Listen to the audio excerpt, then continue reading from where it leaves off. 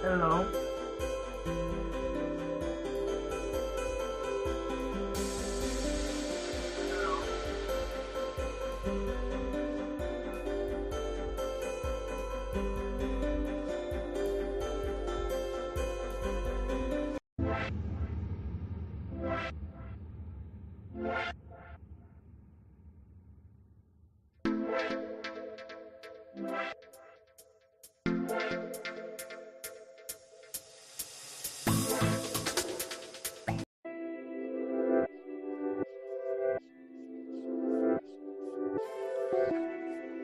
Hey, Joshua.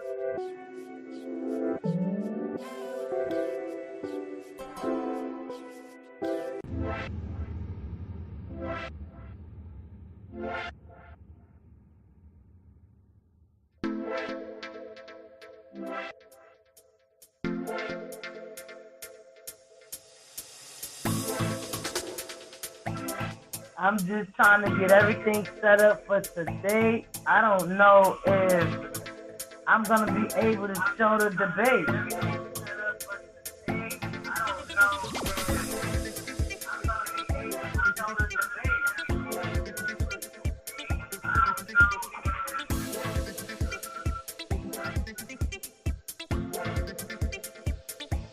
I'm trying to set everything up. I'm not on my PC. I took my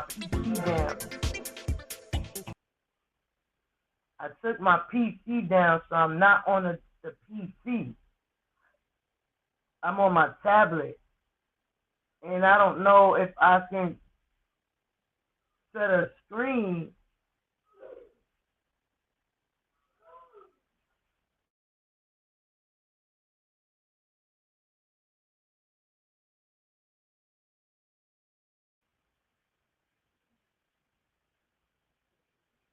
I might play it in the background to so y'all can hear it. But I don't know if I'm gonna be able to like play it because I don't see on the tablet it's showing.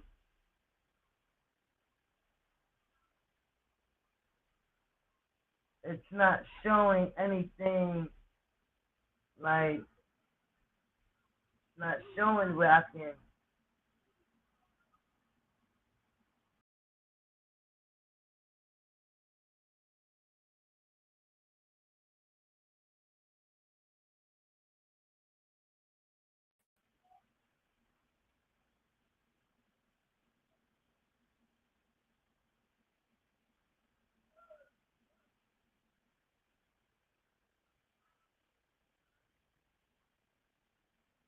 It's not showing anything to where I can share my screen.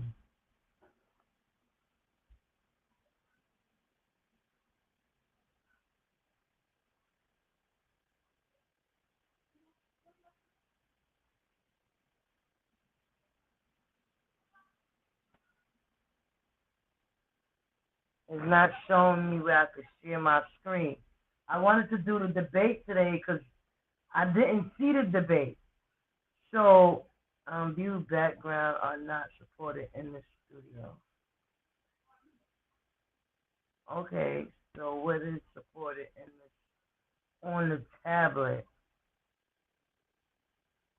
Because I haven't watched the debate yet, so I was like, why not show the debate on my live and we all can watch it together? Why not, right? So I said 8 o'clock, so it's giving me enough time to do what I need to do before 8 o'clock comes in. But how you been, Joshua?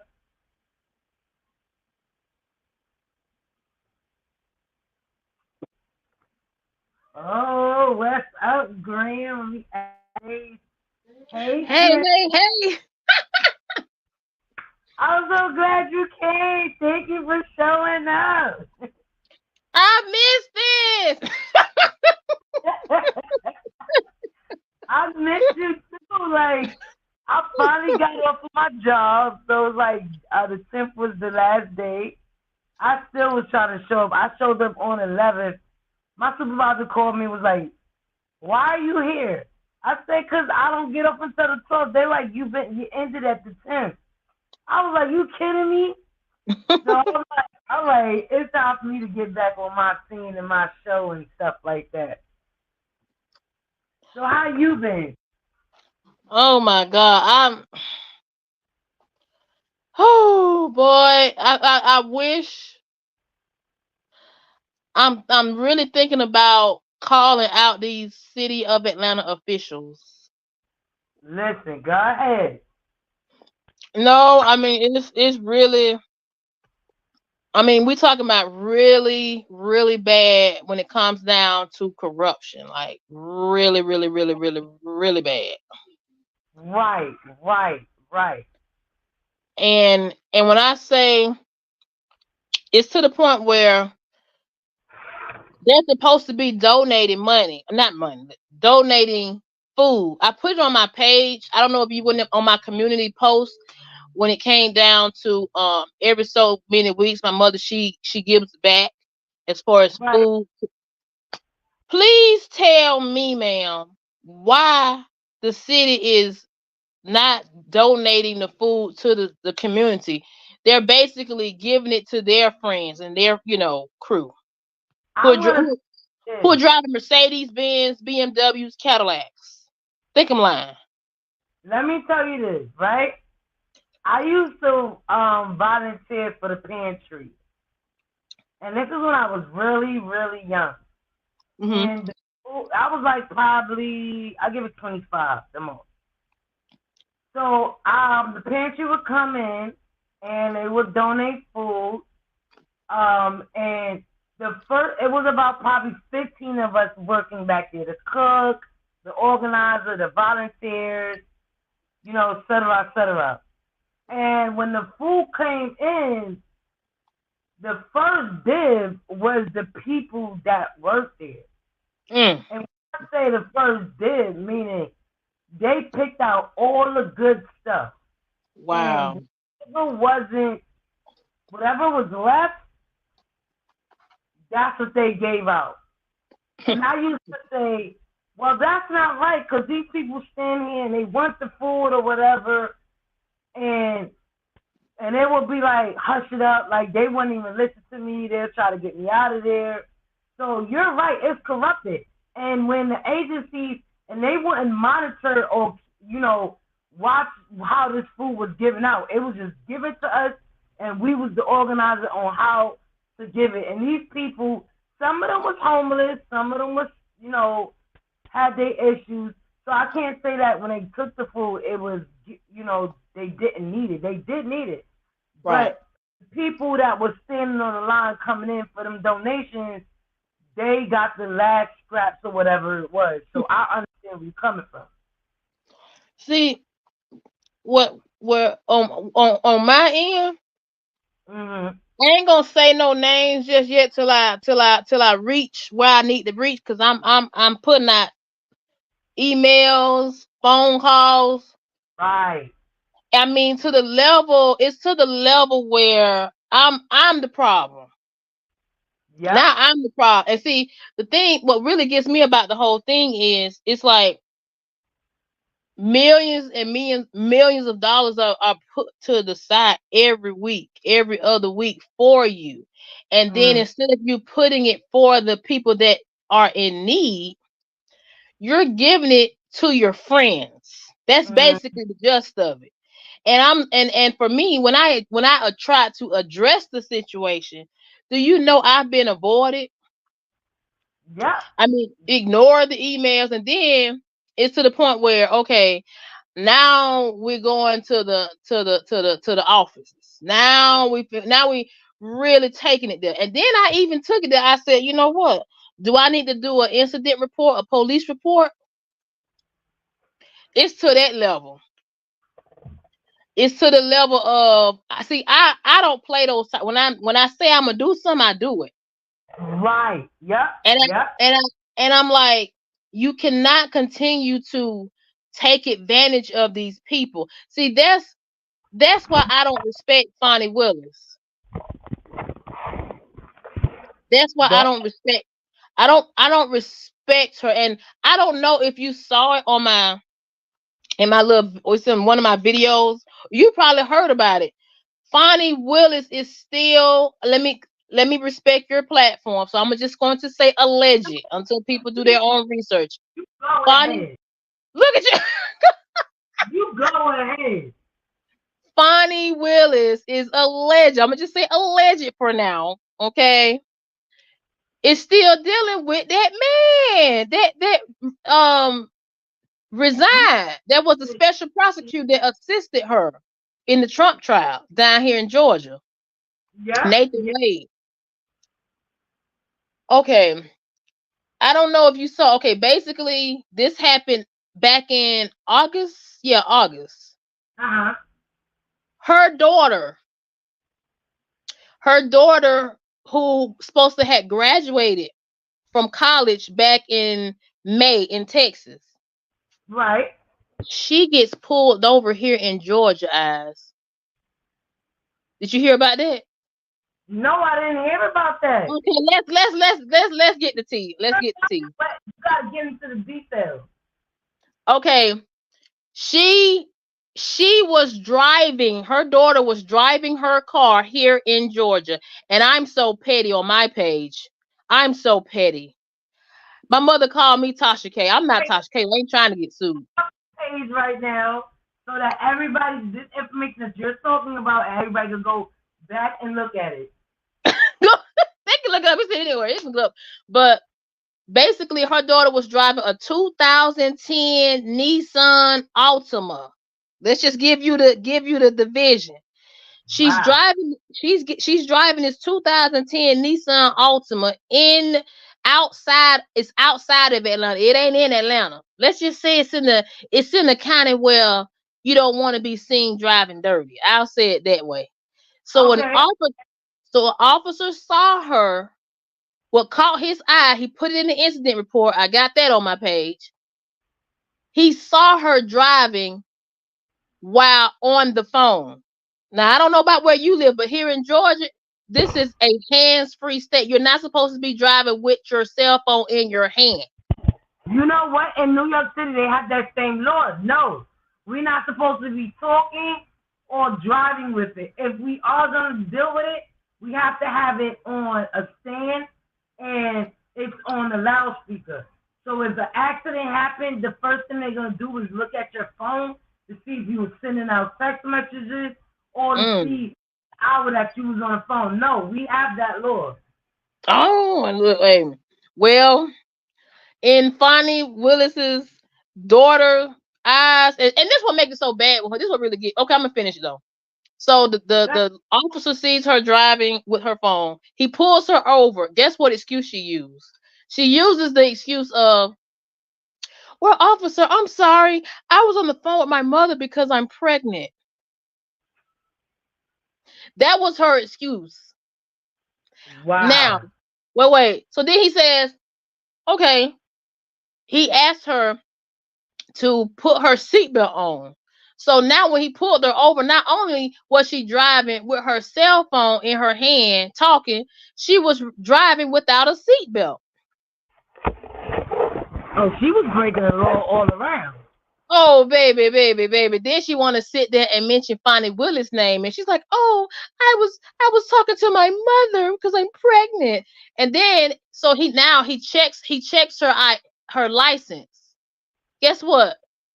She doesn't have a license. The license was suspended. And don't tell me she getting away with it. Oh, man. It got so look, this is a show. It's a show down here in Georgia. It really is. So I don't need nobody to say anything bad about Donald Trump. If you want to call Donald Trump out with You need to call these so-called politicians all out, including the Democrats, because this girl, Fonnie Willis' daughter, she came from Texas driving in a 2010 Nissan with a friend on the passenger side with her who told the officers she has a license, but she couldn't drive because she hasn't driven a car in years. So then that's why they had to call Mama Bear Fonnie. It had to call Mama Bear. So Fonnie Willis, she pulls up. This when it gets really dirty. Guess how she pull up? She ain't even driving. She has Nathan Wade pull up. It appeared to be a government SUV with dark tinted windows, and the lights look like, you know, a vehicle that a mayor would be in, a governor would be in. Wow. Even the officer said he pulls up. When they pull up, the officers, they were like, "What is that? That's a Ford. That's a Ford SUV. That's a Ford truck. Ooh, that's a dark. They windows tinted." And I'm sitting back like, "Oh my God!" And then it gets so bad. Fonnie Willis, she comes up, and Nathan Wade, he gets out the car. He has the audacity to get out the car. The officer says, "Who it is? Mom, dad, mom." And then she says, "Hello, I'm Fonnie. No, this is my friend. Hello, I'm Nathan." What? So she's getting away because of who she knows. Exact. And then, but see, guess what though? Remember I said the county all this happened? This happens in the county where you don't want to be riding dirty. Guess what they did? Locked her daughter butt up. As they should, because she was breaking the law, and she nobody. Maybe your mother is, but you're nobody. That's why. And then it gets so bad. Fonnie, I promise you guys, I can't make this up. She hugs all the men. She hugs both of the officers like she been knowing these people. She was like, "Oh, thank you so much. Oh, hello." Like, what? What? And then Nathan just standing there. He just standing there. And I'm like, where is her father? What, Nathan, why are you still here? Shouldn't you be with your wife? And mind you, Nathan Wade is still married. So he was with his side piece, if that's what it is. And then what really gets me about the whole thing, in front of people like that, bold. That's what I mean. Oh my eyes! I wish you could see the video. They look like a couple. Do you know how couples dress alike? Oh, they were twins. And it's like, what is going on here? You guys are literally allowing Fonnie Willis to still be over this Donald Trump trial when everybody is still questioning her affiliation with Nathan Wade. Then how she is dealing with grants. Almost $1 million of grant money has been awarded to her. She still don't want to say where that money went. And then she's on the body camera with Nathan Wade pulling up in a government car. Well, married man. Married. I know you talking about. You talking about the lady that she was sitting on the panel, and everyone in that neighborhood is like, "Where's the money going?" She coming up with these fancy cars, nice wigs, fancy suits, and they're saying, like, "Where's this money at?" I know what you're talking about. Yes, I have watched that scene. That's what and you know what I noticed? I'm like, she must have a thing. I don't know. And it's no disrespect. I don't know how she getting away with that. The people. Wait one moment. How you doing, OG? Welcome in and thank you on my first panel for a long while since I came on, since I'm working. So how you doing? I'm blessed. I'm great. I won't complain. You know what I'm saying? I just like whatever come my way, I just move it out the way and let God handle it. Real, man. What's up, EPB? I'm still putting the music up, so I know you probably check my channel here and there. Yeah, I check it here and there. Like I've been like I just got off my I just stopped working, so my job had me like really really busy. I couldn't do the channel, and then when I Yeah, was doing it, I was doing it like early in the morning. But I had to get there around like 6. It was like the transit. Do I want to walk it? Then I was yeah, beating myself up. It was just like I had enough. Let me just deal with work. So now I'm not working, so I'm gonna try to get back on my platform and stuff like that. But this is my first live since I started. Thank you for coming. Thank you for coming for Graham and for OG. Thank y'all for supporting me. yeah. Ain't gonna lie, I miss you. We miss you. No Thank problem. No problem. Cause after this, I'm gonna be on somebody TikTok live. It's like I'll be everywhere showing love. You know what I'm saying? From TikTok, Facebook, I'll be dropping my music. And like, you know what? A lot of women say, "Do you ever get any sleep?" I said, "No, I don't get no sleep because it's like this. real. Once you're in the grind, ain't no sleeping. Yeah, You got to be everywhere. You got to keep moving. So it's like if I lay down for 2 days, guess what? It's like I'm not gonna get the job done. You know what I'm saying? Ain't nobody right. gonna do it for me. So it's like I gotta keep motivating myself and pushing myself. You know what I'm saying? Cause cause like I'm saying, we're living in hard times where like it's like these folks don't want us to work, so they try to make these robots. It's like we gotta find a way to come together. This ain't got nothing to do with no racist stuff or nothing. I'm saying we gotta come together because like I done helped so many people, but I don't look back. I don't look back nothing for return. You know what I'm saying? And like when they say why you don't sleep, I just be coming under people's channel like, hey, I'm trying to help you grow. You know what I'm saying? And Right. people don't see it. So after this, maybe 8 o'clock. I'm gonna be on somebody TikTok. It's like we be talking for 10 minutes, and we go back and forth. Then I go to Facebook, and I go to the studio, just like I just been working. You know what I'm saying? But everything gonna pay off though. Hear me? Trust me. Everything gonna pay off. Believe that. Yeah, how are you? Thank you for coming to my live. Thank you, thank you. Uh, it's a blessing to be here. You know what I'm saying? No problem. We can't hear Yeah. you, Cat. I had We to. can't hear you, Catherine. Hey, All right, Catherine. give me a minute.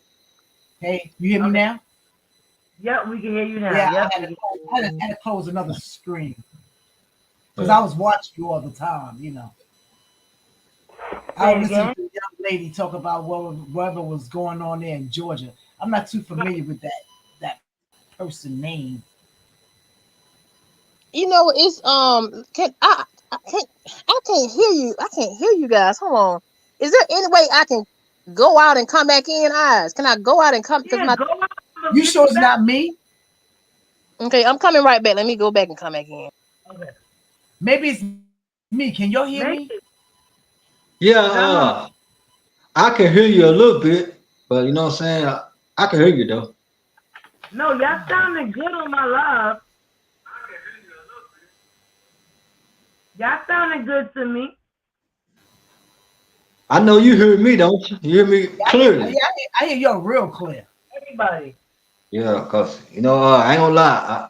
I gotta put that Barry White bass in my voice. You know what I'm saying? That Baby.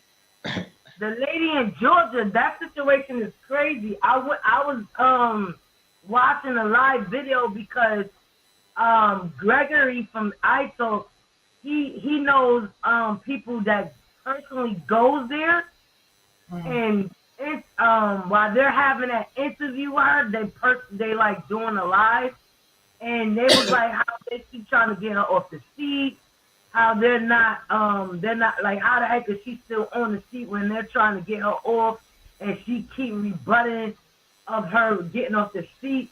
She stole so much money. I thought she was getting she got caught, but it seems like she didn't. So what is she? She a politician in Georgia? She's a politician in Georgia. Yes, she is. Yep, she's a politician in Georgia. She's like I believe she's the head politician. No. Whenever like she's talking, she shuts up. Like they need like if anything goes through, like if they say, oh, we need new fences, they gotta go through her, and she's the one. Like everybody can vote yes, but if she says no, that whole thing falls, and they gotta do it all over again. So she's somebody important. Oh, If I okay. explain that She good. the head Negro in charge. Yeah, the head in charge.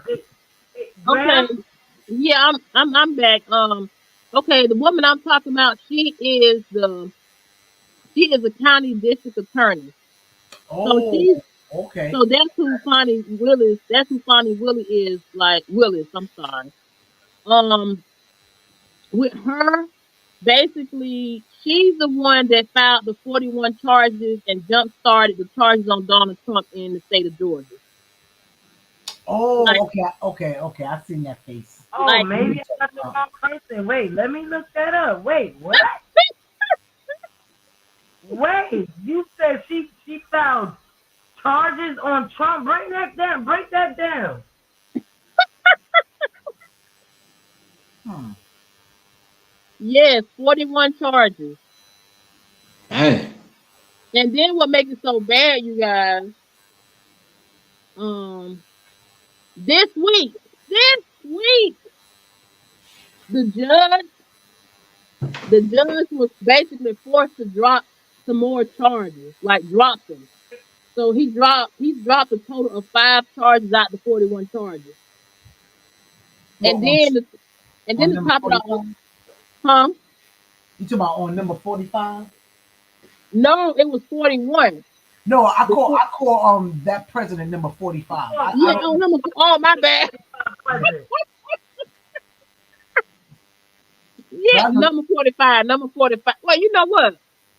And that's another thing I want people to look up. People be saying so much bad about Mr. T and versus Kamala Harris, but people fail to realize that the people I'm sorry, my mother, she doesn't like No, when I'm talking about it. My mother, we always get into this. She's in the background. She's like, don't talk about that. But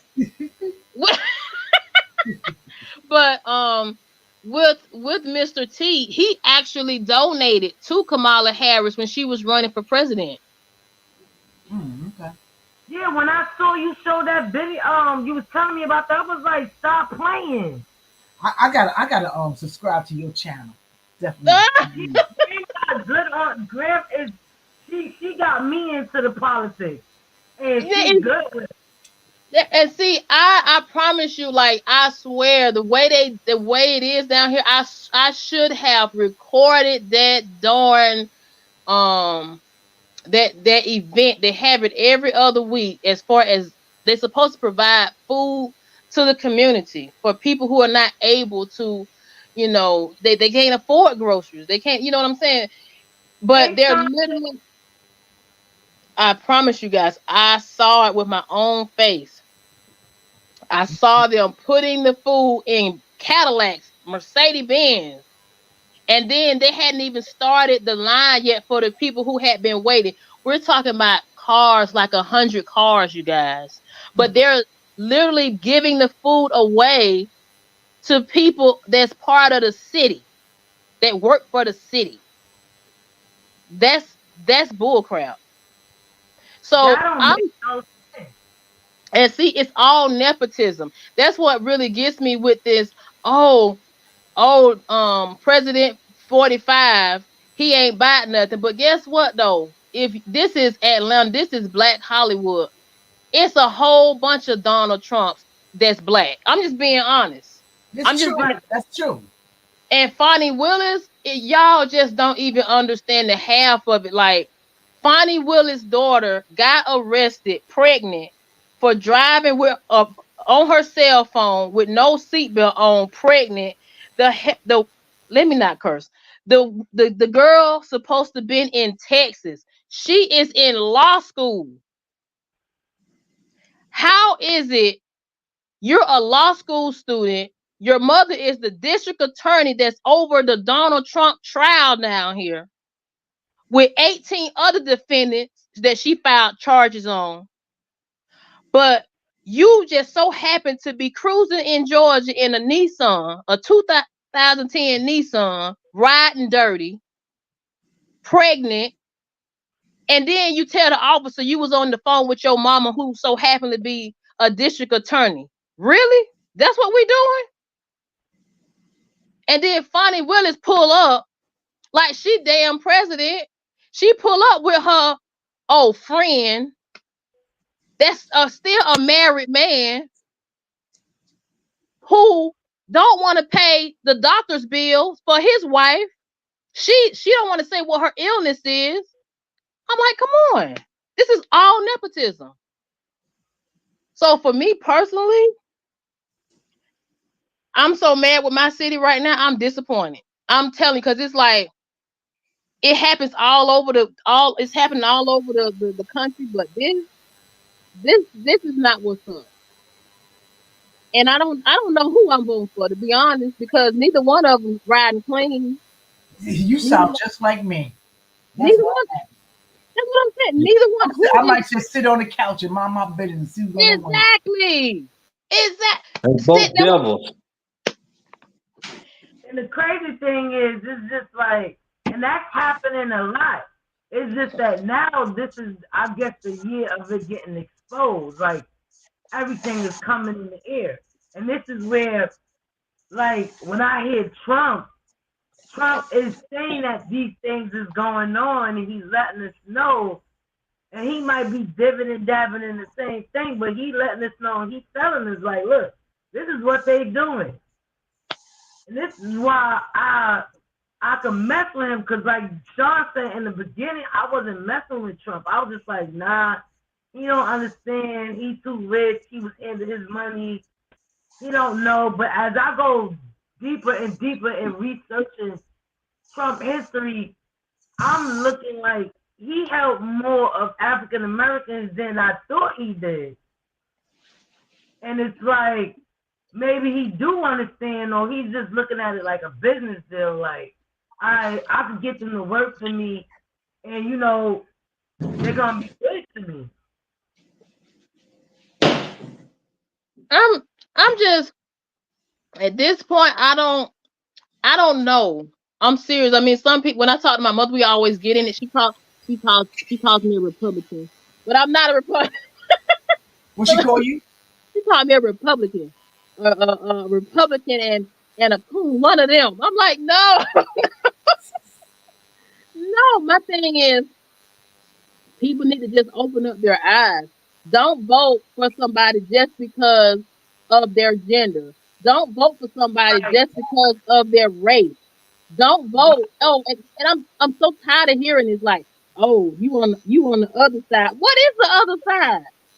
And another one, oh, we got to stick with our women. Ladies got to stick together. Women or our race.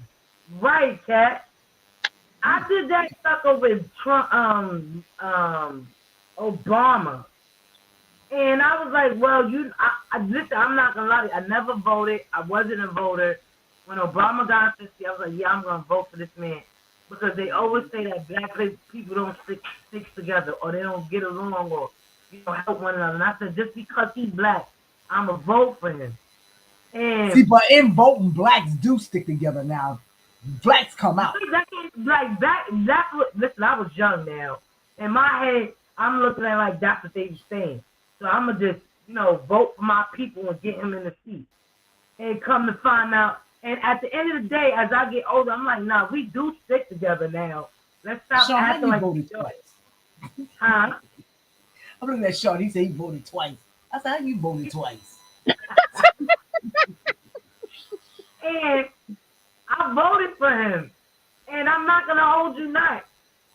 When I voted for him, the only thing he gave us, I'm not going to lie to you, is more food stamps on my card or more cash on my card. So I could buy my kids backpack. And at that time, I was like, oh, he's giving us money. That's what I'm talking about. I was so amped up. Then when we got Hillary and Trump to sit in the seat, I seen that everybody was wanting to vote because Hillary was a woman, and that was just it. And I'm like, well, what Hillary's saying, she not like, I don't know. I'm not feeling what Hillary's saying. And the one quote Trump said, he said, you had Democrats in the seat for 4 years, and they did nothing for you. Vote for me, and it's gonna be the same thing. That's what I said too. Say it again. Hello, Deborah. How are you, Deborah with Faith? Thank you for coming to my live. No problem. You know we look out. Exactly. That's what I'm talking about. Yes, I do know you look out. Oh, Where are you guys from? Where are you guys from? I know she's in New York. Where are you guys from? Same I'm from place. New York. So all you guys from New York? Yep. Yeah. Okay, now all y'all know what I'm about to ask. Y'all know what I'm about to ask. Oh, go ahead. What the hell up with y'all mail? Like real talk. What's going on? What? I don't know, but I can tell you a lot of things what he need to do. That's true. That is another story. The fucking the mayor. Go ahead. No, y'all go ahead. Let y'all say what y'all got to say. I like him better when he was trying to run. You know, he was doing other things. Like what he doing now. I don't think he thought about that too much. What he did. I think he getting caught up in too much junk. Yeah.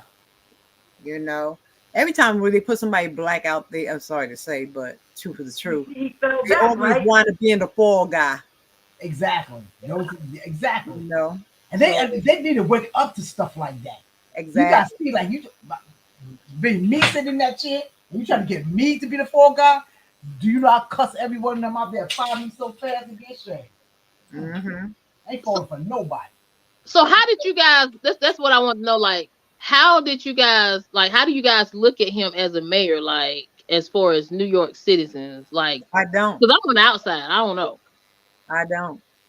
I think as mayor, I could think of that. Probably Dinkins. He was okay. But anything after that there? I like the Koch. Yeah, I like the Koch too. De Blasio. And de Blasio. Well, he was for Jersey. But exactly, de Blasio too. I like him. But other than that there, anything after that, garbage. Yeah, I thought he was going to do well. But when he was out there politicking, whatever he was doing, I was like, this guy's going to be great for the city. But I knew. I don't know what happened. I knew someone was gonna fall through with him when I think they were investigating where he lived at. I think. Yeah, didn't they raid his home? Yeah, they said that he had 2 houses. He had one in Jersey or in Brooklyn, and he wasn't living in Brooklyn. Yeah, but what were they looking for? They're looking for like you were spending money or something like that. Allegedly, spending money, but everything I say is allegedly. Even my name is allegedly. It's allegedly. Exactly. Allegedly, if you work for New York City, you got to live within New York City, and he wasn't. Right.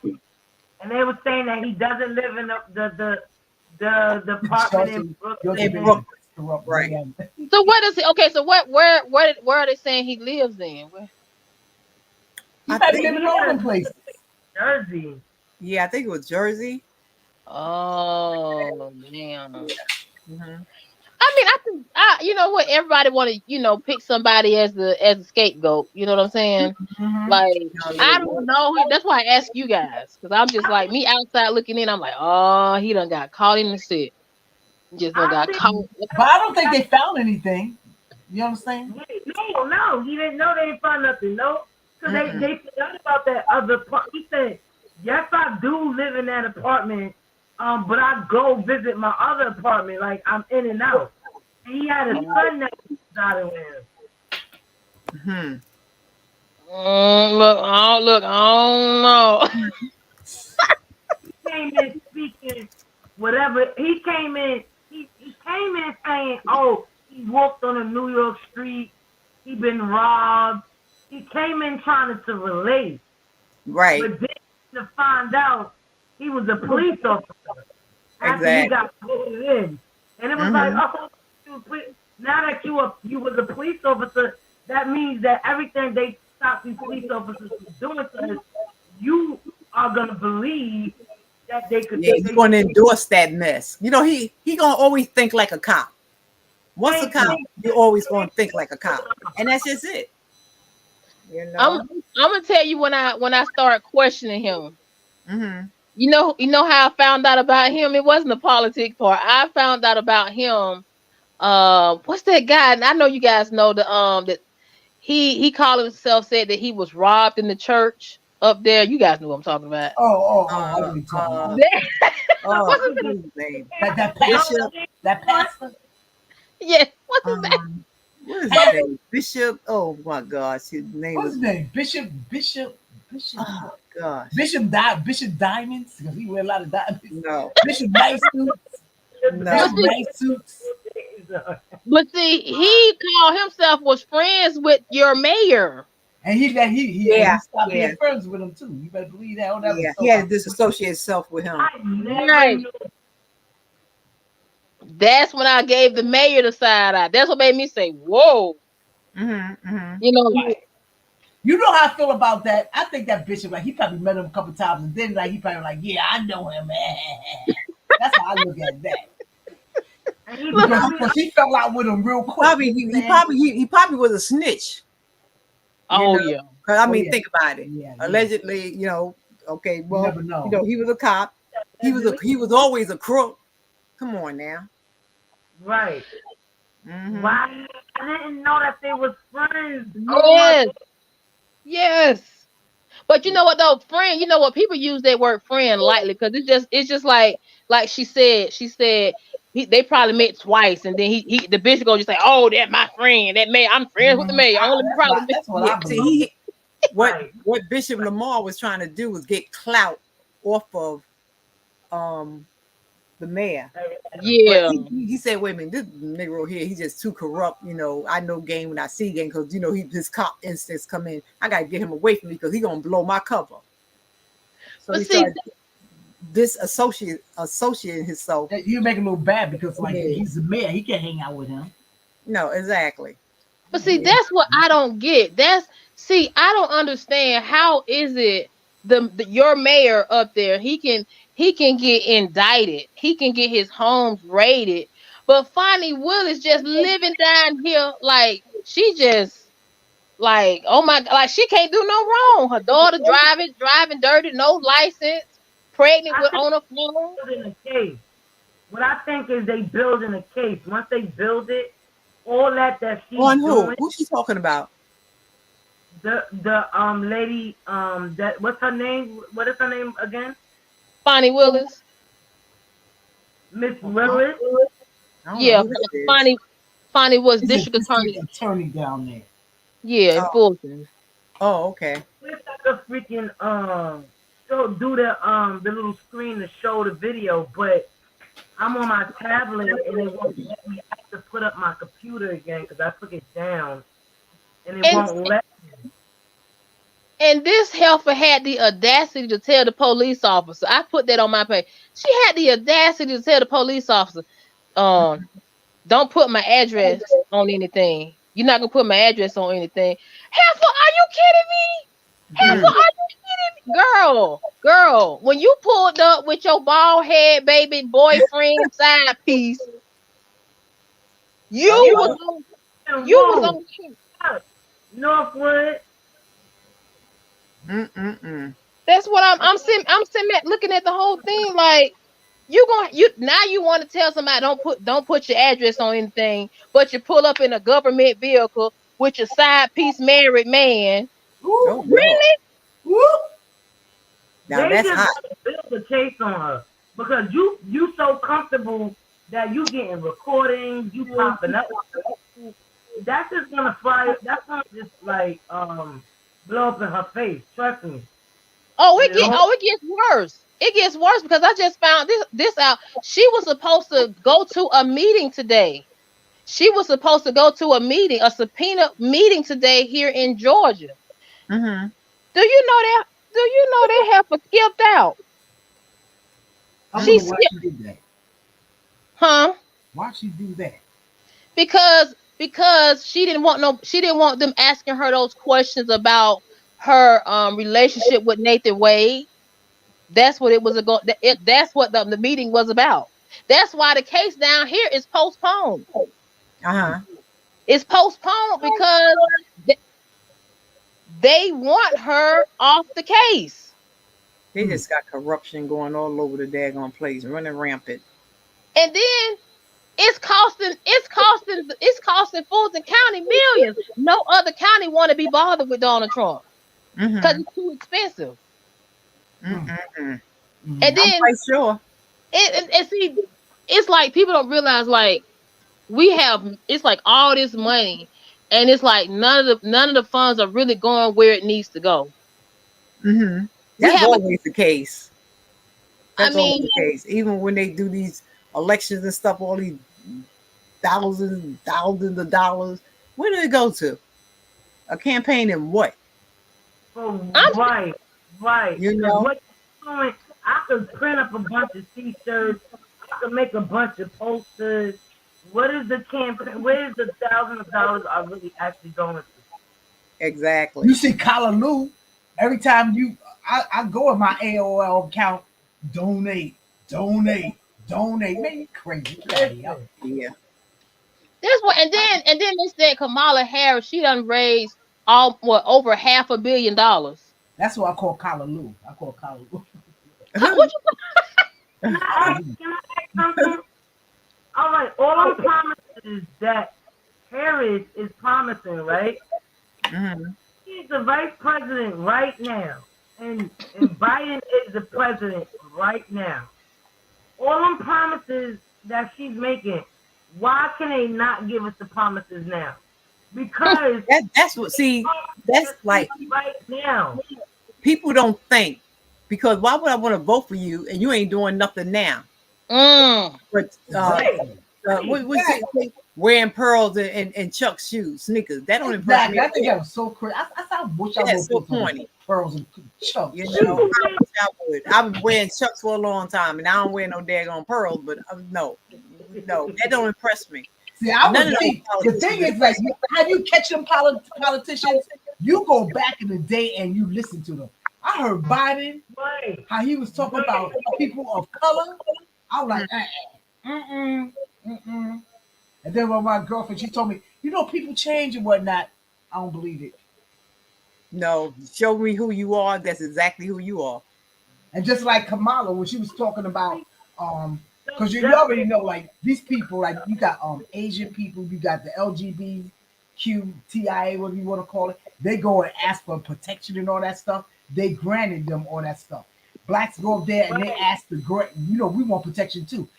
Look what happened to Lloyd, what's his name? George Floyd. George Floyd, what happened to him? Or, and not only him, like women out here getting abused by these people, cops, whoever you want. Hey, Grandma Land. Hey, Grandma Land. You understand? And then we asked for protection. We ain't getting that. What she said was, she said, like, I'm not gonna grant no particular,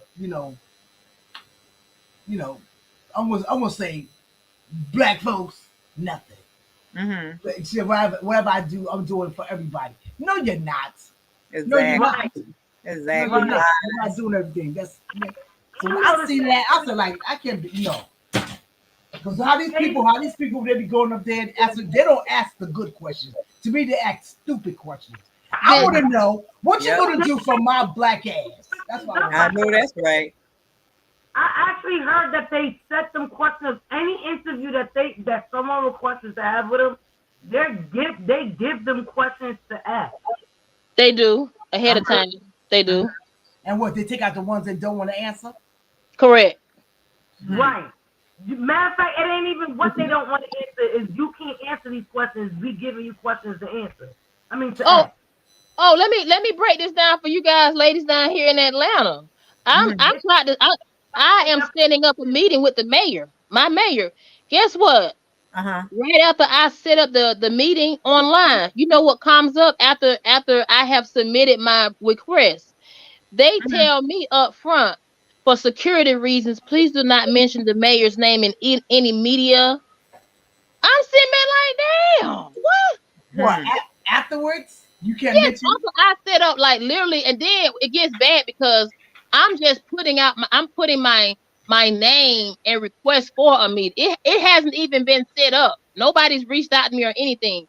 it tells me all together, heads up, it's a possibility you may not, you give us 30 to 45 days for someone to reach back out to you. And then in the meantime, for security reasons, please do not mention the mayor's name on any social media. And and then it says something like, if you do, the mayor does have the right to decline his meeting. I'm feeling like, damn. Yeah, well, pretty much, if you want to talk to me, you gotta have a gag order. Shut up. Right. Shoot. Somebody blew it up when I think it was Biden, and they were supposed to have an interview with Biden, and they said we wanted to ask him questions, but he wouldn't allow us. They gave us questions, and they went back on the news and was like, "Oh, that's not what we did. We suggested that they can ask these questions, but if they have their own questions, we are willing to ask." So they'll flip it and act like, "Hey, it's not us. It's them. They misunderstood." I believe that. This situation.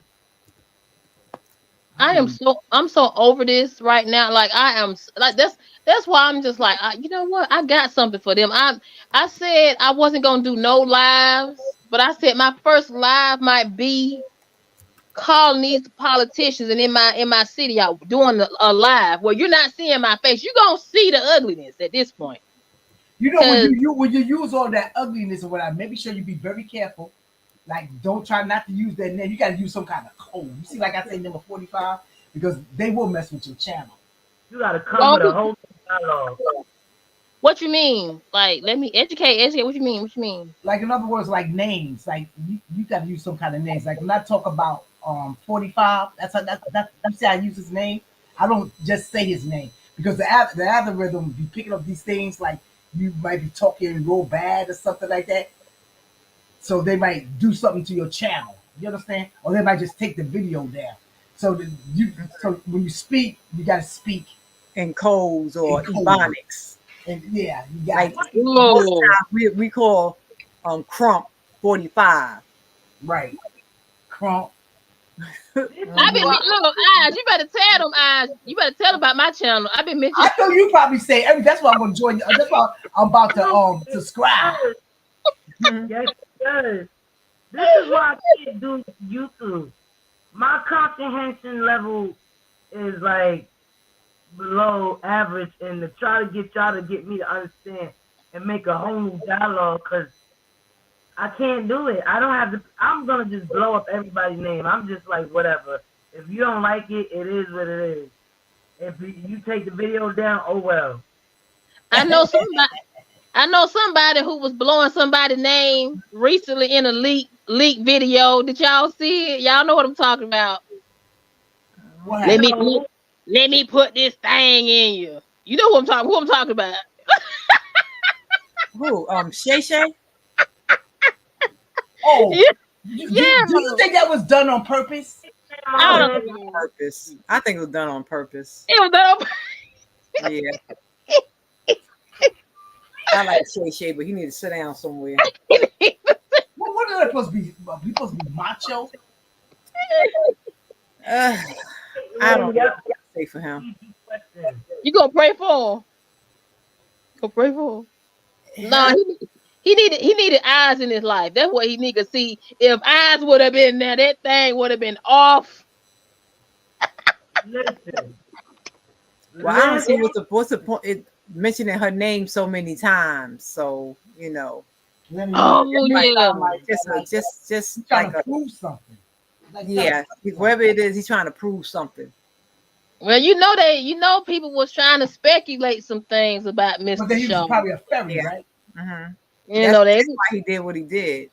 Saying. See, I use the word fairy. They probably say he was a fairy, you know, like flies around with Peter Pan and stuff like that. Yeah. Peter Pan. Okay, I see you saying flies around with Peter Pan. Mm-hmm. Shoot. I freaking miss.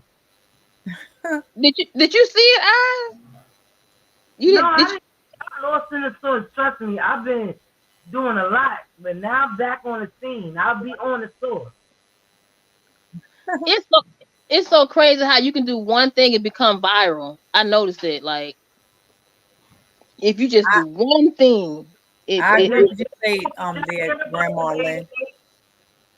Did y'all hear about that brought out that Demore? Like it's Demore. It's whatever. Like she said that. Like I put on makeup, or I don't know. He was like I go to work. I put on makeup. It's very something. It's very Demore. She tried to go and get that like she brought it out. I forgot what you called it when you go to you get paid to say she tried to market it. And when she went to go try to market it, they was like somebody already stole it. So they took it as theirs. And she couldn't get paper. So that's why Venus Williams had her on TV saying the same thing. It was hers. And it was like you said, you get famous off the simplest stuff. And she really got famous off of that, what she just said.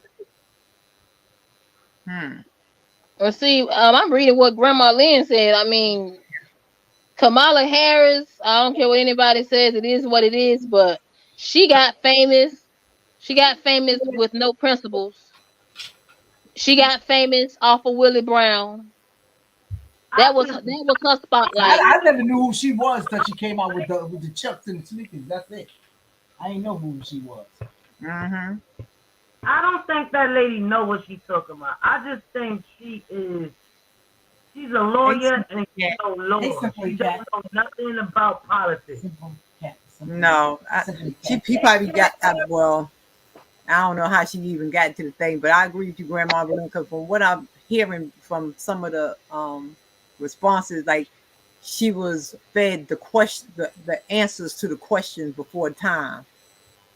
And they said that. That's what they saying. It's supposed to be on the telemarketer or on piece of paper, and she was saying, they were saying something about. Remember, y'all didn't hear that they hacked it. Damn, oh my gosh, it's. I wish I could show y'all the video, but I don't know how to do it. They had hacked whatever on the debate. So they normally read off like a screen. So they hacked it. So she definitely couldn't do that. So then she tried to do it on paper. And she didn't have the paper because she was supposed to read it off of the screen. Like, and they're saying to her, why do you need a paper or a screen or feed your questions? Like, you should know these questions, or you should know what you want to ask. Like we just said, they give out questions that they allow you to ask. You can just ask right. And she already had the answers to them, most of them. But like I say, politics suck, and I ain't got time for it. She is a face presenter to us. Exactly. There are others who will run the country, like what's happening now. Exactly. Because she ain't doing nothing. Biden ain't doing nothing. He about 60. So what are you trying to say? That she's trying to get all like black and Hispanic votes and stuff like that? Doesn't she come now? No. What she's saying is, if she become president, somebody else is gonna be in her ear. Do this, do that, do this, do that, do this, do that. She won't be running nothing. She'll be told what to do, and I believe it. Right. Because I'm gonna tell you this: when it's time to go to like some countries that don't respect women, how is she gonna represent us when they don't even talk or touch women? She can. If she do win, it's just a setup for a little while. But I don't think she's gonna win. I really don't. I don't think she's gonna win either. I don't think she's gonna win. I think if she does win, it'll be because Trump put his foot in his mouth too many times. Well, he already did. He got 2 foot in his mouth. Years. Please. What president just takes stuff out the White House and just kindly walks out with boxes and boxes? Put it in his house. And exactly. The stuff that he did, I have never seen in my years on this here earth, and with a president. They cooking the animals. See, he was just being That smart. was crazy. I know. They got that on Instagram. I was wondering what they talking about. I seen them, they got puppies up there rolling around and spinning on the grill. I like, what the hell going on? I think because it was an immigrant that killed somebody's pet and ate it. Yeah. They trying to say that y'all let these immigrants in here to eat up the animals. That's what Trump trying to make a joke out of everything. But see, my thing is this, like, serious to me. I think they really did. One immigrant really did kill an animal and ate it. I think that's probably what they taking the gooses and the ducks, chopping their head off and cooking the gooses and the ducks. Yeah. See, but now they talk about puppies. They talk about they grilling puppies. They might. Some people eat dogs. I know they do, but come on, I'm not used to that. I don't want to go nowhere looking at that or nothing. Get out of here with that. He just being smart behind it. Go on Instagram. You'll see them. They grilling something look like white puppies. You know what? I wish they would have spoke on the debate that they didn't speak on. Why didn't they speak on the safety in these schools? Like think about it. Like, of course, in 2 days, there were multiple mass. I don't want to say, you know what I'm talking about, pop. Yeah, I got you. Yeah. And it was. I mean, even down here in Georgia, how is it a 14-year-old boy was able to go to a school with that type of machine and do what he did? And then a year prior, they had watched him with the FBI. Anytime I go to my kids' school, there's a security guard in the front of the door. You couldn't even go up the stairs or turn the corner. They was exactly right there. And before you try to step up the stairs, they like, hey, we need your ID or you can't go nowhere. So how is this coming in with these things? Because a lot of states that that pretty much can carry, they buy their kids those weapons and stuff like that for hunting and all that type of stuff like that. And bad enough, sometimes the parents got issues and they training their child up to have the same issues, and somebody make them mad, just go pop them. Wait a minute, I'm gonna tell y'all a story. Wait, I am talking to this white guy, and he was talking about his relationship, ex-relationship, and he said, the first thing he said, I want to bring you to my house. I'm gonna show you all my guns. I'm gonna show you my list. And when I say he was taking pictures, nothing but guns, nothing but guns. Oh, let me watch language. Number pew. And I was like, okay, fine. So he was talking about his ex-relationship. He was like, I told my son, if he say anything about me, I'm going to just go get my thing, and I'm going to come up and I'm going to shoot up the whole house. I said, hell no. Goodbye. That been in a conversation. But wait a minute. That's how he called me big bro. Now you say you was talking to him as far as just a friendship, or like starting to get to know. Friendship. Honey, lose that friendship. And I was like, we can't even have an argument. I said, because the way you act, like, we get one argument, you quick to go get this. He's like, yeah, I'm crazy like that. Oh no, I'm crazy. Them people that carry them, they mind is they that first thing they think of is saying, I'm gonna go get that and call it a day. That's it. I ain't fighting, I ain't arguing, that's just it. I mean, me and them tired to be cut off. Okay, see you later. Forget my number. I ain't got time for undercover kooks. See, this is why you have to be very careful who you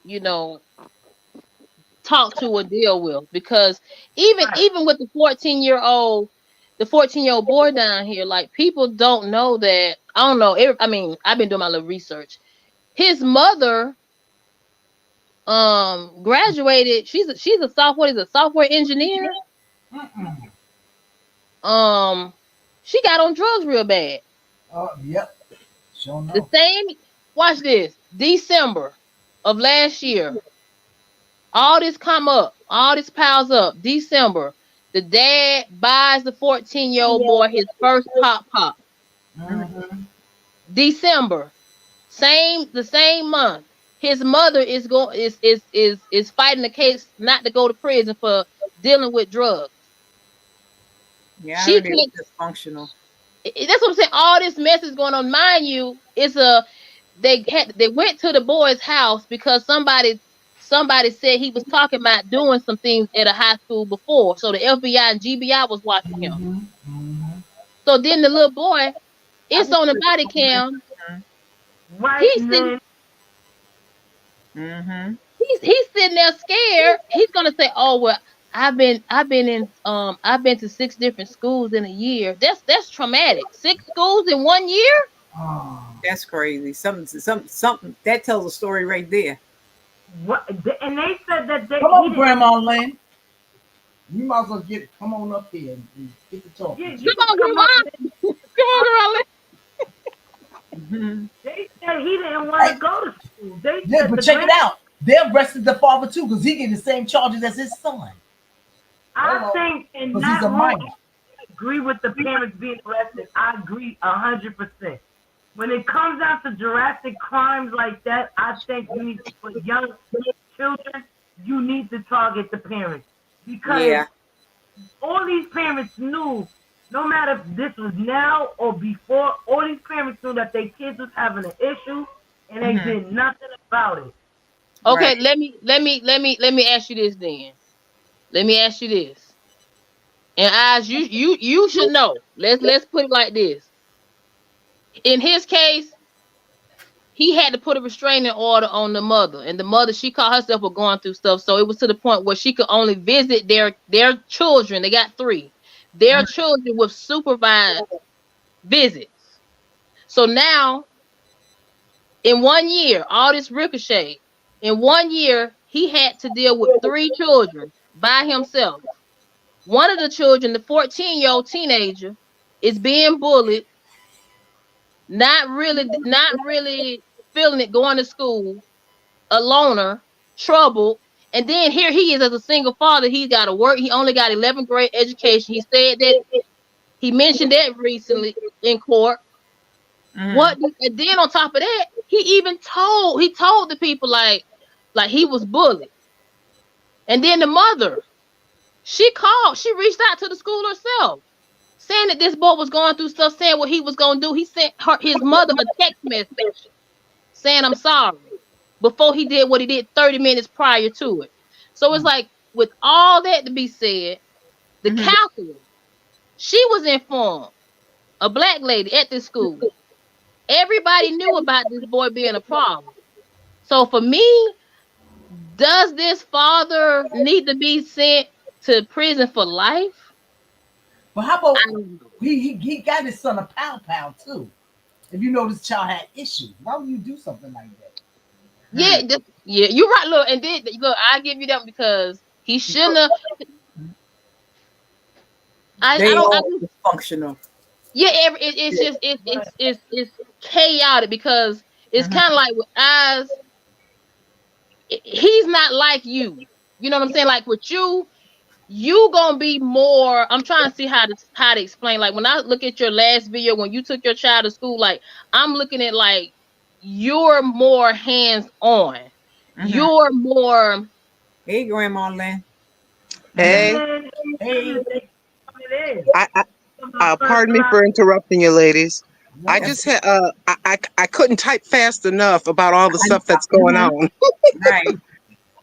Now, what you must remember about Mr. Biden is the 94 crime bill that he this is back in 1994, where a lot of African American, especially black men, were put in prison because of that.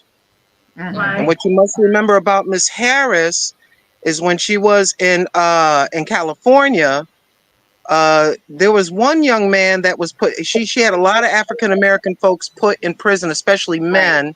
Exactly. And then she was, if your child was truant, like didn't go to school and stuff like that. She was putting mothers in jail for that. What? Yes. And then what was the other thing that she did? Yeah, there was a young man that was put in prison, African American brother man was put in prison. Jamal. And and he didn't do the crime, and she tried to keep him in there, and they had to force her to let him out to get the DNA testing to prove he didn't commit the crime. And then the other thing was, what was that? One other thing? Oh, she would keep, especially African American males in prison beyond their sentencing, so that she could use them as free labor to fight fires there in California. You see, What you saying? I heard all about that with Kamala. Yes, ma'am. And the questions that need to be thrown back at her. Why you do that? And remember the video, the short video? You think I'm only going to do things for black people? No. Do you remember that video? Yeah. That came out of her mouth. Yeah. I'm just saying. And if I hear one more cackle, I think I'm going to lose my mind. I know that's right. I know that. But one time she was saying she was black. Did she ever say she was? No. Go ahead. I'm sorry. Say that again. I'm sorry. You going out? What you say? Like she I forgot what I was gonna say. I just put my hand over my mouth because I got to make sure not to talk over people. I got a bad habit because I'm used to being on my channel just talking. When I get on a panel, you'll see me go like this because I want to be, you know what I mean. I don't want to over talk, but these are the thoughts that roll in my mind that I can't really express myself too much on my channel about. You know, we're kind of careful. I'm just stating the facts of videos the words that came out of her mouth and the research that I did online. I said, okay, who is Kamala Harris? I need to find out about her. And so there's a video of her with another Indian lady, and they're cooking in the kitchen. She says, and yeah, this was years ago. Oh, yes, and you're Indian. So she's just nodding, and they're preparing food in the kitchen. But then when they realized through polling that Biden couldn't win, he wanted to stay in, but they kicked his butt out. I'm just of the belief that Mr. Obama's pretty much kind of behind in the head of everything in the background. And this is his third term as president, in my humble opinion. Because if you look at what he did for his 8 years, he didn't do nothing for black folk. No, he didn't. He did things. He did things for the alphabet community, and that kind of tells me a little bit something about him. Why are you pushing so hard for them if you're not one of them yourself? Exactly. And then when they passed the law for the folks to get married, no disrespect to anybody, live your life, boo boo, live your life. Right. Then he lit up the White House when that passed, and all the different colors. That same evening. And so I've always said this on my channel. People get pissed off at me when I say, just tell me one thing that Obama did for black folk. I'll wait. I'll wait. Somebody said, well, he did what's that, Obamacare? He gave that wasn't hardly nothing. With Obamacare, some folks can't get it. And for some folks, it's too much money, and then they're penalized for not keeping it. See, they don't tell you everything. They just show you something that looks kind of nice, but there's thousands and thousands of people who are paying penalties and not getting the full care. And I'm not. I go online and I do research because I don't want to misrepresent anybody. The reason why I'm saying I think that the Obama and Nancy Pelosi and Chuck, not Schumer, well, Schumer's behind it as well. They're the president. The reason why I'm saying that is because that's why things are so crazy. That's why it seems like there's four or five personalities running things. That's why it's so chaotic. And that's why you see that they really don't care about everyday ordinary folks, because the things that the things that they're putting into place doesn't affect them. That's why I don't listen to celebrities and anybody trying to Taylor Swift and all these other goofy people. Yeah. Yeah, they're not paying $2 for a tomato. Exactly. There you go. There you go. Right. Their rent isn't going up. Exactly. See, they don't understand what we're going through. We're like this on Social Security because things are going up, and you know what I mean. Things are going up, and we have a limited income. Mm-hmm. And I am of the belief that that what they're going to do is they're going to go into Social Security because they got to get money to pay for the asylum seekers. You see, where do you think that $5,000 and all that money on them cards is coming from? It's coming from you every time you buy something. Exactly. And then eventually they're going to start sniffing around at who they can, what programs are being paid into. There's millions upon, if not billions of dollars going into Social Security. I bind that devil's hand in the name of Jesus. You better get my wrinkle as an old lady shaking fist at cloud. This is me, That's you know. Right. That's right. The devil is a liar. Come on now. And I am of the belief that the open borders are wide open, like I was saying in the chat. Because I was saying, I said, you think those are asylum seekers and migrants. I kind of joked about it, but I was dead serious. Those are voters. Yeah. Because some of them got driver's licenses. Some folks don't realize in different states, they got driver's licenses. They got, if you can have a driver's license or a state card, maybe I can go up there if I speak, if I can say enough English words and I can vote because I got an ID now. Now listen. I'll be quiet now. Those are all the thoughts. Now I'm gonna piggyback off what you just said. Remember when the immigrants tried to get Medicaid and they was coming over here, they got an ID out for them, not just for them, but for anybody to get, because they was not having ID when they was getting arrested. They wasn't having ID to get Medicaid. They couldn't go to the doctor, so they wound up making an ID. Even your 12-year-old can get it. It's not a state ID, but it's qualified for ID for you to use so that you can get a job. I think that New York City ID card. Yeah. And immigrants can get that card. Or whoever comes through that open gate. How are we? Why they brought all these people here? Why they brought all these people here? I want to know why. Why? Just like Grandma Lynn said, they came to my mind and they said them the new voters. Exactly. Yep. That's true. See, to be straight up, a lot of blacks ain't going to vote. Yeah. To be straight up, they're trying to replace black folk with them. Exactly. So that's why they're getting everything. And the other thing is that they would love for this to happen too. Like in Chicago, there's a lot of fighting, and you've seen a lot of the people going before the mayor and complaining to the mayor and stuff like that.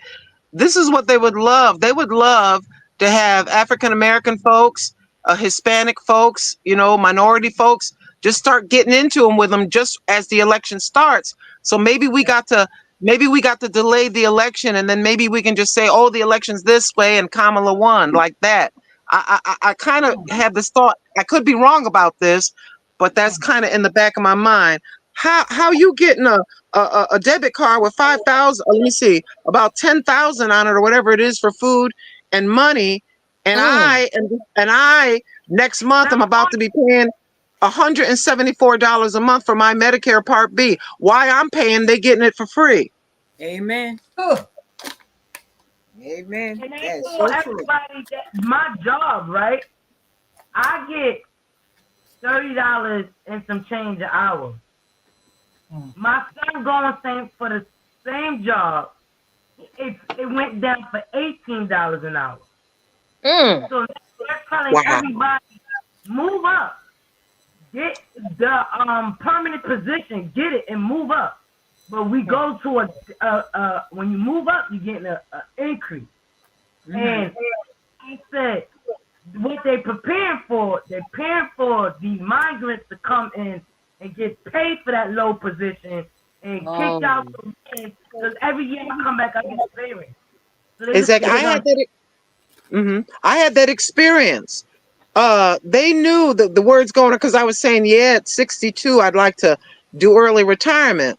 What they did to me at my job is it's about 80% Mexican at this job. No disrespect to them, a lot of hardworking people. But what they did is they let me go. They didn't tell me. This is they don't have to let you know. They just could let you go. So literally when I went to go on my shift with my car, they deactivated my badge. Wow. That's how I found out I didn't have a job. And but somebody saw me and they recognized me and they let me in. That was a mistake. I go in there in the back and there's a lady that works there and a young girl. The young girl was about 19, 20 years old. She was taking my place. What? No. And I bet you for less money. I'm telling you the truth. I believe it. For less money, because I was steady getting raises. And I told everybody that if y'all allow these immigrants that coming from the border to come in, we already on the bottom of the totem pole. Now we're gonna have another race that's beyond us, and we still fighting to get up there, and they giving them everything, and we're sitting here struggling while you not helping the people that's already here. And I said we on the bottom of the totem pole, so that's another race, and they work good. They work very good. And they're gonna work for less. They're not gonna argue because what they used to have is nothing. And we fighting for more because we know how much we're doing. And I said, that's gonna be another race over us, and we're not gonna be able to like do nothing if we allow that gate to continuously be open. They're what it is too, that they'll take the cheap jobs because citizenship, like a carrot in front of a horse, is being dangled in front of them. Oh, you want to be a citizen? Well, you better get your butt in here and take this cheap job then. You better go away. You better do what we say then, because we'll send you back now. We'll send you back like that. But see, why should they leave and they get all that money? And they never had that kind of money where they came from. Come on now. I wouldn't go nowhere either. Mad food stamps. They are good workers. They work good. They will make a business. I noticed it was one. It's a I forgot, landscaping crew, and it's about 20 of them or family members living in one household, and this is how they dealing with their landscaping business. So 10 would go out one day, make $100 each, and then the next crew of people inside the household will work the next day. And they will put their money together until everybody start working out. And I said, you know what? That is smart as hell. How do y'all say y'all all live underneath one roof and y'all all take one day out of the week to work? That's what the Asian community, you know, the people that get their nails done, all those folks there. That's what I used to talk to. When I get my nails done, she said, yeah, what we do is we get one, even if it's an apartment, there'll be 5, 10 of us. And we stay together as a family till everybody gets a house. One by one, they just keep going to school, going to college, getting better jobs, getting nail shops, whatever that is. So they stick together. And that's how it used to be back in the 40s and the 50s. Families would all live together. And, you know, daddy had a good job. Mama would stay home. And one by one, the adult children go out. They get their degrees. They do better. They get a house. Then another person gets a house, and the family has generational wealth like that. And that's a thing that is difficult in our communities, where we're kind of independent into ourselves sometimes. And there's a lot of jealousy and arguing and infighting. And there should be no infighting. Everybody should get together like what they do, no matter what let the little bit of disagreements of personality disagreement. Let's get this money. Let's get this land. Let's think about the grandkids. I hate the fact that I don't know. Living in Atlanta, it's a blessing and then it's a lesson, because because since I'm born and raised in Atlanta, I hate to say this, I might just do a video about it live because it's like it's like what I am experiencing it's really deep. I don't want to get too personal, but it's like it's like I'm trying to not, but I hate I'm the still fact here. Go ahead. I hate the fact with my color, my race, the way some of my people move, it makes me embarrassed for my own skin color. It makes I me got you. embarrassed. It makes me say maybe I don't want to be. I hate this. I don't like the way I'm treated. I don't like the way I'm treated when they read my name on the resume. I don't like the way they look and the way they act. And we need to work together. We need to be like the Asian community. We need to be like the quote unquote white community. We need to be quote unquote like the Jew community. I'm gonna speak. I'm gonna say it. That's what Kanye was kind of trying to put in the air and trying to put in the wind, and nobody was grasping. That's what he was saying. But see, that's the issue with Donald Trump. Like, they want to throw it when he says it. Okay, he says exactly what Grandma Lynn just said. But when he says it, he's a racist. Well, he's not a part of the establishment. He's an outsider and he's a billionaire.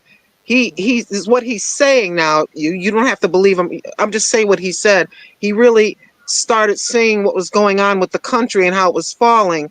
So he decided to run. Yeah, he's going to get some advantages for sure. He's going to get his little piece of knowing certain set things about the tax codes or whatever like that. But he said he really cared about the United States and he felt like that China and all these other countries were taken over and Americans were being put on the back burner. And so that's why he ran. He really does care. So people hate his personality because let's face it, he just like me, just talk, right? And then sometimes he can be kind of insulting and some folks are kind of like baby like and they can't take it, they can't take what he says. And he's what's that word? He's egotist, he's kind of full of himself personally. Narcissistic. And yeah, people hate his personality, but they don't hate his policies. They hate his personalities. And he would just shut up and just stick to what he's going to do, then maybe more folks would soften a little and they would vote for him. People don't want, everybody agrees, no matter who you are, as Americans, we don't want the border wide open and people come taking our jobs. We don't want a bunch of folks coming in and taking over the entire neighborhood. And there's a veteran and folks living out on the street. And we're watching people just got here getting housing, getting a special treatment with no down payment for a house. Meanwhile, with other immigrants, it took them 10 years to become a citizen. They're pissed off too. See? Right. So it's a matter of they can't stand his personality. If he dial it back and just, be quiet and listen and just chill, then maybe it might work for him. I don't know what else to say, but that's the thing. They hate his personality, and the people, and the people in the government there, they hate him because he's telling everybody, revealing secrets, and he tells them the truth, and then he tells the truth about them, and they don't want anybody knowing, and they're mad about that. Don't tell everybody, all the details. We got an outsider revealing all our secrets and how we're in there taking the tax money for ourselves. I'll say this, allegedly. Yeah, he's an outsider. He said it. It's not allegedly. He said it. That's what gets me about. I don't understand. I didn't like the DNC convention. I didn't like it because it's like the people that. Oh my God! Do y'all hear my mother in the background? If anybody hears a lady in the background saying Republican, it's not me. Well, that's all right. Yeah, I wanted to play a little bit of the debate for y'all guys to hear what they're talking about, what Trump's talking. I never heard it. This is my first time hearing it. I don't know if y'all ladies heard it, listened to it. This is my first time. It played maybe 2 days ago. So I watched the whole thing. I haven't watched it. I want to watch it. So I don't know if y'all can hear it. If y'all can hear it, it's gonna be like, oh fuck, forget it. Hold on. Ooh. Let me mute my mic. Hold on. Now up against a new opponent. The candidate separated. Same focus, different clowns. Right here in Pennsylvania, all still very much in play. I wish I could show y'all the video, but I gotta put my computer back up. Well, let me fast forward this. I don't want to hear all that. All right, hold on. Because I did say something about the debate now. It is about the debate. I just wanted to show y'all a little bit. Can y'all see that? Oh, man. I think I saw that part on the news.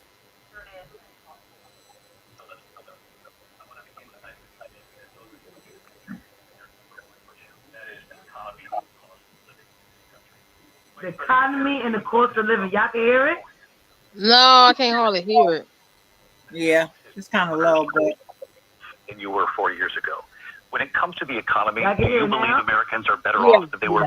Yeah, that's a little better. So I was raised as a middle class. Let me run it back. They talking about the economy. All right, something y'all was talking about. And that is why All right, let me put that. Circus, different clowns. I'll be sitting on the couch this election year. Sit on the couch. I'll be sitting on the couch looking. But I don't like neither one of them. Me neither. Oh, come on, God darn it. Thank you. All right, here we go. This is something y'all asked about the economy and good evening. We are looking forward to price of rent and stuff going up. So let's get started. I want to begin tonight with the Can issue you that say voters something in the chat? What your name on politics? What? Can you say Oh, something? Huh? I got my name hidden like eyes. Like it's politics, Grant, but you're not gonna be able to find. No, type something. Just say hello in the post, and I want to go on my phone and pick it up from there. I was raised as a middle class kid, and I put something up now. Yeah, just say hello in the chat. Okay, like hello, whatever. You know, and the ambitions, the aspirations, the dreams of the American people, and that's why I imagine a plan to build what I call an opportunity economy. Because here's the thing: we know that we have a shortage of homes and housing. Okay, hold on, I'm finna do it. I'm finna do them out in another We know that young families need support to raise their children, and I intend on extending a tax cut for those families of $6,000, which is the largest child tax. Damn that! They need to do something on people, the elderly. I'm tired of them with these young damn people. By a votes for their children. No, you're right on that. Passion. One of them is small businesses. My mother raised my sister and me, but there was a woman who helped raise us. We call her our second mother. She was a small business owner. I love our small businesses. My plan is to give a $50,000 tax deduction to start up small businesses, knowing they are part of the backbone of America's economy. My opponent, on the other hand, his plan is to do what he has done before, which is to provide a tax cut to billionaires and big corporations, which will result in $5 trillion to America's deficit. My opponent has a plan that I call the Trump sales tax, which would be a 20% tax on everyday goods that you rely on to get through the month. Economists have said that Trump sales tax would actually result for middle-class families in about $4,000 more a year because of his policies and his ideas about what should be the backs of middle-class people paying for tax cuts for billionaires. President Trump, I'll give you 2 minutes. First of all, I have no sales tax. That's an incorrect statement. She knows that. He said, we're doing tariffs on other countries. Other countries are going to finally, after 75 years, pay us back for all that we've done for the world. And the tariff will be substantial in some cases. I took in billions and billions of dollars, as you know, from China. In fact, they never took the tariff off because it was so much money they can't. It would totally destroy everything that they've set out to do. They're taking in billions of dollars from China and other places. They've left the tariffs on. When I had it, I had tariffs, and yet I had no inflation.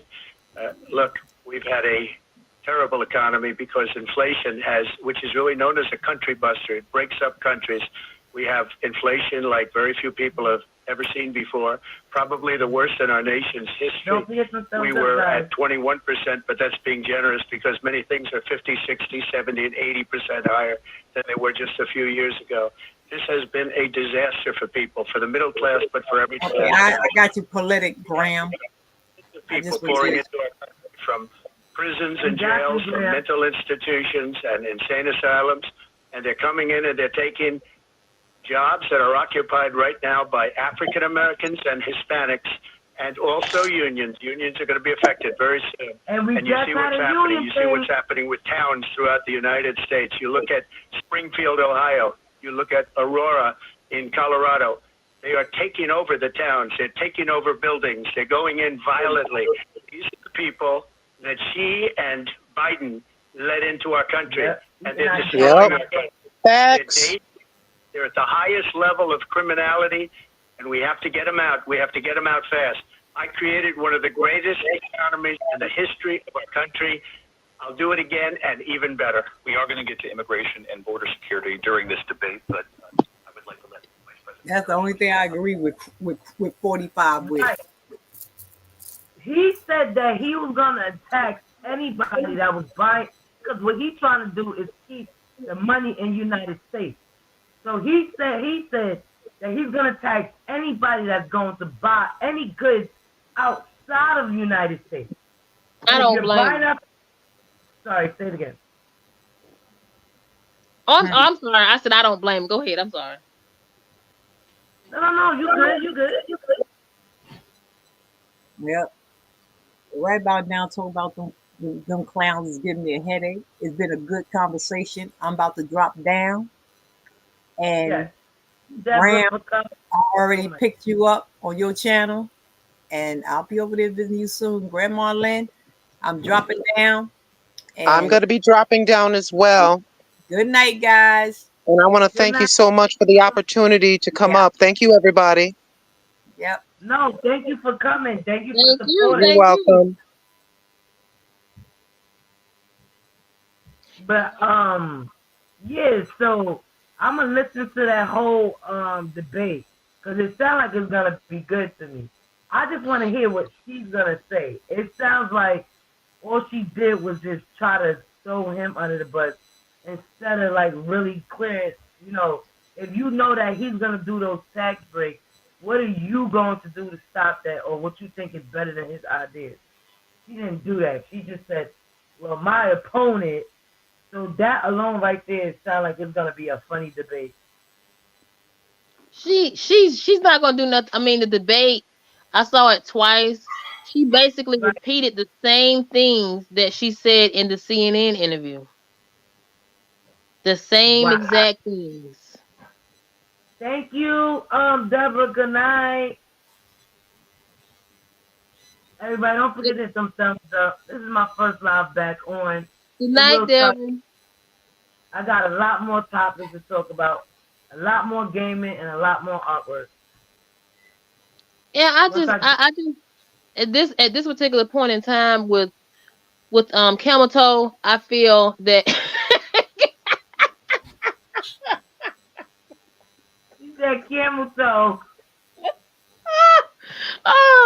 But with her, I think she will say whatever makes you happy. That's why I feel that's why Beyonce, riding for it, because Beyonce, she's like a robot, I mean, I'm just saying that's why she's not a good actress. Same scenario. Kamala Harris. For Kamala, I just think it's a woman thing. I think People are hooked on this. It's a woman, first president woman, and it may be a black woman.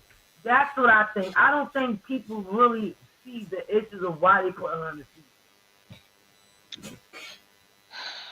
Wait a minute. So neither one of you guys voting November the 5th? No. I'm minding my business. Minding her business. Yes, I'm minding my business. What? You know, like I'm telling you, I used to be the first one to tell you go out and vote. And I still believe in it, but it's getting so they got these people here. I just don't want to be part of it. You know what I mean?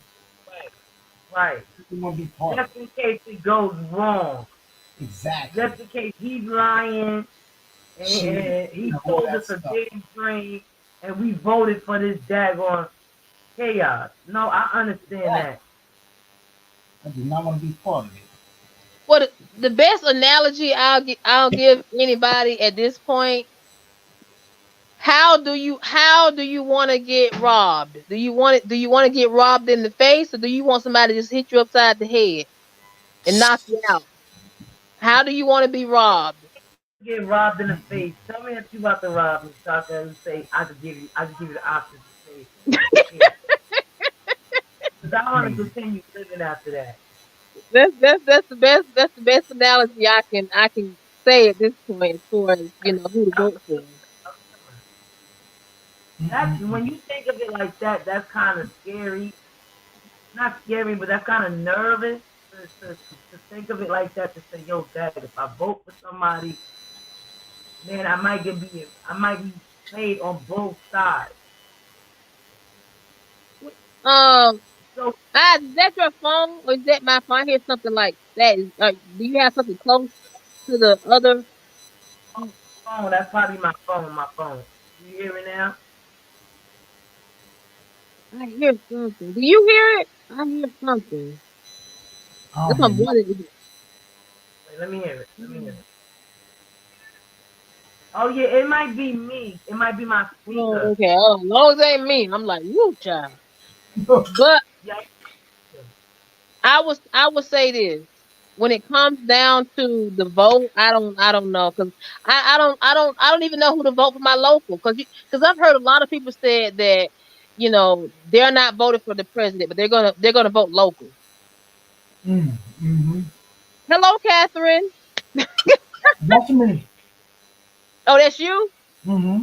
Oh, my bad. So you can link that channel. Oh, okay, I got you. You got to follow. I can't find you nowhere. I told you weren't gonna be. I'll follow you guys. I'll when I get off the So their channel is good.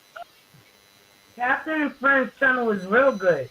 And Deborah Buffett and Grandma Lynn. All their channels good. Yeah, I'm not, like I said, I'm not confident like eyes. You need to be stopping, because when you be on what's the name channel, you know who I'm talking about. Don't want to say no name. But when you be on his channel, you be holding it down.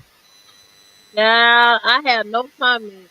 I love everybody. That's all I'm gonna say. I love everybody, but no comment. You have a good conversation. You can hold a crowd. Really? Right. There you go. Yeah, my mama said she calling me Tasha K now. I said, I ain't got it like. She know what she talking about. Every time there's a topic and I see her on the channel, she know what she talking about. I'm like, Dad, where she get all this information from? So if she be having me research all this information. And I just want to express myself, because I know a lot of people don't like talking about politics. So I say, you know what? If they don't like talking, let me talk about it to YouTube then. That's gonna be my diet. No, I like talking about politics. As I started understanding it and starting it, because I was in it a little bit on my end, and seeing the crap that I've seen, I'm looking at the politics, and now I'm just like, y'all think y'all fooling somebody. Y'all think we don't know what's going on behind closed doors. And I'm just like, y'all all robbing us, y'all all dipping in the pot, y'all all stealing, lying. Like, it's crazy. So it's like, I don't know.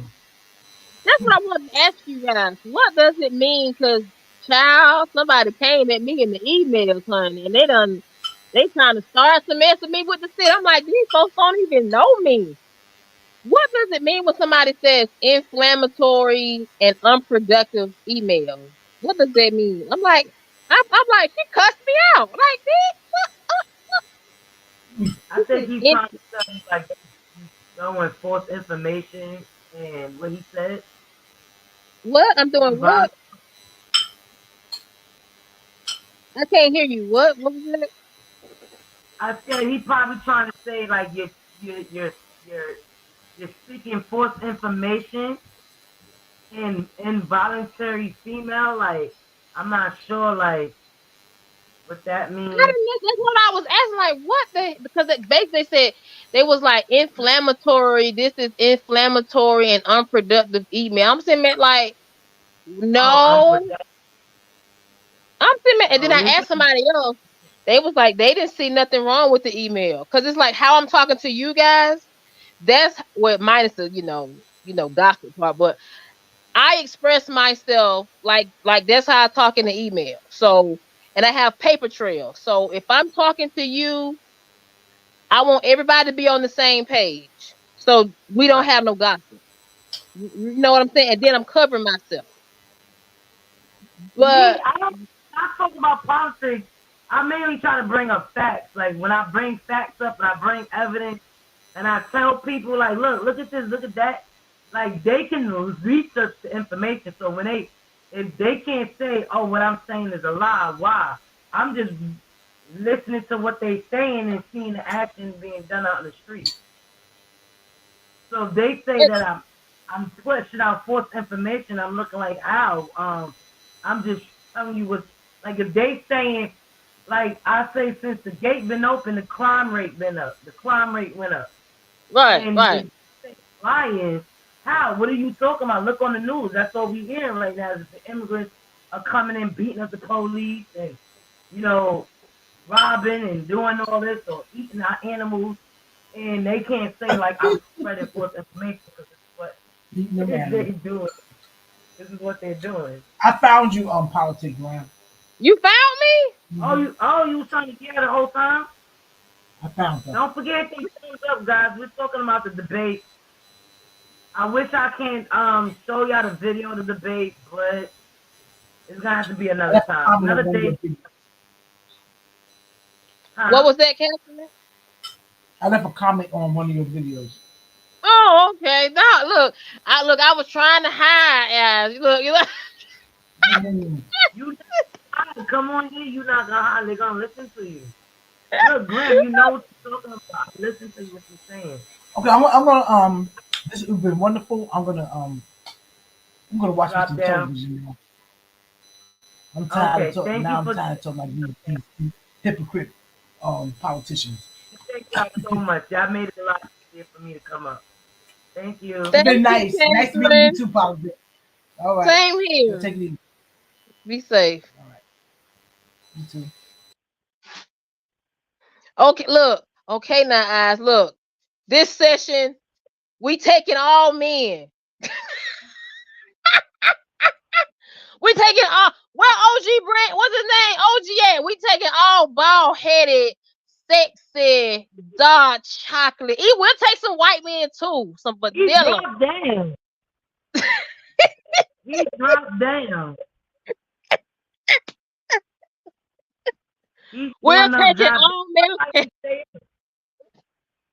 What'd you say, Eyes? I don't know why he didn't stay up. You probably because it was too many women, and I was talking too much politics. I wasn't talking like this. Oh yes, oh yes, right there. I'm done with you.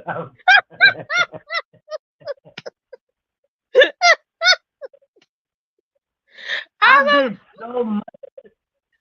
What you say? So much on the washing clothes, washing clothes, going food shopping, putting the food away, didn't even put the clothes away, and I cleaned up the house and jumped online. Because I said people are waiting. I don't want to tell everybody I'm coming and I don't come on. I said, well, change your plans now. I said, no, I'ma still come on. Hit them thumbs up, guys. I'ma still come on. Yeah, so I miss you. I swear I had missed you, man. I try to come on my little video games when I be playing my games. Child, you know what? I said, man, I don't know what's going on. It's just I wish I could say more, but I can't. But I'ma just say I love everybody. I've been talked about. I've been bullied. I ain't had nothing to do with, like, literally I came into a live. I'm not gonna say no names. I came into a live. Somebody mentioned my name and I'm just like, dang. And I'm literally talking to the person who's hosting the channel. I'm like, how my name come up in the chat and I wouldn't even hear, like, what they do that at? What they do that at? And then it's like, control your. I'm not gonna say no names, but it's like, okay, this is your channel, but you are allowing people in the chat to mention my name, and I ain't said nothing about nobody. I promise you, nothing about even right now. I could mention names, right? But I was like, you know what, man? Like, what? Let's just go back to the old days where we had a panel and stop all this. Like, literally, because now you got people trolling you. You got people trolling you. And then trolling me. And you're allowing it. And I'm sitting there like, dang. And then what's so funny, one of the people that was mentioning my name, they hadn't even been on your channel in a while, but you won't even say nothing. Your only response is, well, all they do is troll anyway. They just troll. And I'm literally telling you, I'm feeling like I'm being bullied. I'm literally telling you, this. Huh? They like that energy. They like that. I mean, like I said, it's like I'm a keep standing on it. I love everybody. It might sound like I'm saying it in a petty way. What it says, the debate. What it say? Was theater. The debate was theater, but where was the discussion about the issue, such as incarcerated? I recently took the longest.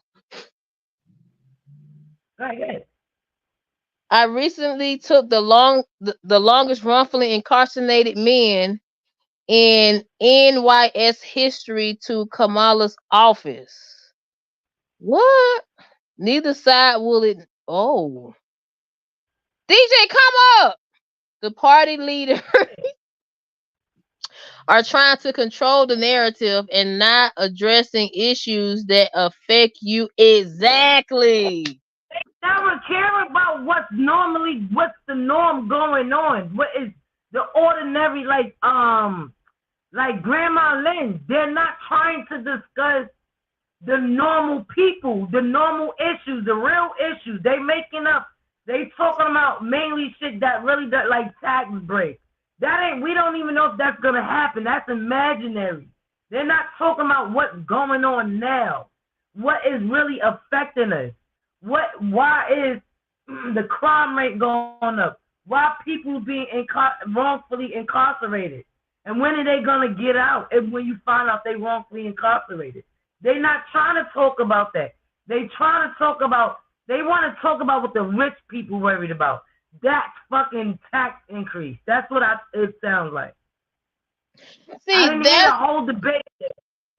But see, that's why I wish Donald Trump could have came at Kamala about, because he didn't mention certain things that was discussed on your channel just now. I like that Grandma Lynn talked about, that Catherine talked about, that Deborah talked about. It's just like, if he would have mentioned those key points, even just like DJ F, like, why? Because Kamala could have been all the way like held tied down, because when she was a prosecutor, she put sent a guy to prison, and he was sentenced for 50 years. And for something that he didn't do. Do you know the only reason he got out was because of somebody he met while he was in prison? Told him that, like, oh yeah, I remember you was that, like, it was witnesses. But Kamala Harris, her office was still trying to keep him locked up. And he won the $10 million. He won, I think it was $10 million off of that. No, that's a lie. $13 million off a civil lawsuit after all of this because of Kamala. This is what we're voting for. We're voting for a woman that incarcerated this innocent man named Jamal. Put him in for 50, tried to put him in for 50 years. And I think I forget how many years he stayed in prison. And you know what he said? He said to this day, she has not apologized and she will never apologize. He said even on the day he was sentenced, he said she smirked. She was sitting watching and she smirked. I don't like that smell. And I'm like sitting the house to be on fire and she's sitting outside the house like, yeah. See what I'm saying? It's just on fire. She works to lengthen people just to keep them as cheap slaves. Like, yeah, somebody said that. Oh, welcome in, lock them down. Thank you for coming. Don't pick the thumbs up, guys. Look it up. She used them as. No, somebody just said that. Somebody just said that she used them as firefighters. That's crazy. And then you didn't even think that's crazy. And they could have came out of jail and became firefighters. In case of that shit. That's crazy. And as you know, DJ, somebody never know neither. Do you know DJ? Huh? Do you know DJ? DJ need to come up. Come up. If you want, I'm sorry. I'll never ask somebody to come up. I'm gonna drop my. If y'all want to come up. Let's talk. We talking about this debate. I haven't heard the debate yet, but we can listen to it together. Johnny, what am I doing? Hold on. Let me put my link in. I got it. I get out of work at 8 minutes. Okay, look, if we still be on 8 minutes, come on in. What's up? Lock them down. You got anything to say about the debate? I'm gonna play a little bit more of the debate because I really want to hear this shit.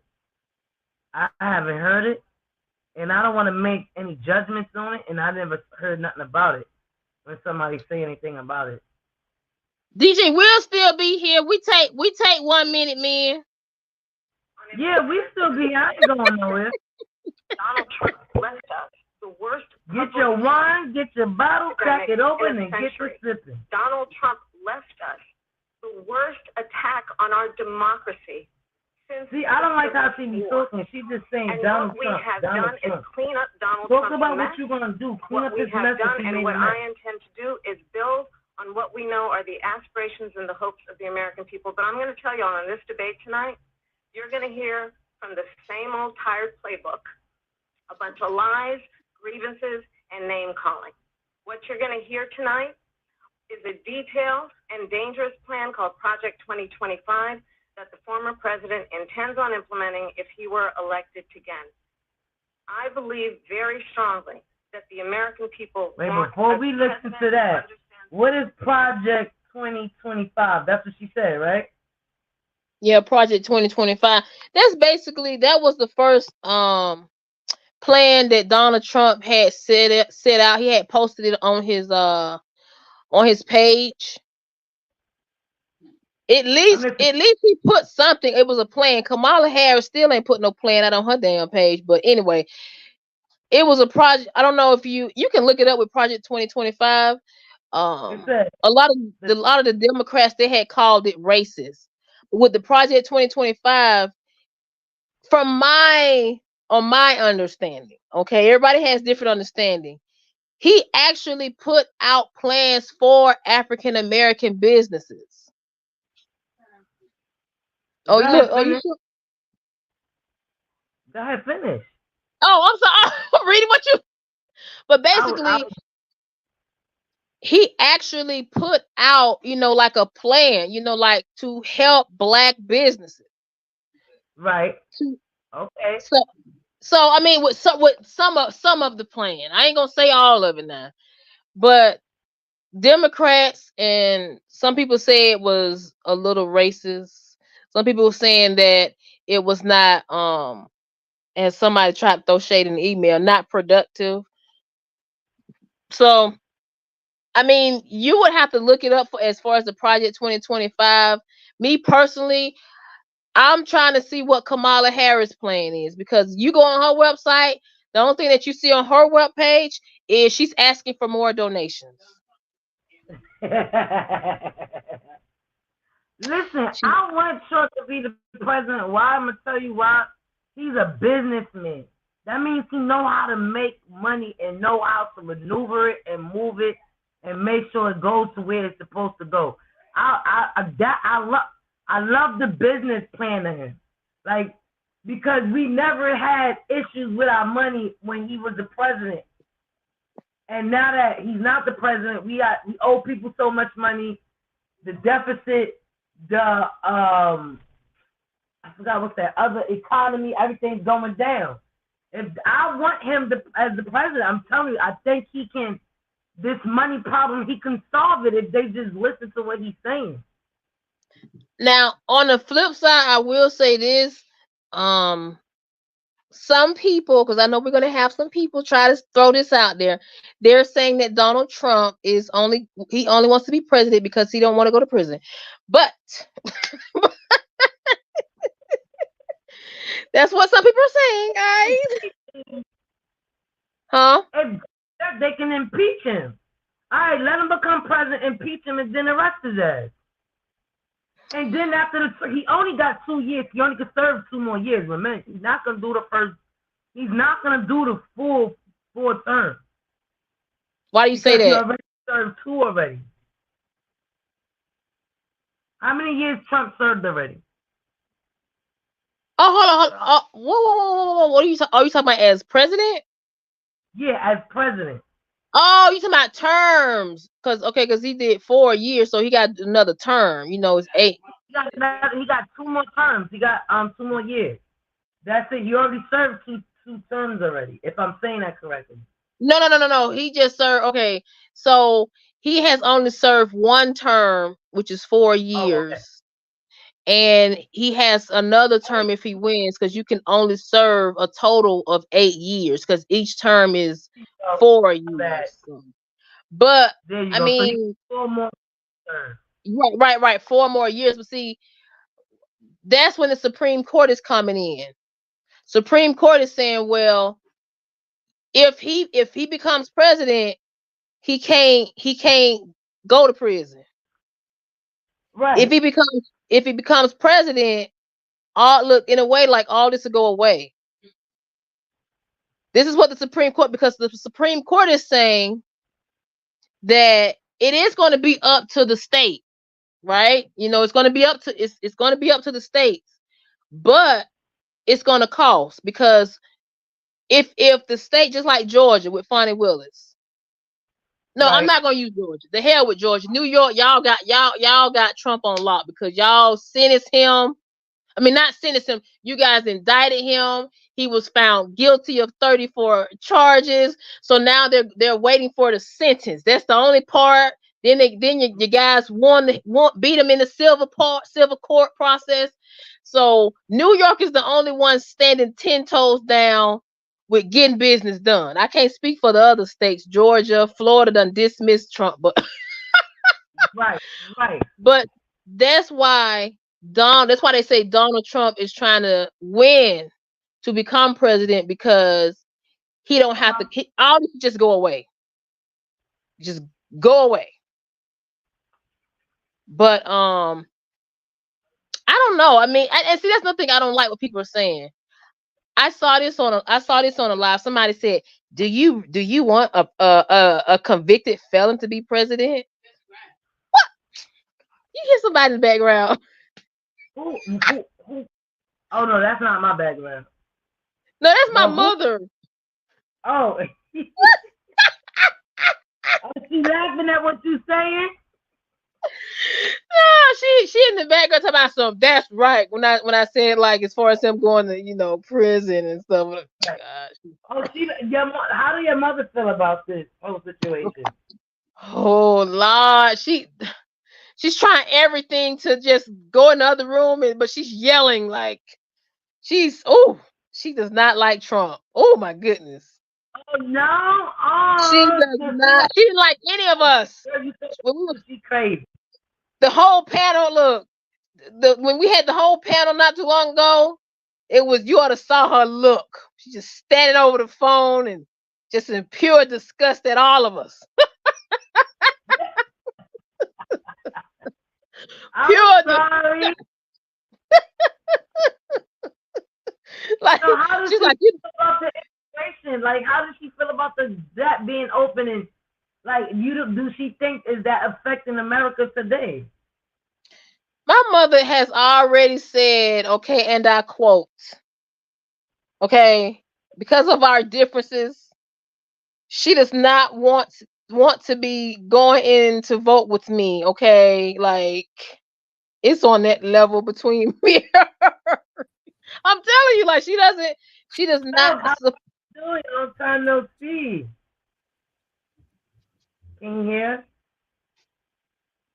Is he up? Is he up? Hello? What? What is going on? Is he asleep? Hey, Angie, wait, I don't think he can hear us. Hold on. What's up? Well, I can see you now. Oh boy. There you go. We was like, hello. What's up, folks? Hey. How you doing? I'm all right. I'm still here. Yeah. Yes. How do you feel about what's going on today with this debate? Hey, Angie, baby. I feel like the debate was, it's just disappointing that the fact of the matter is that we put a lot of pressure on them. We had the longest wrongfully incarcerated man in New York State history, Otis Johnson, Reverend. He was wrongfully incarcerated for 44 years. Reverend Keith Gadsden, 32 years. The fact of the matter, and we were in front of Kamala's office. The fact of the matter is that this could be, Kamala's very weak on this particular issue, and this gives us a lot of leverage. We also have the disabilities, the second largest minority voting group in the nation, and their issues were not addressed. The thing is that they keep us wowed with their bullshit, right? But the fact of the matter is that they're not really helping us. So it's disgusting and sad. And unfortunately, the third party, I'm going to tell you right now that people say Jill Stein, Cornel West. I'm sorry to say that they're not helping us either. Cornel West works primarily with primarily white institutions, right? When's the last time Cornel West actually helped Black people? I'm dead serious. Think about it, right? He works he's teaching at seminary school up at Columbia University. When does he help with public housing? When is he helped with? He's not, right? That's why he knows he doesn't look good in that area. That's why he's doing so much with Palestine. And here's another thing, right? Can you imagine that we had a reparations discussion, or we had a discussion about criminal justice reform, because we all know that Black people are incarcerated 5 times the weight of white people, right? And imagine we try to have that conversation without any Black people involved. Look at what happened with the anti-war, which Cornel West is all up in, Jill Stein is all up in. There's not even white war victims, not even Russians, Ukrainians, not even Israelis. You don't even hear from them. It's all these celebrities out here, right? There's no Korean American war victims. It's garbage. And really, we need the rest. But they flash the diversity that America understands, which is not actually addressing poor people's issues, but addressing, right, some rich Black guy who's all the white people love him and say he's so outstanding, and not saying that he doesn't deserve a place in this, but he's being used to replace us. And it's, and he's not the only one, Jill Stein too. So I actually have a presidential debate happening this Sunday with, candidates that haven't really been aired. And I have an indigenous man. His name is what's his name? Josh Hadley. He's actually Inuit, and he's actually been abused by the Green Party. Another person who I have on is going to be a mayoral candidate from Memphis, Tennessee. She's a black lady who's actually was cited by Justin Pearson. I don't know if you heard about that guy who was, Tennessee, one of the Tennessee guys who got kicked out by the Republicans. And Al Sharpton's up there saying, like, black excellence, while, Salamander Brandy's literally living in a pickup truck. She just got evicted. So they're there celebrating, right? Yeah, the people that made it, but us people that got left behind, there's no concern for us. There's no conversation with us. And honestly, I'm really unhappy about the way things are going. And it takes, after the second debate, right? Was this the second debate or the first debate? This is the first debate. Okay, between Kamala, yeah. But after the Biden debate, right? Yeah, they did have a debate there. All they were talking about afterwards was, they were like, oh, who cares about what the actual people think? We want to know what the party leaders think. We want to know who the people that matter, not you, not me, right? Yeah. And they were like, oh, okay, now we all saw that Biden was falling up the stairs. We all saw that he was incoherent, but nobody wanted to believe it until the bosses said, you know what? It's time for him to go. This is not a democracy anymore. It's disgusting. Right. That definitely showed, because the people then were saying it's time for him to go down. We don't want him, and like you said, they didn't wait until the upper head said, now let him go. Like, he embarrassed us. He got to go now. Yeah. I think, I think Nancy Pelosi had everything to do with. That's why Jill Biden doesn't like her, in my opinion. I think Nancy Pelosi had everything to do with that push as far as getting Joe out. Now, I'm not saying Joe Biden needed to stay in. I'm not saying that, but I didn't like the fact that Nancy Pelosi tried to act as if she was so innocent. Well, it'll be his decision, but he needs to speed it up. But I'm just sitting like, from me looking on the outside, and the way Nancy was acting, and then the way Jill Biden acted towards Nancy Pelosi, it's like, come on, Nancy, you didn't want Joe in either. You didn't. Yeah, because he was the first one that was not letting us know that he was getting too old, and look at him, and we want him out of here. Like, she was the one person I constantly kept hearing saying that, like, get him out of here. But get him out of here, like.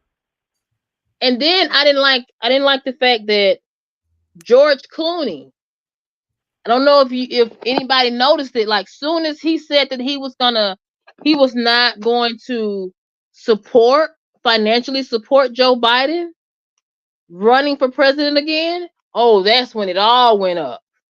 And it was like, I think it was like maybe a week or a few weeks after that, George Clooney made that statement. Guess what happened? Now Joe Biden steps down. And here comes Kamala. And I'm just like, what is really going on? I don't know. I don't think Kamala is fit for this. I don't even think she got the answers for this. I just think she's more just underneath the law. She understands law. That's it, and barely that. She's not good for the president. She can't answer the questions right. She don't know what she's talking about. She don't know what the real issues are. She lost it somewhere down her line when she got married, because as her mother being Indian, I believe she was like, she could understand us more with the struggle and what we're going through. But I think now that she lives a different life, she doesn't understand. She only can probably hear what somebody say and then just regurgitate it back. See, this is why I'm very scared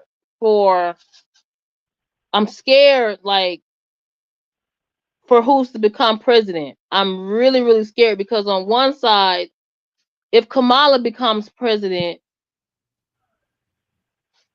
I think they're just gonna control her. Huh? Because again, I think if Kamala becomes president, when Biden was president, he was too old and I believe they was mainly controlling him and feeding him answers. Kamala, the same with her. She plays stupid. I don't know. I think she's not. She don't know what she's talking about. And I think it's more of the reason they don't want Trump in the seat is because they can't control him. So they want these two in the seat so they can control him because they don't even know what they're doing. That's the energy that I'm getting. I can't really respond off the debate because I haven't seen the debate yet. I was supposed to watch it with y'all today, but technical difficulties. I don't think. What was the presidential? What did he say that he was going to put on his page? He said something about he was going to put a debate up. What did he say? What did you say you was going to put up a debate? DJ, she's talking about you. Okay. Oh, you mean I put a link up. I shared a link on the in the chat about where we actually took the wrongful card. Oh no, that on Sunday, right? That's the debate that's coming up this Sunday at 7 p.m. That's going to be on DGL7 on my YouTube page. Yeah, there's going to be a debate with a whole bunch of different U.S. presidential candidates. Oh, okay. But I'll tell you, really, the whole presidential candidate debate. Honestly, I like a lot of the independent candidates, but I'm going to tell you right now that that's not the solution. The fact of the matter is that we're trained to be helpless. We're trained to be, and the fact of the matter is, let's take a look. Right, Asian Americans have done well in school for the past 50 years, but can you name an Asian American scientist? No. Can you name an Asian American musician? No. In fact, what you know about Asian Americans is that we're U.S. passport brides. Here's the problem, right? The fact is, it's not just Asian Americans that are affected by this. Black and white children are also affected by this. The fact of the matter is that our children are not given a political education. So while the food that they get looks like it came out of a prison because it's cheap and it's convenient for the school to provide, just like in a prison, right? They're not taught about, right? Do you know who to talk to get that fixed? Is it the principal? Is the Board of Education? Is the state assembly member? Is the city council? You don't know who to talk to get that fixed. What's more important for your child's development than the food they eat? What's more important than to their mental development, right? Instead, they're taught if they're taught the slope of a line, y equals mx plus b, and if that line's curved, they learn calculus, because if that line's curved, they could really find out, right, which one's going to maximize the boss's profits. The education is not meant to empower you. It's meant to teach you how to become a good worker for the boss. And you could, you know what I mean? If they care, and these teachers say, oh, I care about the kids. Oh, no, you don't. No, you don't. Stop lying. You know what I mean? If you cared about the kids would be eating better quality food. The kids would be actually, right, instead of being trained to learn for tests, right, they would learn about a financial education. They would learn they don't learn anything. They learn how to make the teacher look good. It's disgusting. So once again, whoever's president, if we just decide to do whatever we want, they can't really stop us. Who cares if you're the president? Fuck you. You know what I mean? I'm going to keep doing business with my people, but they say this guy's a famous guy, and this is a person we're supposed to follow. This is a trendsetter from Mr. Beast. We saw that was a mess. From Puff Daddy, we saw that was a mess. They keep trying to determine who's going to be somebody, and with marketing, they convince us that we don't get to own our own stuff, that it belongs to someone else. We got to stop buying that and support people like this show, Eyes of Art, right? I'm still watching this show. We got to support local activists, local artists, and stop buying into their nonsense. That's the only way for us to be free. That's my opinion. So, we're just the U.S. president candidate. Yeah, it's happening on Sunday, but it's really to help people to start having conversations with other people that are politically minded, because I know all the people that are victims are going to run to that type of event trying to get help. I'm really honestly not focusing on the candidates. I say, mess with the people who bewitch you, not with the people who they give you. I'll tell you one thing. You might, just so you know, I play on the subway trains because I'm highly blackballed throughout the music and the activist industry. And the one train has the worst air conditioning in all the subways. And just, they actually turned down the air conditioning. Now it's getting cooler. But this summer, you might have realized people be with a fan in the subway because it's hot in there, right? Yeah. They turned down the air conditioning, but this will not be told to you on the news. And does Trump ride the subway? No, he doesn't. Does Kamala ride the subway? No, she doesn't. Nope. So they're not going to be experiencing reality the way that you and me do, because the TV won't even tell them that they're turning down the air conditioning in the subways. Only you and me. will understand this, right? Their kids go to private school, not you and me. So they don't understand our reality. So we got to stop pretending like they have any clue about our lives. Right. I get what you're saying. You're 100% right. You're 100% right. I get what you're saying. But how are we going to get them to understand it? Unless they come down here and they have a debate and we say, forget everything you're saying, because what you're saying don't really matter. What we want you to do is come live in our neighborhood that's infested with all these things. Come ride our train. Come eat the food. Come watch the schooling. Like, how will we get them to come to experience this? Because they don't have people that did it. Okay. The thing is that you hear about all these people saying, oh, it's the money. Oh, it's the money. But what are they spending the money on? They want to keep you scared of the money. You don't got to be scared of the money because you cannot buy loyalty. You cannot buy integrity. And look at this. Okay, this right here. I don't know if you guys can see this. This is a list of all the voters, right? Yeah. This is public data. You could see, you could look it up. New York State makes the list of the voters available to the public. And the thing is when people when the politicians want to win a race, they go door to door. They know, right? You have a rally. That's for a photo op. Maybe 10% of the people vote. It's really there to convince you and me to waste our time doing a rally or a protest, right? That shit is not really working. When they really want to get shit done, they know the people who actually vote. Not only that, right? There's something called county committee, which is highly secret. And the thing is that county committee, you could look this up, right? Yeah. Controls the judges. You know what? Right. How were judges selected in New York State? You don't know, right?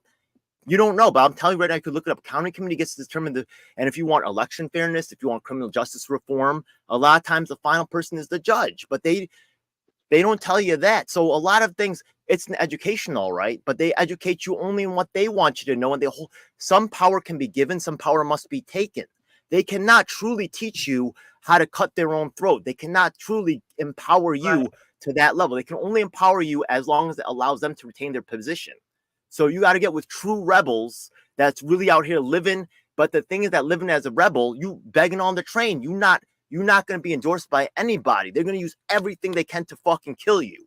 You know what I mean? Yeah. So it's your choice. But everybody's too busy watching the TV, busy following the fucking, celebrity bullshit, Oh, right. Well.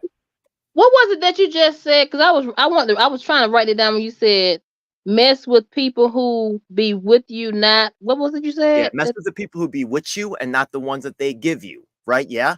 You and me got more. You shouldn't even trust me because it's impossible for us to have all the same priorities and positions. It will not, right? We will not share everything. But in the end, once again, if I'm riding the train with you, right? Yeah, I'm experiencing, right? They turn down the air conditioning out. I'm going to understand that.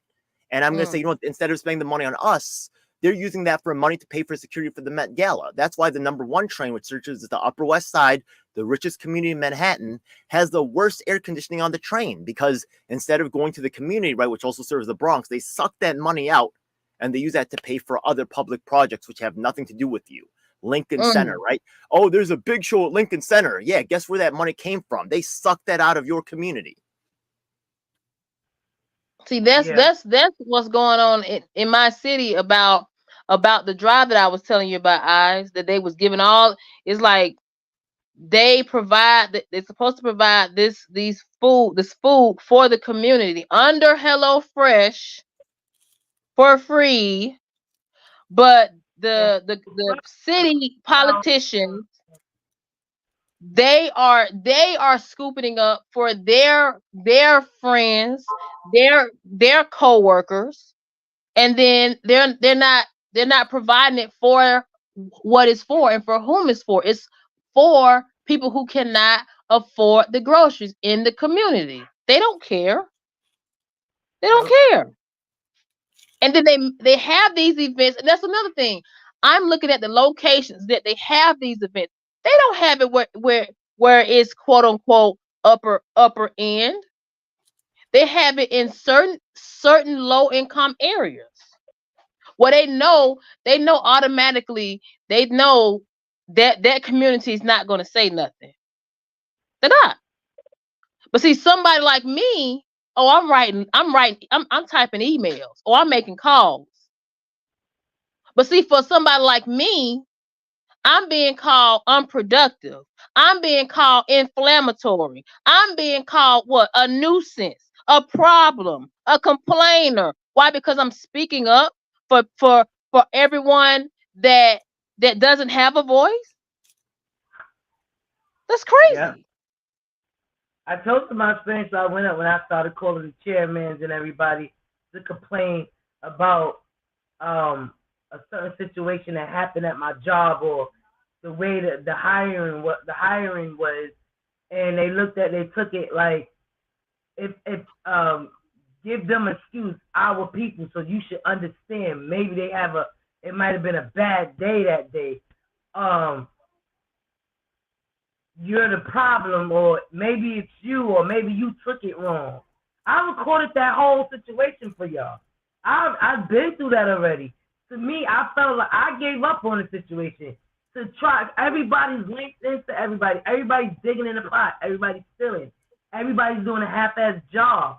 Once they get into the seat, no one is really caring about where they came from anymore. I'm in the seat now, and I'm gonna just do what I want to do or what makes me feel good. I gave up on that situation. I understand why that is too, right? I can't completely blame them, because the fact of the matter is that they got the secret knowledge now. The thing is that those not-for-profits that are controlling, right, this list and know which communities are voting, there's something called an assembly district and there's something called an election district. They don't teach you this in school. And the election district's only about 2 blocks wide, right? Yeah. And the thing is that they know who's in their communities voting, right? A lot of people are not voting, and those people are allowing themselves to be taken advantage of. So some people are doing the work, some people are not. And at least any imbalance of power will lead to exactly the situation that you talked about, right? Nobody wants to do the work and let someone else eat, right? And for them to maintain the power, so we have to really educate more people so that more people can get power. Because once again, right, I'm not above that shit either. I'm gonna tell you, I'm not no Superman. I'm not no savior. The fact of the matter is, if I did more work than someone else, I want the people that helped me get there, I'm gonna take care of them. You know what I mean? And I don't really know X person. I don't know Y person. I could trust that. And I'm sure you've been burned by people till you treated them nice and they fucked you over. I'm gonna take care of the people that I know are proven providers for me. That's natural. So they taking care of their own, and I get that. But the problem is that they got comfortable and they get to be somebody. But because, and I'm sorry, I know it sounds crazy, but being Asian American, people don't really understand the bullshit that we face. But because I don't get to be nobody, because there's no Asian American scientist, because there's no Asian American musician, I have no other choice. I must, right? There was a time in this country when this country would not acknowledge Black scientists like Lewis Latimer, George Washington Carver. My people are in the same state now. Before I can ever be a scientist or musician I have to be an activist first, because I don't get to be nobody. I got to do this. I got to spread the knowledge, right? Yeah. If I had it on easy street, I probably would be an asshole like the rest of them. I can't say I'm no better. So the thing is that, right, we got to make one thing that you should really watch out for is how are they, Trump or Kamala, how are they treating their workers? There's something called Precision Strategies. Actually, it's on the front video on my channel. You look at her, there's got a horrible history of treating Black and Latino women on Glassdoor. There's a lot of complaints. She's a DEI candidate. Oh, you must be kidding me. No, she's not. What about her workers? I want to hear about what do they have to say? Oh, they're mysteriously silent, but she's going to take care of me. No, she's not. Trump the same way. Same way. They're not going to, they say they're for the workers. They're not. I'm sorry. I can't hear you. Maybe I'm. Oh, sorry. I never looked at it that deep. I never looked at it like that. To listen to day workers. Oh, they don't care. I mean, I see. I used to speak bad about Tyler Perry here in Georgia. I still do give him the side eye even now. Me too. I really do. I do, because a lot of people they don't know how much Tyler Perry has taken from Atlanta. He has not put into Atlanta. I mean, even the actors, he flies them in from California, from other countries and other states, right? But after experiencing what I've recently experienced with the city, like it's like, okay, now I see why you move the way you move, Tyler. I see why, and I don't appreciate it. It's your money, but I say, dang, if I had $1 billion, would I want to give Atlanta? Would I want to give Atlanta 250,000 of my $1 billion? Would I want to give Atlanta 10 million of my $1 billion? Because 9 times out of 10, Atlanta not gonna do nothing but use it corrupt. You know what I'm saying? Atlanta's not gonna do anything. So I can see why Tyler Perry said, you know what? Atlanta ain't looking out for me. I gotta get mine. And that's what he's like, I gotta get mine. It's not right. He opens up a program out there. He gotta hire the right people that's going to cross all the T's and dot all the I's. It gets corrupted because the people that they hiring, yep, who's not taking it serious. You can open up whatever you want, wherever you want, but it's the people that they hire or who's in charge. Because he's not gonna monitor that program. He's just gonna give them a program. Say, I open up a building. This is what I want in the building. But now, okay, like you said, who is the workers that is being hired for it? But see, he doesn't care. I mean, from a business, though, as a human being, like, I'm hiring people to do the work. Am I monitoring if they're gonna do it right? He doesn't care, because I thought about this. At the end of the day, it's a tax write-off. At the end of the day, it benefits him. You know what I'm saying? Like, yeah, it looks good on paper, yeah, but have I seen Tyler Perry in my community? No. I'm just it's like, for me personally, I can say I've seen Samuel Jackson. Right. I see him every year. I see him every so many minutes. I see Spike Lee. Like, I can say I see these people. But what's so ironic about this? Spike Lee does not live in Atlanta. Like, Samuel Jackson, he went to school here and everything, but he don't live here. But Tyler Perry has multiple, like, properties here in Georgia. This is where his baby, his studio is here. I think it should be his due diligence to make sure he puts something back into Atlanta, the city that, and I would say it. He can say what he want to say, but this is the city that made you, Tyler. This is the state that made you, Tyler. It is. So when I think about stuff like that, I look at it like, you know what? From one side, I can see why he doesn't want to put so much in, because you're going to have people take advantage. You're going to have people don't want to do right.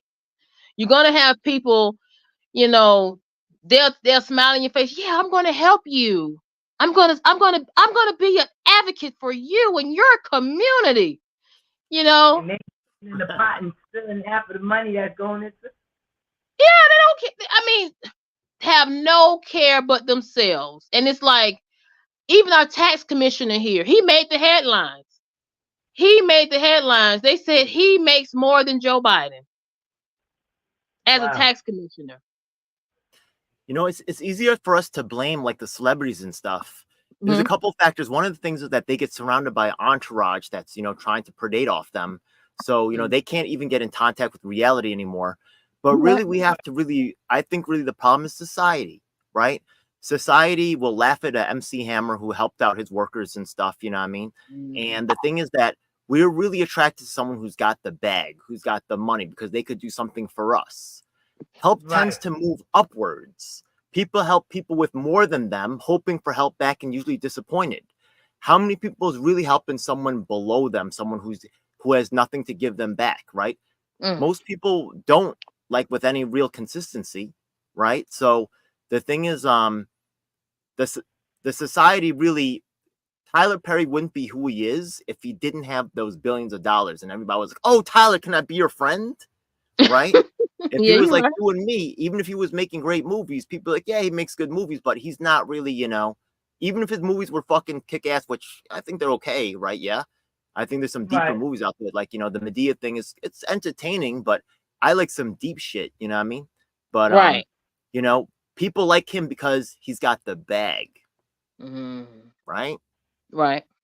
So if society, you know, put people on the pedestal in different ways, would Tyler Perry really be all that? If it says about our own character. Mm. We want to blame him, but we should look at ourselves as well. Yeah. Yep. I say that strongly. Yep. I had that conversation with my my son. Yep. Because even if we had somebody putting something back into the community, it's like, what are we gonna do with it? Are we gonna fight to say, like, even reparations? If we say we want reparations, everybody's gonna say, I want the money. I want the money. I don't really want the money. I want you to give us schools that we can go to. I want you to give us a community that we could that is a great community. I want us to add it to our education. Open up a college that our young children could go to. Open up programs that, you know, that can serve them and really go for what they really want to do, like you said, artists, or like programs for that can help them go higher into becoming their own voice. We want the money and we want to control it the way we want to control it, and that means we want to keep it to ourselves, and that's it. We don't want to take the money and say, let's put it back into the community. Let's open up banks. Let's open up what's that? House property for us where there's no, I don't have to do, you know, credit or loans. You get what I'm saying? Like, I don't get, it starts with us. If they give us the chance to say, hey, all right, we come to your community and help you, what are you going to do? We're not going to do nothing but say, give me my money and I'm going to do whatever I want to do. I want to do with it. Some of the things you're saying I'm really liking, like in terms of your values, right? Yeah, because we're right. It's not about the money. That's just an artificial object that we place value on. It's paper. It's made by the government, endorsed by the government. It's really artificial, like a, you know, placeholder for value, right? It's not, it's some abstract concept. But one of the things that I really don't agree with is, right, saying like, you know, we want to build schools and stuff, because the fact of the matter is that this consumerist idea, right, of I'm going to have a school to make my kids better, right? Yeah, just the way there could be junk food, there could be junk education. And the fact of the matter is that you really, right, the thing is that we're taught that someone else can make our food, right? This consumerist thinking, right? Yeah, someone else can take care of our child's education. And if they're in that after school program for 1 more hour, I can work 1 more hour at work and not have to worry about paying for the childcare for them, right? Instead of asking, what kind of system am I fueling right here? So I do hear that idea of building a better system, right? Yeah, not just the money, but actually building a better system and values. But the schools, just so you know, even just so you know, Asian Americans are being weaponized against blacks and vice versa. Right now, there's someone, you know, there's something called the, what is it? The Queen's DA, Melinda Katz, was actually, you know, the last, you know, the district attorney before her, John Ryan, was shown to be covering up evidence that would have made people, the prosecutors have to have like a 99% conviction rate in order for them to move up, right? Yeah, but that's unnatural. You think, you know what I mean? We know that there's a lot of, so they make up false confessions. They they hide evidence, right, that would prove that people are innocent, especially with black people, because they're convenient victims and shit. And then what happens is that the Democrats right now are trying to push this guy named Christopher Bay to be a leader in the Asian American community. You know why? Because when black people get frustrated and mad for rightful reasons, right? Yeah, they face economic hardship, stuff like that. We never made black people slaves. I'm not saying my people's perfect either, because they're not. You know what I mean? Right. But instead of black people attacking white people who made them slaves and who have more money, they want y'all to come after us. So right now they're setting this guy Christopher Bay right now to become a leader in the Democratic Party. And I'm like, he was an assistant DA. He fucked over a lot of black people. This is not the one for our community, right? But this is, I've approached historically black colleges to try to get this addressed. Al Sharpton, right? Yeah, leaders in the black community. They're silent because the white money, right? You look at the paper, it's all white faces on there, right? Yeah, because they're paid by that white money to shut up, and they have an easy job. So you know what? You cannot trust any school You know, a lot of education now is on the internet, right? Yeah. You cannot just send your kids somewhere and expect them to come out okay. Those people do not care about your kids the way you do. Do not ever trust school, any of that shit. I'm so sorry to, yeah. I was looking more like as in, all right, no one can teach me my history but my own people and who lives in my neighborhood. So I'm looking more like build us a school in our neighborhood where our people can teach and teach our children and give us our rich history. Not pay somebody outside that doesn't understand that we're poor, don't understand that we're lacking of, or children is hungry, or sometimes they wake up and they don't have the food. Put some people, and you know what? I'm not gonna lie to you. I do have people in my school that lives in this neighborhood that teaches the school, and they're crooked too. But I'm more looking at let me build my school with my people, and my people teaches my people. Do you get what I'm saying? You got to be involved. You're right. Yeah, exactly. It will never be perfect. But look what happened. But see, that's one of the reasons Oprah did what she did. Look what she did. She felt that we were not ready for a school over here. So look what she did. She invested her money, and as well as investors, she invested it where? In Africa. She built a nice school for over there in Africa, and look at all these cases that done came about. You had sexual abuse cases, huh? The sexual abuse cases you talking about? Oh, yes, not even just that. I mean, one girl. I mean, they said one girl, she had a mental breakdown, and one girl, she came over here. She graduated, came over here on a scholarship to a college, and had a mental breakdown. These are the products of the school that Oprah invested and built. About that same situation.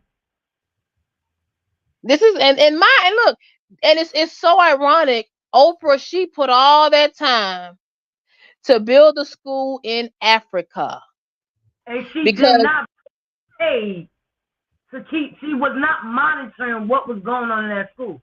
She just wanted to look like she probably was doing something. She didn't. But see, my whole thing is, she went far and beyond, because in her mind, she's thinking, well, they know what education is, how important education is over there in Africa. The children over here in America, they don't understand.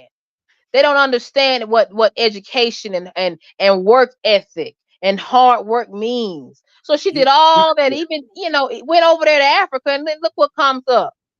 You cannot buy loyalty. You cannot buy integrity. So I'm not saying that money can't solve some issues. I'm not saying all school is bad, but if she's not personally involved, you know what I mean? Right. That's exactly what's going to happen every time. Right. Guaranteed. Not even that she planned it that way, which honestly she might have, because the weird ties and shit. But whenever you think that you can just buy a solution for your children and send them away somewhere and trust them to be well taken care of, no. That place is going to cut corners, right? Whether you like it or not. We could pay them really well. It doesn't matter. You must be involved, right? It's not about the pay. People will do what's easy, and even rich people steal. You have to be involved in that school. You have to see what's going on. You got to be there. Be a participant. I'm not saying you got to be there every day. You could share the responsibilities, but you cannot just drop your kid off and think that everything's going to be okay. You're dead wrong. If you have that type of thing where I'm going to drop my kid off somewhere and pick him up later and think that everything's okay, it's not. I'm telling you right now. That's what I was talking about earlier with you, Eyes. That's why I like that video that you did, about taking your child to school. You know what I'm saying? Because a lot of parents, they miss the concept. Yeah, you buy your children all this stuff for school, but did you take your child to school like you did with your child? Did you put that time in, that footwork in, that literally where your child is going to remember that my mom actually took me? My mom was the first person I saw and the last person that I see when I lay my head at night. See, parents don't see that is very important. And I even think, even in Oprah's case, it's like you built this boarding school. It's basically what it was, but it's like, okay, it's where are the parents going to be? It's bigger than that. You know what I'm saying? That's why you get all these little sexual allegations that have come arise. You know, and children are having a mental breakdown. Why? Because they're away from their parents. Right. And then in the girl's case, who came over here after she graduated from the boarding school, she had a mental breakdown. She wasn't able to deal with. She had a culture shock. Yeah. So that's why I say it's bigger, and that's why I really wish. I know it sounds like a utopian dream, but I really wish that the government would invest more of their time and money with America, and not be so fast to send $95 billion to Ukraine, Israel. I'm just gonna put it out there on one bill, and then another bill, some more billions, and it's like, come on now. We have a war over here. It's sad that I have to find out that children are hurting children in school. I can't even, I don't have any children, but I'm saying parents, they can't even take their children to public school without being afraid that something's going to happen to their child. Yep. Because everybody can't afford private school. Everybody can't afford homeschool. Can I actually, I'm sorry, I know I'm interrupting a lot. Yeah. Check this out. This is crazy though. You've heard of the concept of compound interest, right? Einstein said it's like one of the greatest forces in fucking nature, one of the greatest forces in nature. Right. Compound interest, right? You heard about how this is making so much money, right? So the thing is that the rich people, they put their money into banks, and remember, their money is getting compound interest because they can let it sit there. You see what I mean? What happens is that in order for there to be rich people, there has to be poor people. So what happens is that, right, their money is growing, and you hear about the rich getting richer. So the thing is that to make all the books add up right, because all this is paper, it's all made up shit. It's all right. Yeah. Why is this person making, right? Here's a quick question. Okay. The chancellor of CUNY, a city school, the chancellor, how much do you think the chancellor makes? I don't know. 35,000 a year. 200. 200,000. 200,000. 200,000. Most people guess around 250,000. The fact is, this person gets $680,000 a year. Wait, that's not it. That's not it. Because they also get a $7,500 stipend for every month for living expenses. That's their rent. $7,500 to pay for their rent. Sometimes they also get travel paid for as well, right? So the thing is that that's over $750,000 per year. That means they're getting $2,000 every calendar day, because remember, 365 days a year, 365 times 2 is about 750. You know what I mean? So the thing is that she getting paid. She wake up today on a Saturday. She goes to sleep. She did no work. She getting $2,000 that day. What? Damn. I didn't get that in the last fucking 2 months. What the? Is her work so much more valuable than what I'm doing? Is she so much smarter than me? Who accepts this shit? The money is a lie. It allows them to say you're worth less than them. Fuck that. It's a joke. It's ridiculous. The most ridiculous thing I've ever heard of. I'm sorry. Yeah, I actually value more than this chancellor who has the gall to push this crap in my face. You know what I mean? Maybe they can go to a restaurant and they'll honor their lie. I look at this person and I say, this person is ridiculous. See, that's, you know what? It's two guys I follow on YouTube. I guess you can call them passport boys. They're two Caucasian guys, and they said, I promise you, one of them, I can't speak for the other one. No, I'm gonna speak for both of them. Basically, they don't deal with American women. They say women any women on the in the Western Hemisphere, be it American, England. I'm serious. And then they said any women, they said they have a different way of thinking. Even and then as far as America goes, one of the passport bros said that, oh, America is over with. And I mean, he literally said it's over with. He was like, he said, if you want to live life, work a job, save yourself some money, and get out while you have time. So for one of the guys, he actually left America. He is living in the Philippines right now. Other guy, he just periodically travels, and he has different girlfriends in the different countries that he goes to throughout the year. I'm serious. I mean, he literally, he does a live. I'm not even lying. He literally has a girlfriend in the Philippines, and his motto is, you can just make sure you bring 10,000 cash, $10,000 to $20,000 cash, and you're good. Rent there, I think they said rent is what, $600. All you need to the American dollar. No, I'm telling you, $600 in American dollar. $600, and then the and what you get for $600, you get a full apartment. And then as far as the utilities, the guy said everything. He said maybe 1,000, everything in total. But I say that to say their way of thinking, they're looking at it like, man, America is down. It's over with.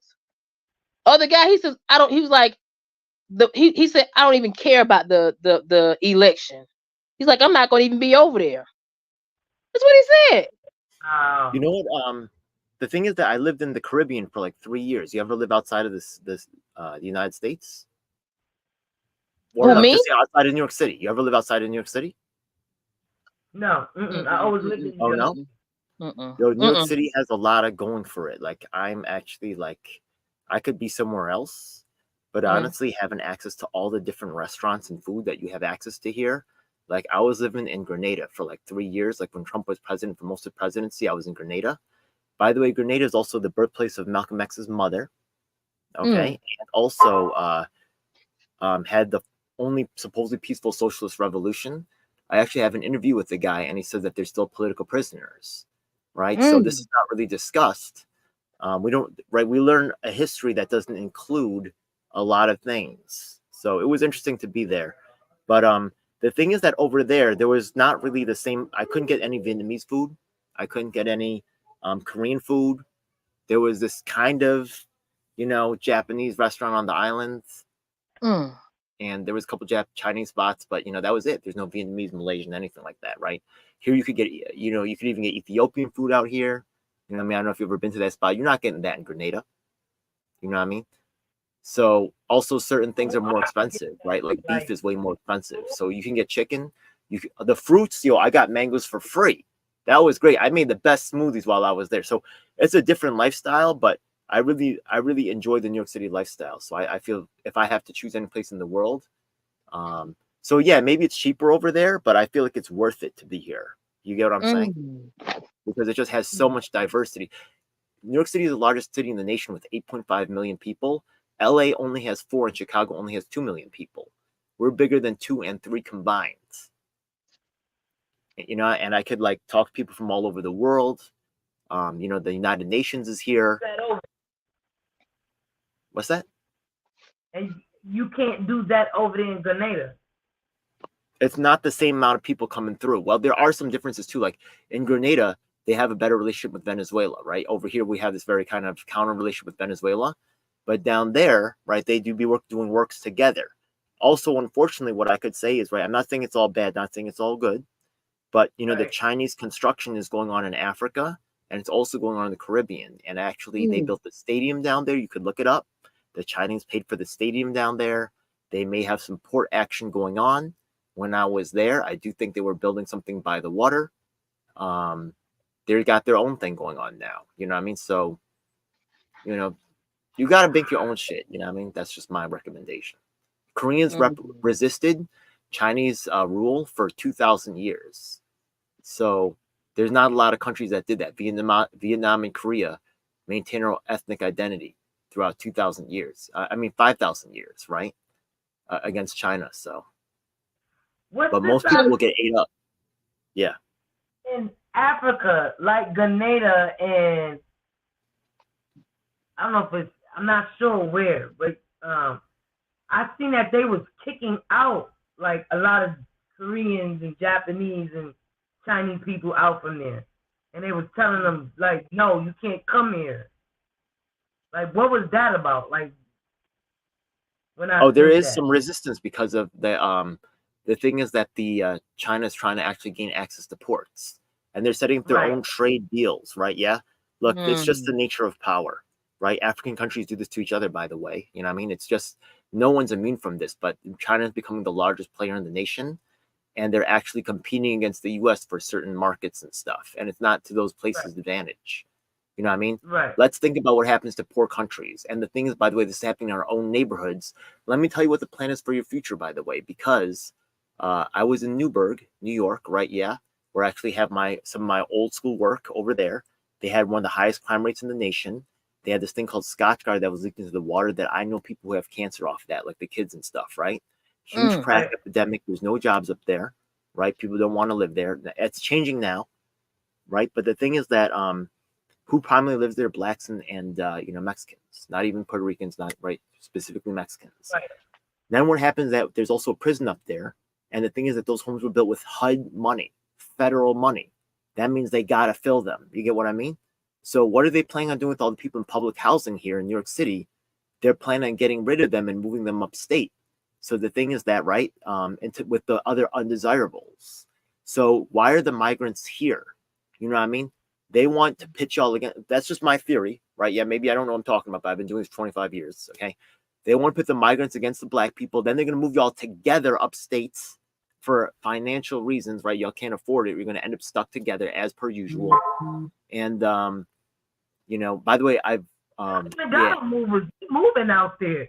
I have so much people that say, you know what, I'm done with New York City. I want to go to out of state for cheaper living and... So you want to travel 2 hours to New York City, you know what I mean, and then have to travel 2 hours back out of New York City so the rich people can have the town by night? No, you want to live where you work, right? But let me ask you this. Okay, have you ever been to the South? Because some people up north say they don't like the South. Like one lady, she said that she would never live in the South. She might visit the South to do business in the South, but as far as living in the South, she said she doesn't trust the South like that. She likes the North. She'll do New York. She currently lives in California, but she says she cannot do the South. Well, like, have you ever been down to the South? I have a certain dream, right? Yeah, like I don't think I'm going to live out that dream, but just the way like Harlem is for black people, or like, the South maybe has like a different culture for black people, right? Some areas are black strongholds down there.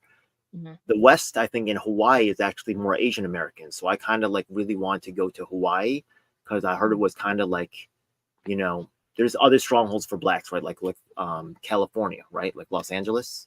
Actually, my co-host from Los Angeles. So the thing is that I want to find my own little, group. You know what I mean? Makes sense. Mm-hmm. So down south, I've been there just to visit, and it's a different, the food is different, right? Yeah, the mannerisms a little different, and like the reason I asked, what's your view of the South? Like, your opinion. Like, that's why I was asking. The South is huge, right? First of all, you got like a lot of different styles. You got like Georgia, North Carolina, then you got Florida, which is kind of like more like Northeast. There's a lot of back and forth there. You got more of your Miami style, like Venezuelans that's down there, versus right New Orleans, which is like, heavy black, more like French, Quarter, stuff like that. So you have like a lot of different, you have the Texans, right, with their new influx of people from California because of the tax laws and stuff. So there's a lot of different parts of the South. You know what I mean? You got the Atlanta that we was talking about earlier. I have to say, it's quite diverse. There's some similarities, but you get what I'm saying? Like there's some different stuff going on down there. Okay, well, let me narrow it down with Atlanta, Georgia. Okay, so Atlanta, I'm not sure about it. I really haven't. I heard it's got like a large airport. I hear that's one of the big things for that. So it's a big international destination. But other than that, really, I really don't know too much more about Atlanta. Oh, okay. I was just wondering because I live in it, and I was always wondering, like, know what people from outside think. Have they ever came to Atlanta? Or their I think view. Atlanta's significant for Black culture. Yeah, it just seems it seems as if as time goes on, it just seems as if it's not the same as it once was when it comes down to diversity. Now you have more of gentrification, like you do in other places nationwide. It just seems it just seems more watered down now. You have more other races coming in, and whereas the blacks, where it once was, like it's an old joke we always say. Anybody who's born and raised in Atlanta, they leave. Right. Where do they go? Hmm. Where do they come? New York? Oh, I have a you know what? Go? You know what? They either go up north, LA? They go New York, or they go out west. Now out west it might be California, might be Texas. But I can only speak for myself. Like I have like my family members, my cousin, I promise you, I kid you not, got his degree in engineering, I think it was computer engineering, moved his wife and child up north, hasn't looked back. I think he still has land here, land in Georgia, but hasn't looked back. That's what I'm saying. It's like people who are from here, it's like we see how much it has changed. We see how it's like it's corruption, and it's like, well, hell, if I want this, I might as well just go somewhere else then. Because for me, the way I'm looking at my experience, and I think that's even with my cousin, it's like it's nothing worse than getting slapped. We are, me as a black person, we already have our issues, right? Mm-hmm. Yeah. But it's nothing worse than getting slapped by your own peer, by your own race. If you own the judges, you can determine what's acceptable and what's not. What you mean when you say you own the judges? If you control the judges, they will determine what's acceptable and what's not. Right? But you can only control the judges. So the law can be interpreted a lot of different ways. So if you feel like a slap is too much, you know what I mean? Honestly, sometimes it happens. Not saying that I'm trying to get slapped out here. Definitely not. I would definitely slap back, or I don't want to slap back. Honestly, I don't want to go to jail, but I would not really. I don't think I would take it. Honestly, hell no. You know what I mean? So I think someone would get something back. I think you're allowed to. If they smack, you're allowed to smack them back, right? So.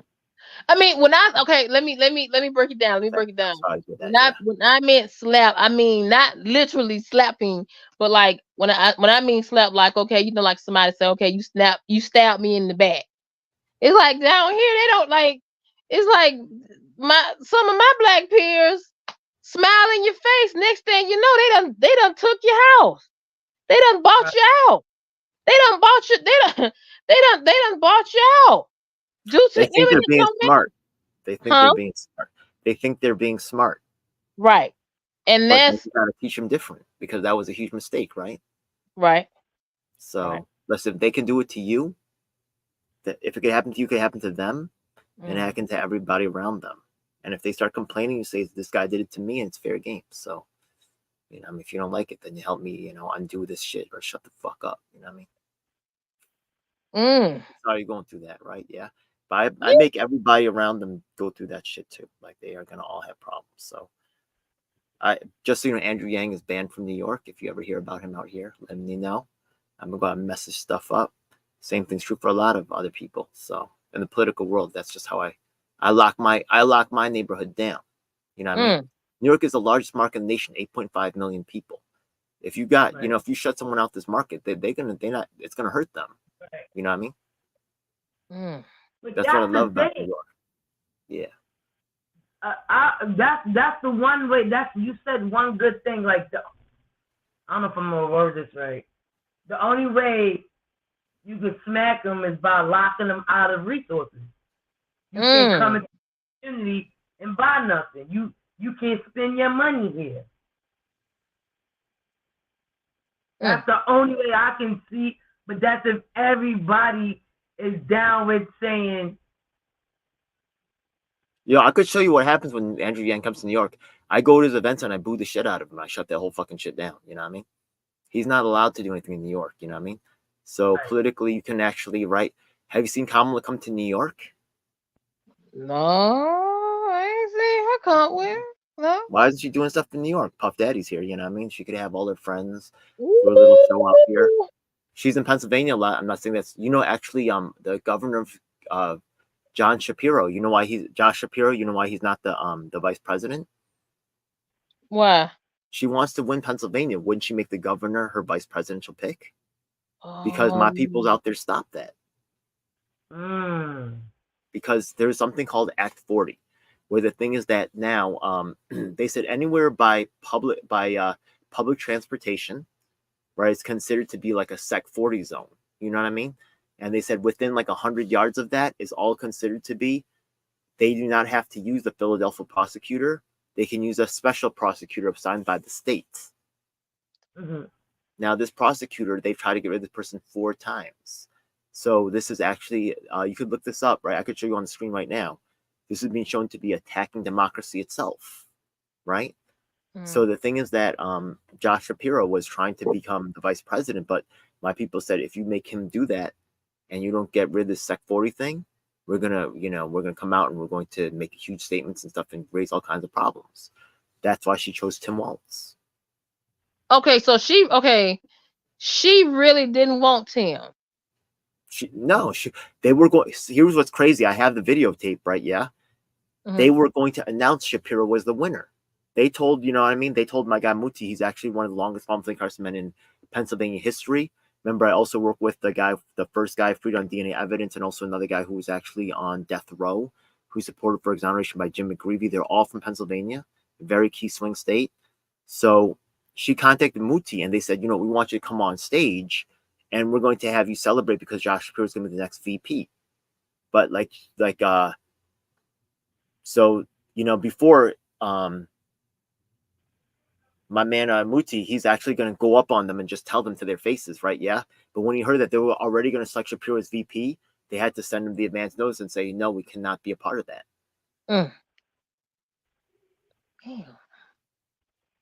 They're getting a lot of stuff done in Pennsylvania right now because they're a swing state, by the way. If New York was a swing state, we would get to call a lot more shots out here. And that's why they're going to have, and that's why they're going to have the vice president debate in Pennsylvania. Yeah. It's just a big, they don't care about us, like we talked about earlier, right? They didn't bring up our issues, right? Public housing. What are the issues that are important to you? I'll bring them up on Sunday, or actually, if you could jump in the chat or something, I'll try to bring them up. But what issues do you want us to talk about at a presidential debate? What I want, what I want is, like I said earlier, I just wish they would have talked about the school safety. I just wish they would have talked about.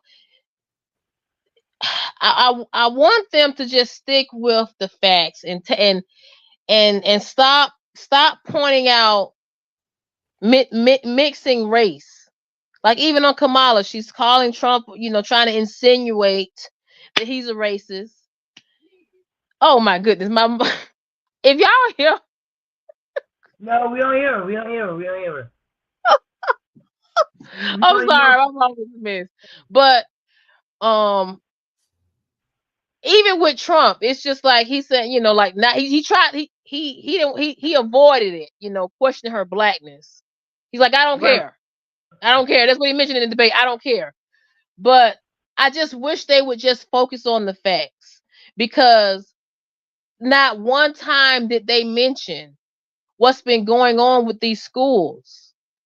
Not one time did they mention when it comes down to, you know, the violence that's going on, because it shouldn't be so much. And then one guy, he said it best. He said, nobody mentions about the crime that happens every day in Chicago.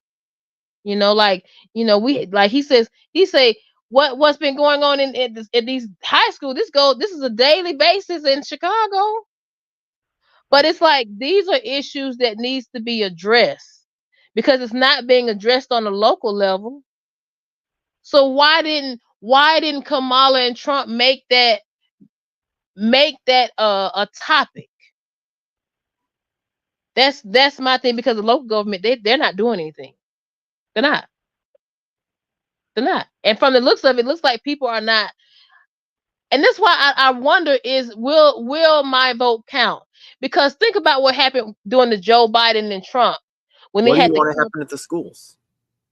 What do you want? You just want the violence to stop? How do you want? No, it's not. It's deeper than that. When I say, okay, what about the mental health, right? Because it's like, as far as the and also the security. Do you believe in the vaccine? What? I don't know. For me, I get that. There's a good reason to, right? Yeah. So if you don't believe in the vaccine because you don't trust you don't trust the health industry, which I don't either. Okay, which I think is completely fair and a good idea, by the way. Why would you ever trust the mental health industry? I just want what mental health? What are you talking about? Okay, on a mental health level, for me personally, I don't believe in medications. Okay, good. For me, when I say mental health, there are other ways to deal with the mental aspect of it. Now, I'm not saying like as far as when a person is really out there, okay, like all the way out there, but to deal with children, you know what I'm saying? Like, I mean, with that 14-year-old here in Georgia that did what he did at Appalachian High School, that could have been avoided. All that boy was just, he was crying out for help. He cried out for help when he made those threats a year prior to this, but nobody listened. See, things can be avoided, but somebody has to listen and take action. So when I say mental health, I don't mean the medication, because I mean, I was taught when I was in college that that's how pharmacies make money, and doctors make money. They just prescribe, they don't care if you live or die. Some medications they give you to help your body depend on it and to give you some more medication. That's just the way they make money. So for me with the vaccine, I don't trust it because it hasn't been enough testing. I don't know what's to come, for people, from 30 years from now who has taken the vaccine. I agree. So what happens if they say, oh, well, now you have this mental health diagnosis because you wouldn't take the vaccine? Like, that's why I'm very leery, right? If they, it can be misused. I mean, I'm not saying it's all bad, mental health, right, treatment, but it's not all good either. And I'm very skeptical of it, you know what I mean? And I'm very cautious about it because it can take away your ability to, consent, right? That's really, I think, important. Consenting. Earlier you say you don't take medications, and I agree, right? I don't want someone giving me mind-altering medications without my own consent. Right. Absolutely not. You know what I mean? So I would just, not saying I'm against mental health 100%, but, especially when it's, once again, this consumerist way of thinking, the schools and stuff, I think that they may be over-medicating our children to keep them manageable. Troubling things going on. Yeah. Well, wait a minute. But I want to know how you saying they over medicating when we're fighting them. Like, how do you say that they over medicating? We don't even know if they on medication. And then when they investigate, they say, oh, they should have been on something, or they should have got mental health. Well, this actually over medication moves in multiple factors. For example, okay, you might be thinking about the mental health stuff, right? Which actually there's probably a lot of Ritalin, and other types of, ADHD diagnoses, but also there's also asthma is very high in inner cities because of pollution. And if they took better care of like the environment, that the kids are in, but over medication, even meaning caused by, issues of, like the lead poisoning that was found inside the public housing. I don't know if you know about that. People got permanent brain damage off of that. And a boy just died at Reese Houses, of arsenic poisoning, which caused the resignation of Greg Russ. So there's actual, when I say over medication, they're being medicated because they're being poisoned, and then they have to be healed, and then it's just so it's multiple factors, not just the pharmaceutical industry, right, making everybody into customers, right, of all kinds of stuff now, but also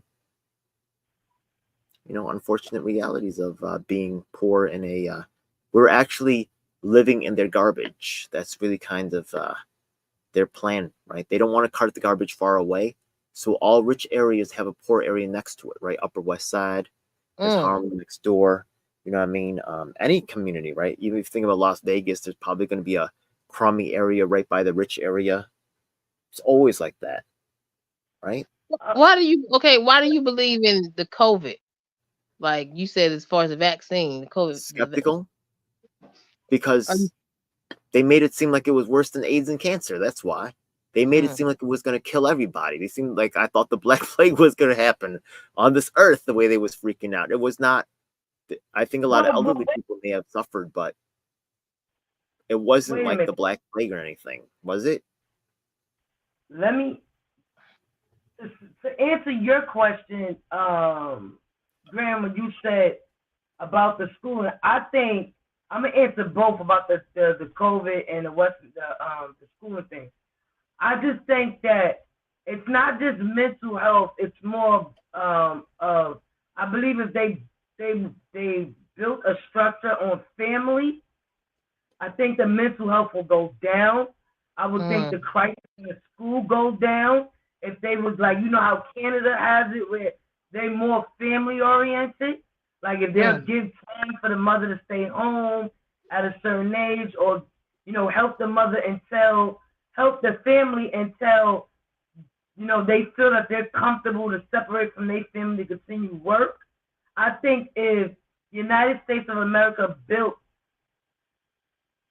more structure on the family, I believe 100% that mental health problems will go down and the crisis in the school will go down.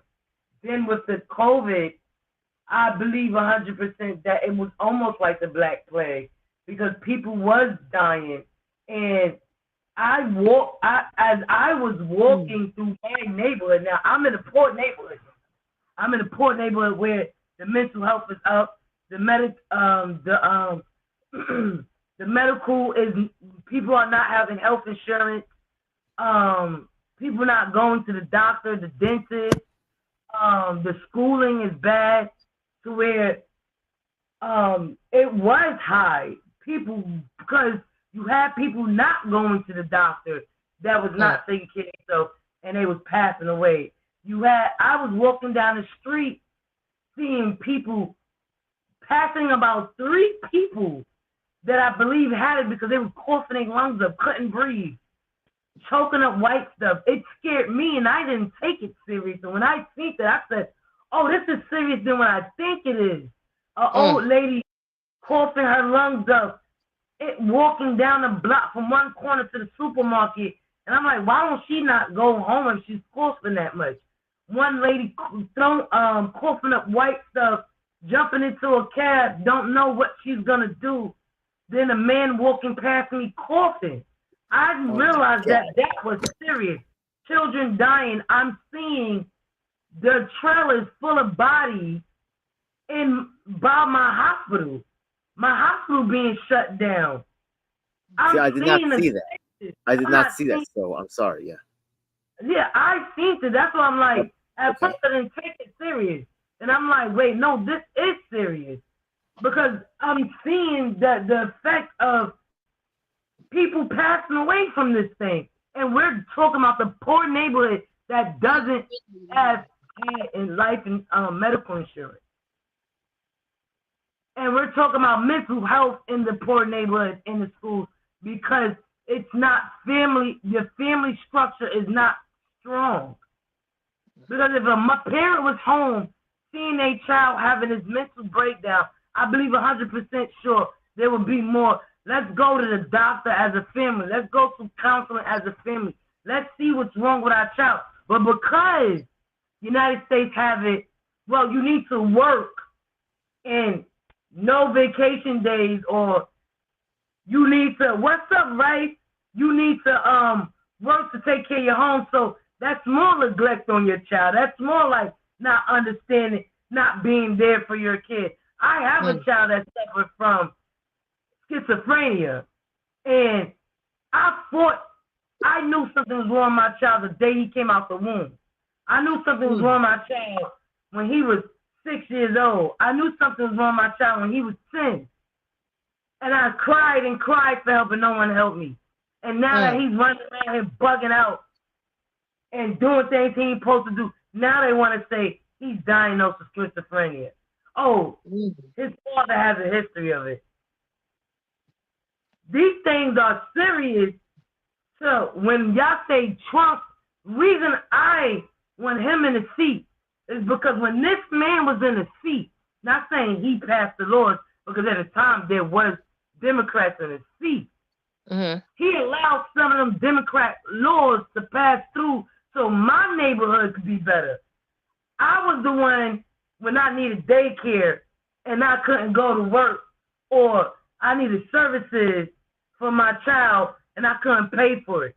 And I was allowed to put him in daycare for 2 years straight so I could go to work.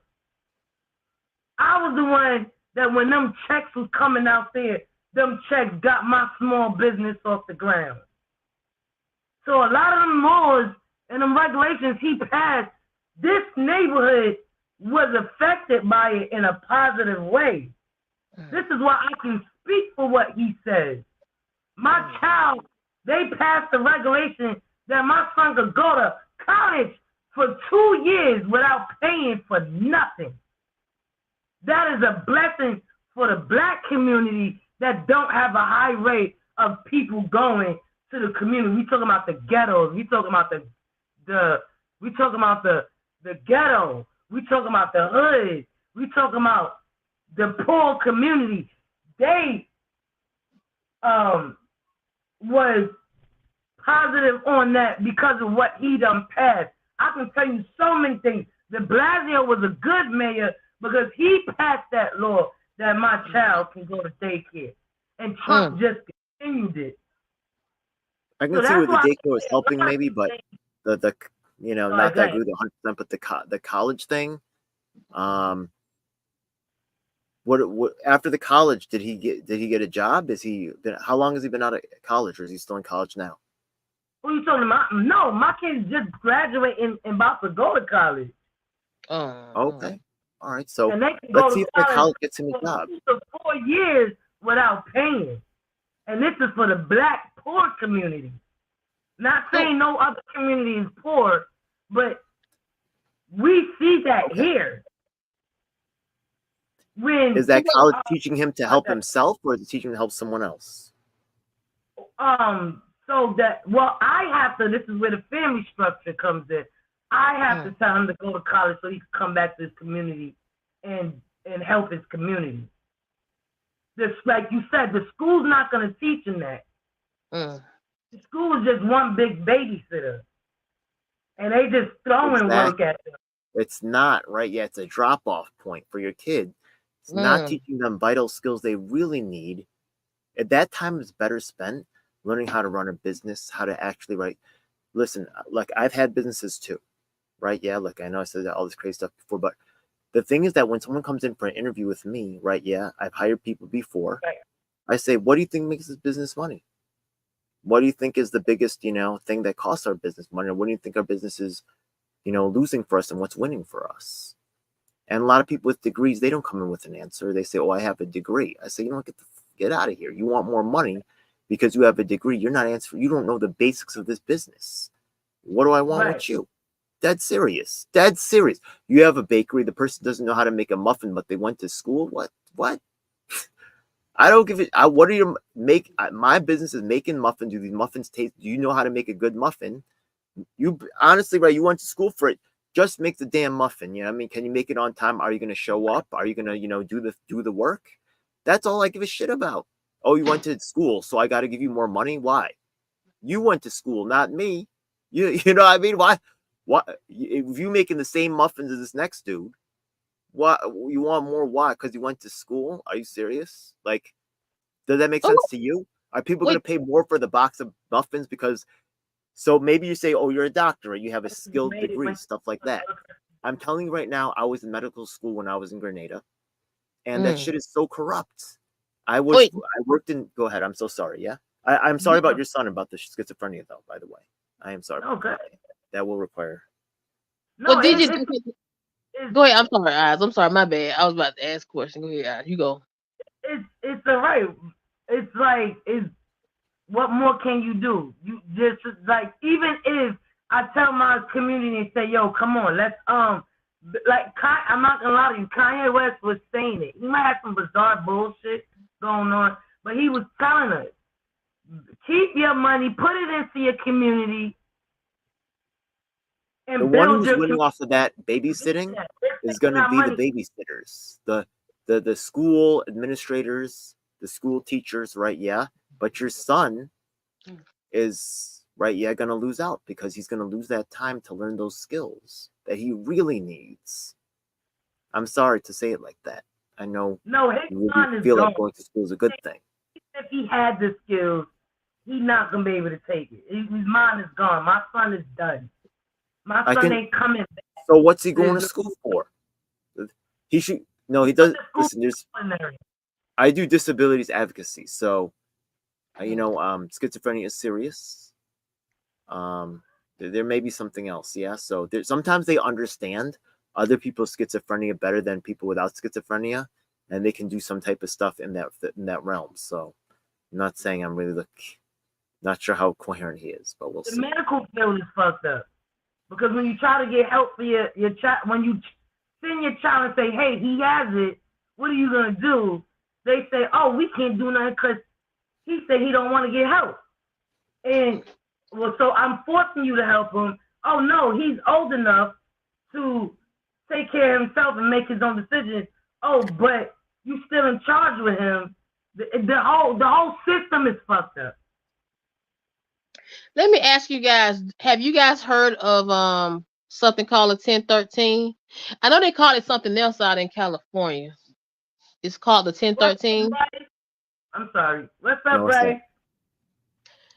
A 1013 is basically, okay. Let's say Oz sees DJ doing something and he mentions something out of the norm that might hurt himself or hurt somebody else. Well, Oz could call the authorities anonymously, right? And tell them where DJ lives and say, well, DJ, he was talking about cutting himself, or he was talking about doing something to the neighbor. They can actually come to DJ's house, right? And they can actually take him without him saying yes or no. That's a 1013. And they can hold him, I think it's it has to be a 72-hour hold. Now, within this 72-hour hold, this is put on record. This is put on your record in the sense that it's on your background for, I think, 7 years. So within the 7 years, you cannot get certain jobs that deal with what? The usage of guns. And now all of this storms from that was way too far. Right. Now watch this. All of this storms from Oz calling anonymously saying, and I quote, well, DJ said that he was gonna cut himself and stab the neighbor. This is just pure, you know what I'm saying? So this is where I think it needs better, appropriate training and a better process, because you have taken DJ's right. You've taken DJ's right from even getting certain jobs. You've taken DJ's right from even being able to protect himself. Why? Because of what somebody said. Yeah, there's a proof. So now see from that aspect, yes, the mental health, they need better training, better resources than just saying, oh well, they need to get a 1013. Right. Now see, I can see it from that aspect. That could be I can say that's a problem here. That's a big problem. And I'll even say this, they make money. You know what I'm saying? They're feeding these people medications, because see, within the 72-hour hold, you are in the state's control. And it's like, I don't like the fact that they have a lot of, it's just like nurses. Like during the pandemic, there's nothing I want to put out there. During the pandemic, all these nurses, it was just an influx needing of nurses. Why? Because some nurses, the experienced veterans, they were leaving the nursing field. Then they just needed nurses. They just needed them. So now they was like, they're bringing in these inexperienced nurses, poorly trained. They don't know how to deal. I mean, my mother, she ran into a nurse that didn't even know how to change a catheter. If you know what a catheter is, that's basically a condom version of. Huh? And they barely can speak English. Yeah, I mean that's why I'm saying, like, it's just, I wish the president would put more focus on this country, because it's a lot of holes in the system, from the health aspect to the safety. You know what I'm saying? Because it's just like it's too much. And for me personally, I'm not gonna put my money in a country that wouldn't put their money in for us. Because I noticed that with all these countries that they're helping out, I will continue to say this. Will Ukraine ever be in a position to help the U.S. out? Will Israel be in a position to help the U.S. out? Like, I'm looking at these countries. They're being used in a way. Yeah. You know, they call Israel the 51st state. What? Yo, actually, I got something. Okay, so check this out, right? Yeah. There's someone named Grace Meng. She's actually a congresswoman in the House of Representatives, the vice chair of the DNC. Okay. Now, the first Asian American, I believe, from New York State to be actually a House of Representatives member. So you could look it up right now on opensecrets.org. Grace May? Grace, M-E-N-G. M-E-N-G. She represents Flushing, Queens. Okay? I believe that's in her district. So the thing is that she got a $300,000 donation from the Israelis, okay, for her campaign. And that's bigger than 2, 3, 4, 5, 6, and 7 combined. Those contributors. Nida Velázquez, I would say, is a similar figure, because she's the first Puerto Rican congresswoman in United States history. She's still in office, right?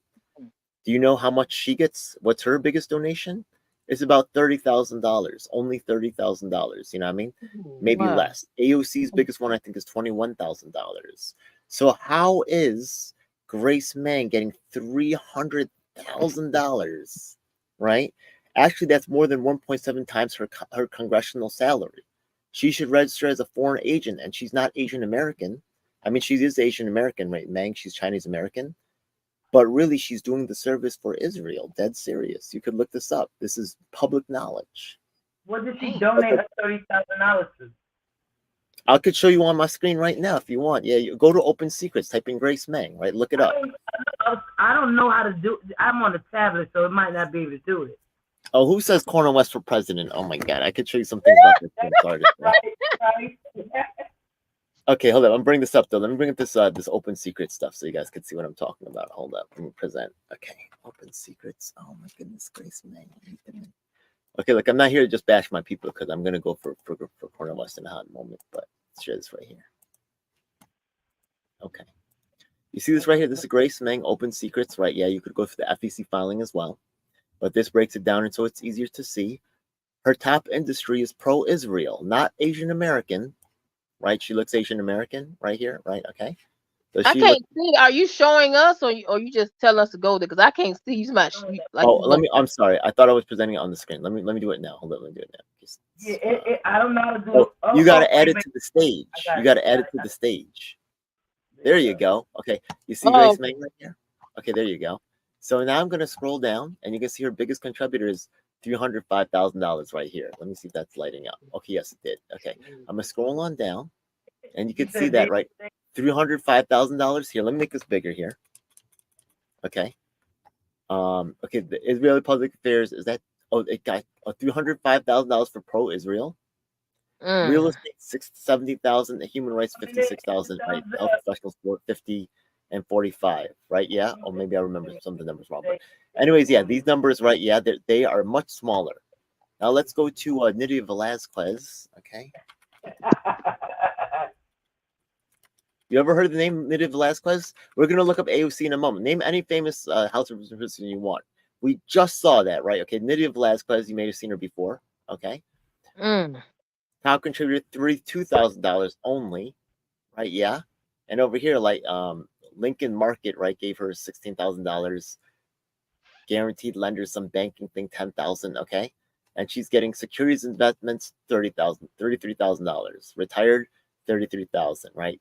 Real estate about $22,000, right? Business service about $15,000. It's way less money. There's no money from Israel or other countries, not even from Puerto Rico, right? Yeah. But look at Israel. She's literally working for another country. I swear to God, right? You want to talk about what you want to name another congressperson who's famous? Name anybody. Anybody. I could do Cortez. I could do Sanders. I could do Mitch McConnell. Anybody. I'm trying to see. Is it just okay? So open secrets is just for the Congress. It's not for like local. Local is different. Yeah, it's just for federal, right? Yeah, for people in Congress or Senate. I think president as well is on there. Who do you want locally? You want someone locally? Yeah, I wanted to see. I don't know if it'll look it up locally. If you said, I know. I've looked up local officials too. It looks different. The way that this is easier to read right here. There are some filings, but the FEC is the easiest one, the Federal Election Committee. But the state and the locals get a little bit more mired. Some of it's available, but it's just not as clearly, spelled out as it is for the federals ones. But we could look. You want to name a local official? Fonnie Willis. Mayor Adams. Who do you want? I was gonna say Fonnie Willis. Barney Willis. Fonnie F-A. Oh my goodness, there she go. F-A-N-I. Willis. Okay, the district attorney. Yes. Okay, campaign. Okay. But Dr. Cornell is not running for president, though, right? No, Dr. Cornell not running for president. What is Rice down there talking about? What is he talking about in the chat? Rice is Dr. For the same institution and expecting change. But Dr. Cornell is not running for president. Oh, he's not? I thought he was. What? I don't think he's running for president. No, Dr. Cornell's not running for president.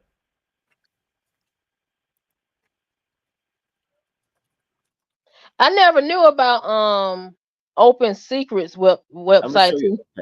I'm showing that right now. Do you see it? Cornel West for president? I'm gonna try to find these donations over here. Yeah, Dr. Cornel West is running for president. He got all his policies on CornelWest2024.com and all of, and he's not part of the establishment. How many times we gonna keep voting for this establishment expecting change? I understand when it comes to Cornel West. I'm sorry to say Cornel West is not what he seems.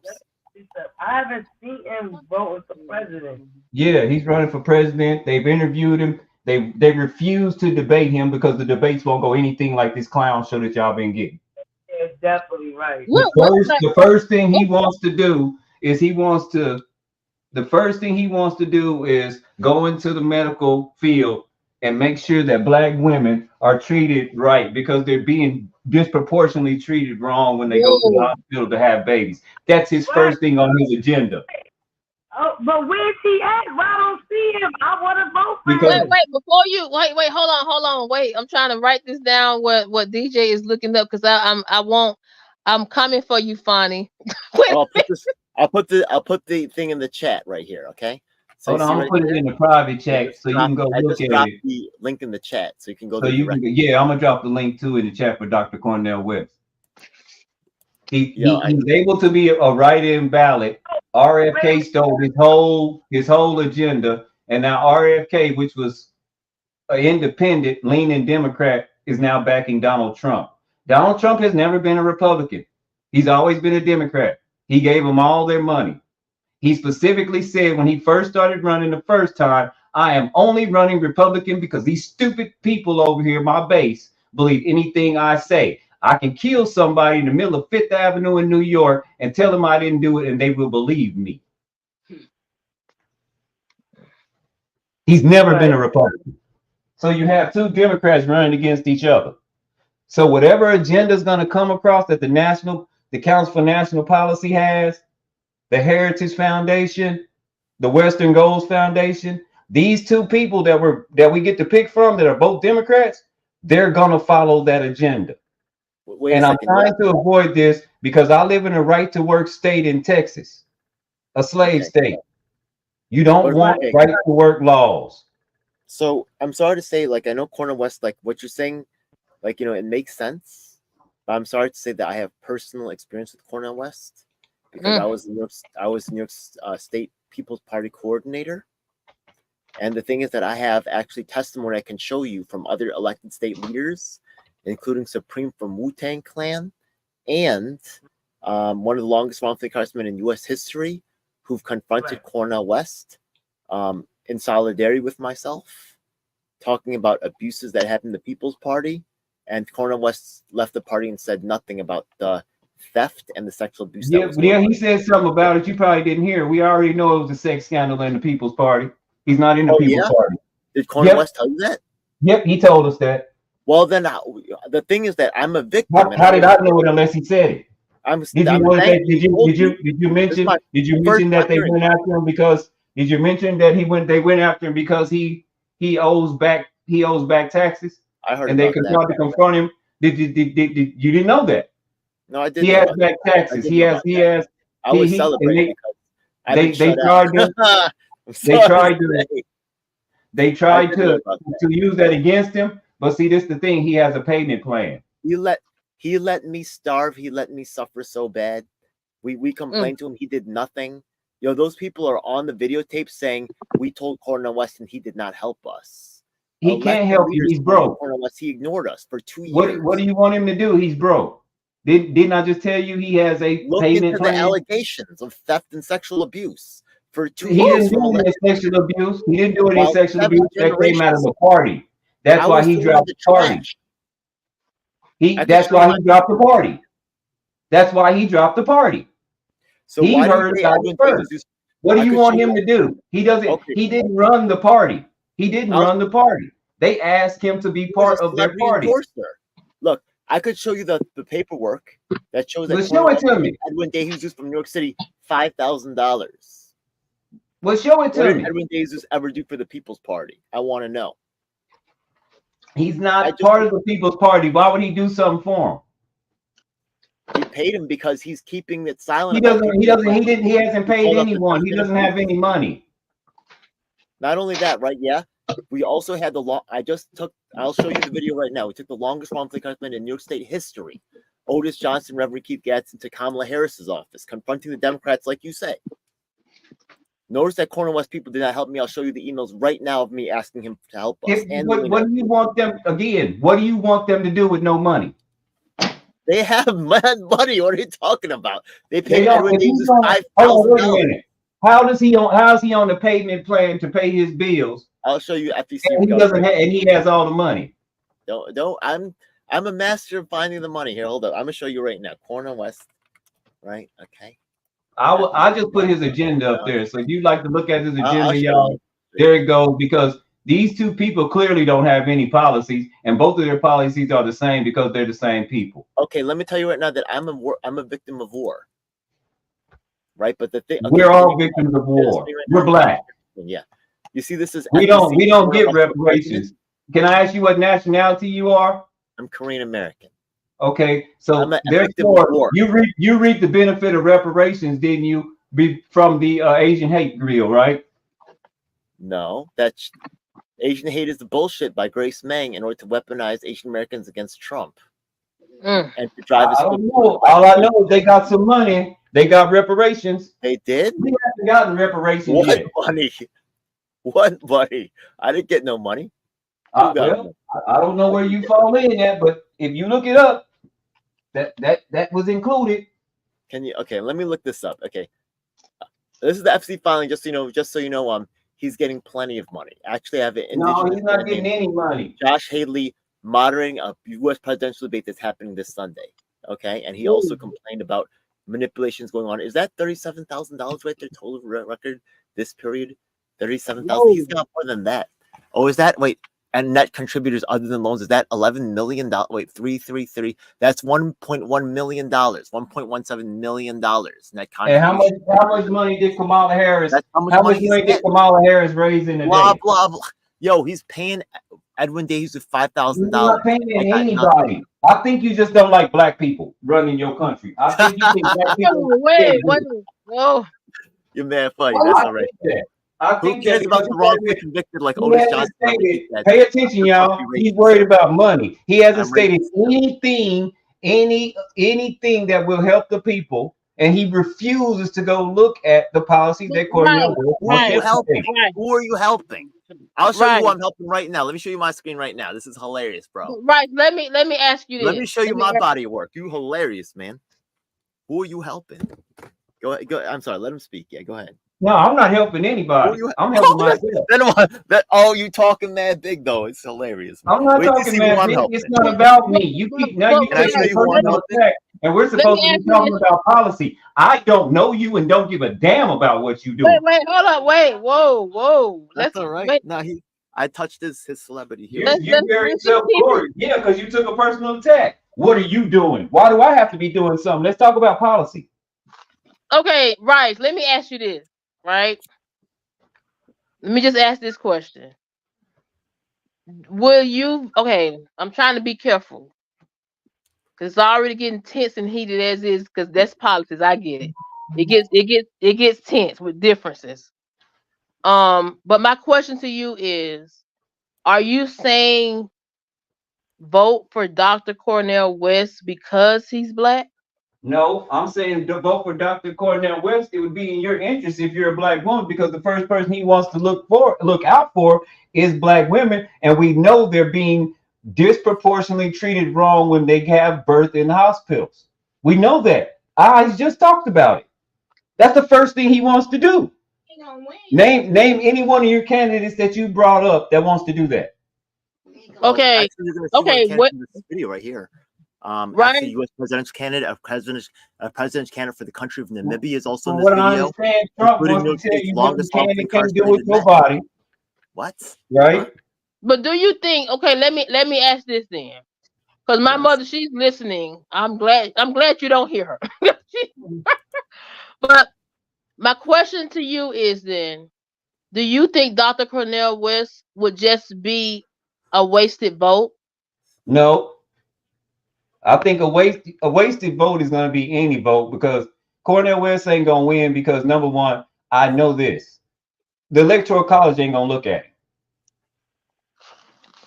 And the Electoral College gets to do what they want to do, because by law, they're only bound by 2 states by law to vote the way that state votes. You don't have to vote. They don't have to vote the way your state votes, except for in 2 states. You do know that, right? Yes. Yes, I know. I mean, it was because I mean, look what happened during the Joe Biden and Trump. Thank you. And even before that, a lot of presidents, even Al Gore, he won. He just seceded. He let the Bush have it. He won.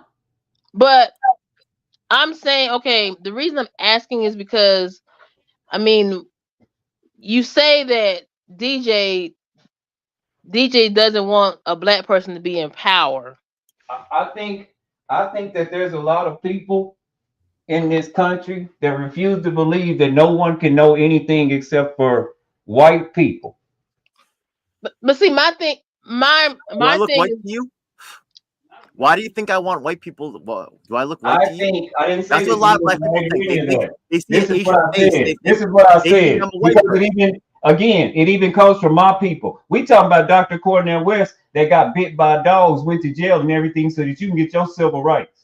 Okay, then, right? Okay, if we're gonna say that, then if we're gonna use that argument, then Clarence Thomas would be a great candidate for president. No, he wouldn't, because he wasn't out there in the civil rights. I'm saying the reason I'm saying that because I did my research for Clarence Thomas. Clarence Thomas back in the day, he was a mixture of MLK and Malcolm X.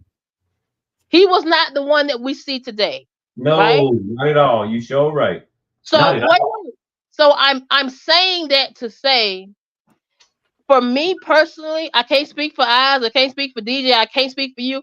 I can only speak for myself and say I'm not going to vote for somebody just because, well, this person he's black and I'm going to vote for him because I feel he's going to be able to reach out to the black community. I can't say that. Why? Because I live in Atlanta and I see how people that appear like Dr. Cornel West, they give this appearance, they sell you a dream, they have this communication with you, and then once they're in, it's all the same. Because my motto is anybody who runs in politics has dirty hands. Why? Because the middle name for politics is dirty.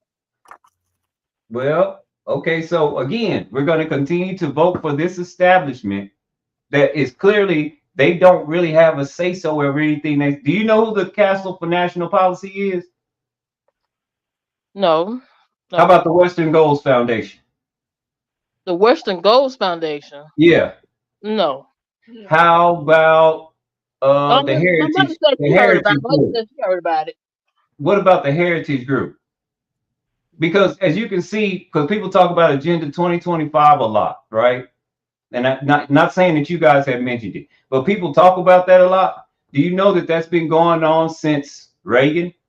And all of them have followed the same suit?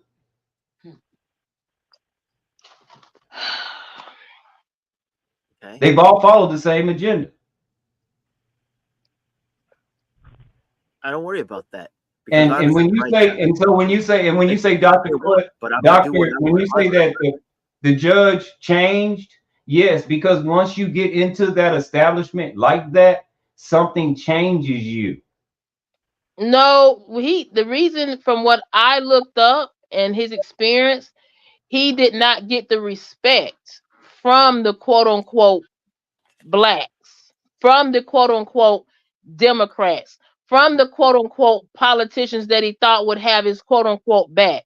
This is a man that actually went out and went to the protests during the time of segregation, where he saw people get. I don't want to get into quote unquote details.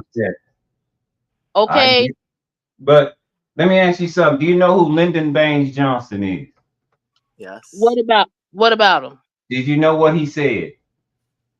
What did he say? Things. He said a lot of things. Yeah, that's what I'm saying. He said two things in specific. He said when we were getting back together, after the Civil Rights March, they killed. I guess he was the president right after Kennedy got killed.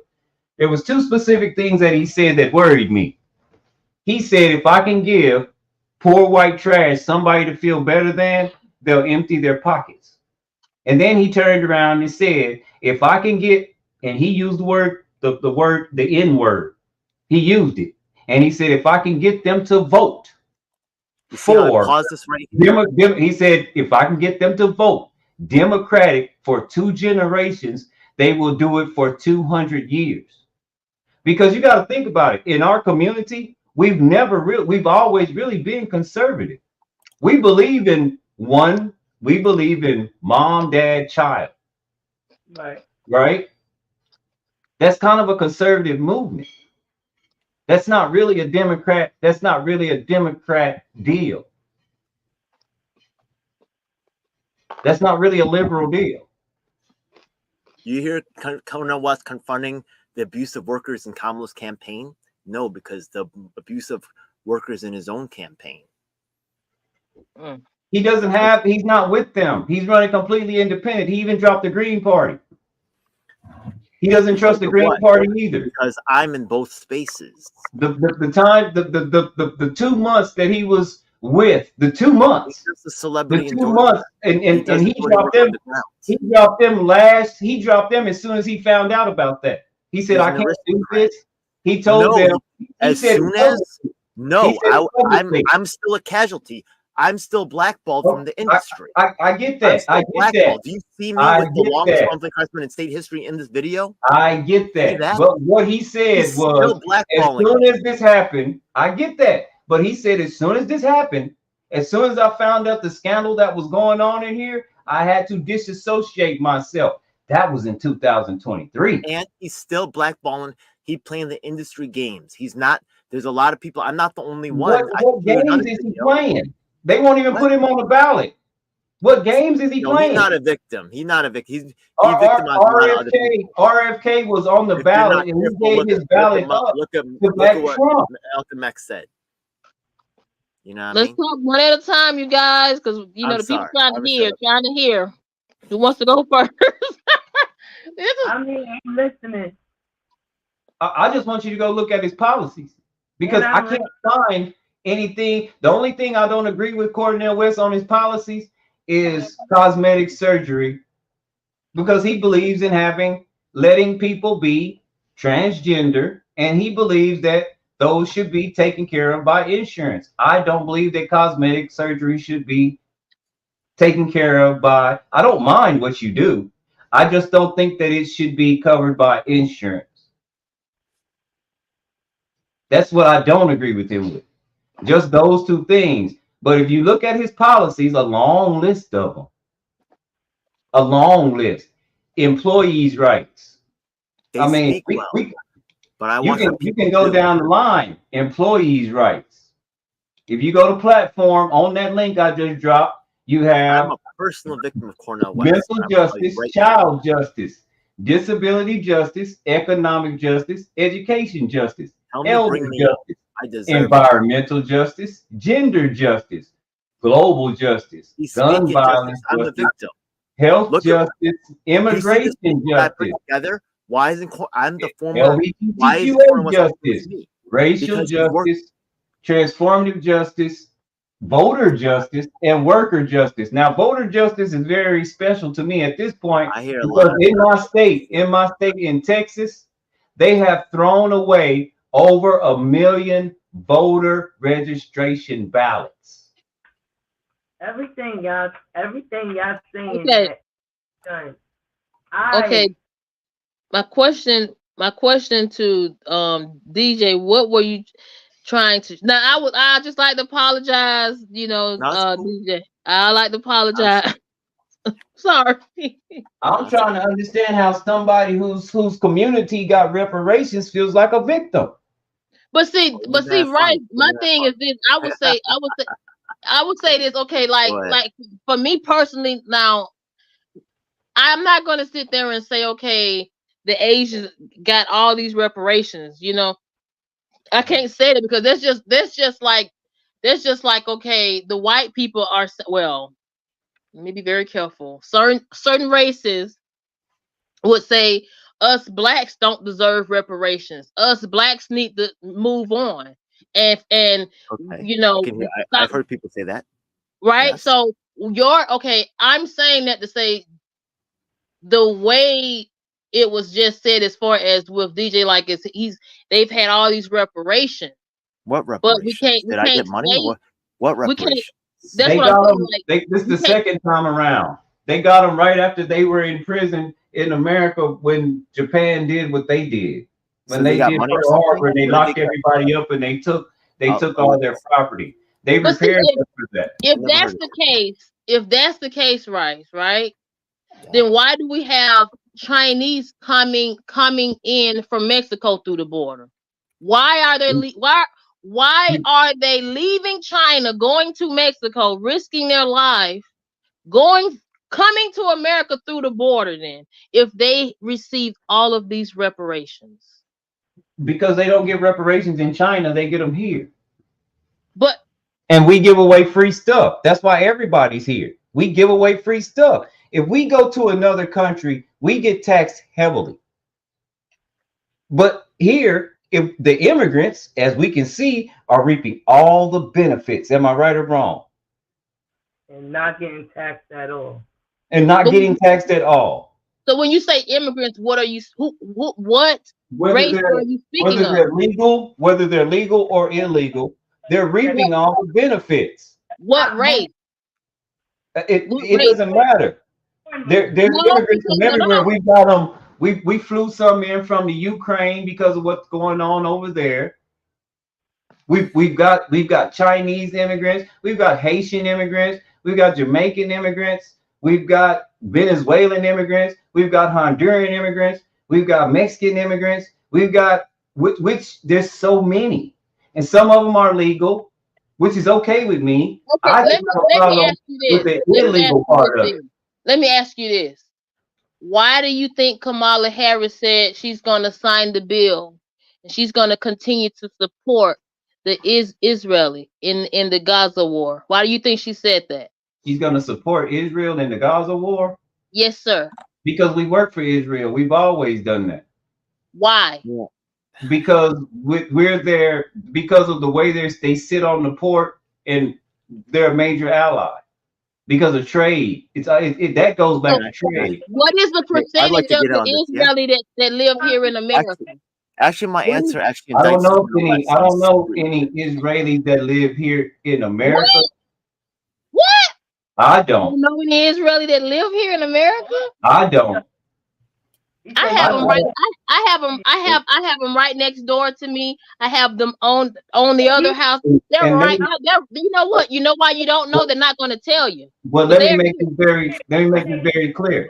I don't believe that Israel is right in that situation, and I believe that we're wrong in backing them in that situation. That's my stand. Okay. I don't believe that that we're okay. I don't believe in anybody killing anyone. Well, I think that if they could come to an agreement with a ceasefire, that would be great with me. But for some odd reason, either Hamas won't show up or they won't let them come to the meetings to have a ceasefire. I'm not clear on tell you how what they're that's literally going. doing right now. Yeah, check this out. Imagine that I decide to have a discussion about reparations or a discussion about what is it called? Criminal justice reform, because we know that the criminal justice, heavily imprisons Black people more than, other races. So let's take a look at these two examples. And let's imagine I tried to have a discussion about these topics without allowing Black people to participate or not really, Now look at how ridiculous. So let me get to the point right here, because this is really a sore point for me, especially with Cornel West. It sickens me. So let me tell you what the problem is, because that's literally what Cornel West is doing. Why don't you know, right? Who's been affected by war like a Korean American? We're on the same timeline. After World War II, countries came into our country and decided who the government was. But you don't know any Korean American war anti-war activists. You don't know a Vietnamese anti-war activist. You don't know even a Russian, Ukrainian, or white anti-war activist. You don't know an Israeli or Palestinian anti-war activist. What you know is Cornel West, Jill Stein, these people who come in and decide who have not suffered from war like me. You say, how have I suffered? I was homeless at the age of 16. You want to talk about reparations for Asian Americans? You're talking about Japanese Americans that killed my people. You have no idea, right? You hear about Never Forget. You know the person who's in this video that you just saw, that guy from Africa? Check this out. Let's see how much you know about this, man. They say Never Forget, right? Yeah. That guy's from Namibia. You know about Namibia? They talk about the Third Reich. You know there was a Second Reich? And you know who the victims were? We don't know about how long were you in slavery? How long was your bloodline in slavery? In that video, man. Right, let them speak, please. Actual war victims, bro. You know what I mean? But you're here because I'm Asian American. I don't get to be an activist. I don't get to be a musician.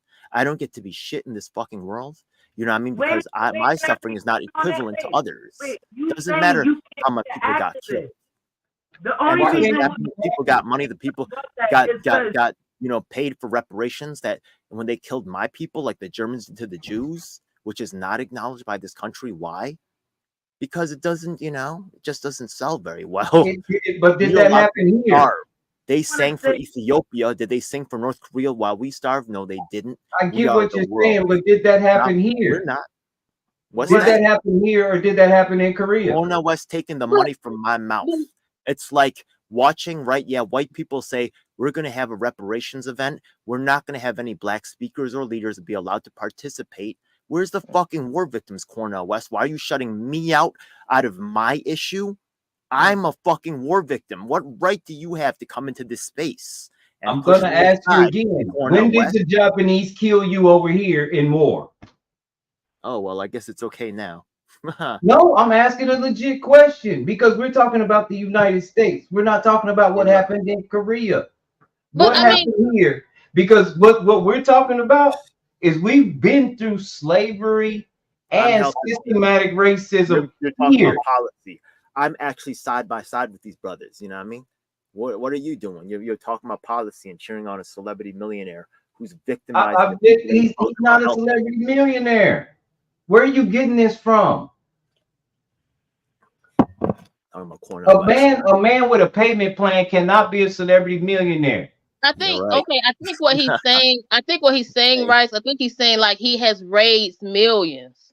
I think what he's saying is like 1 million.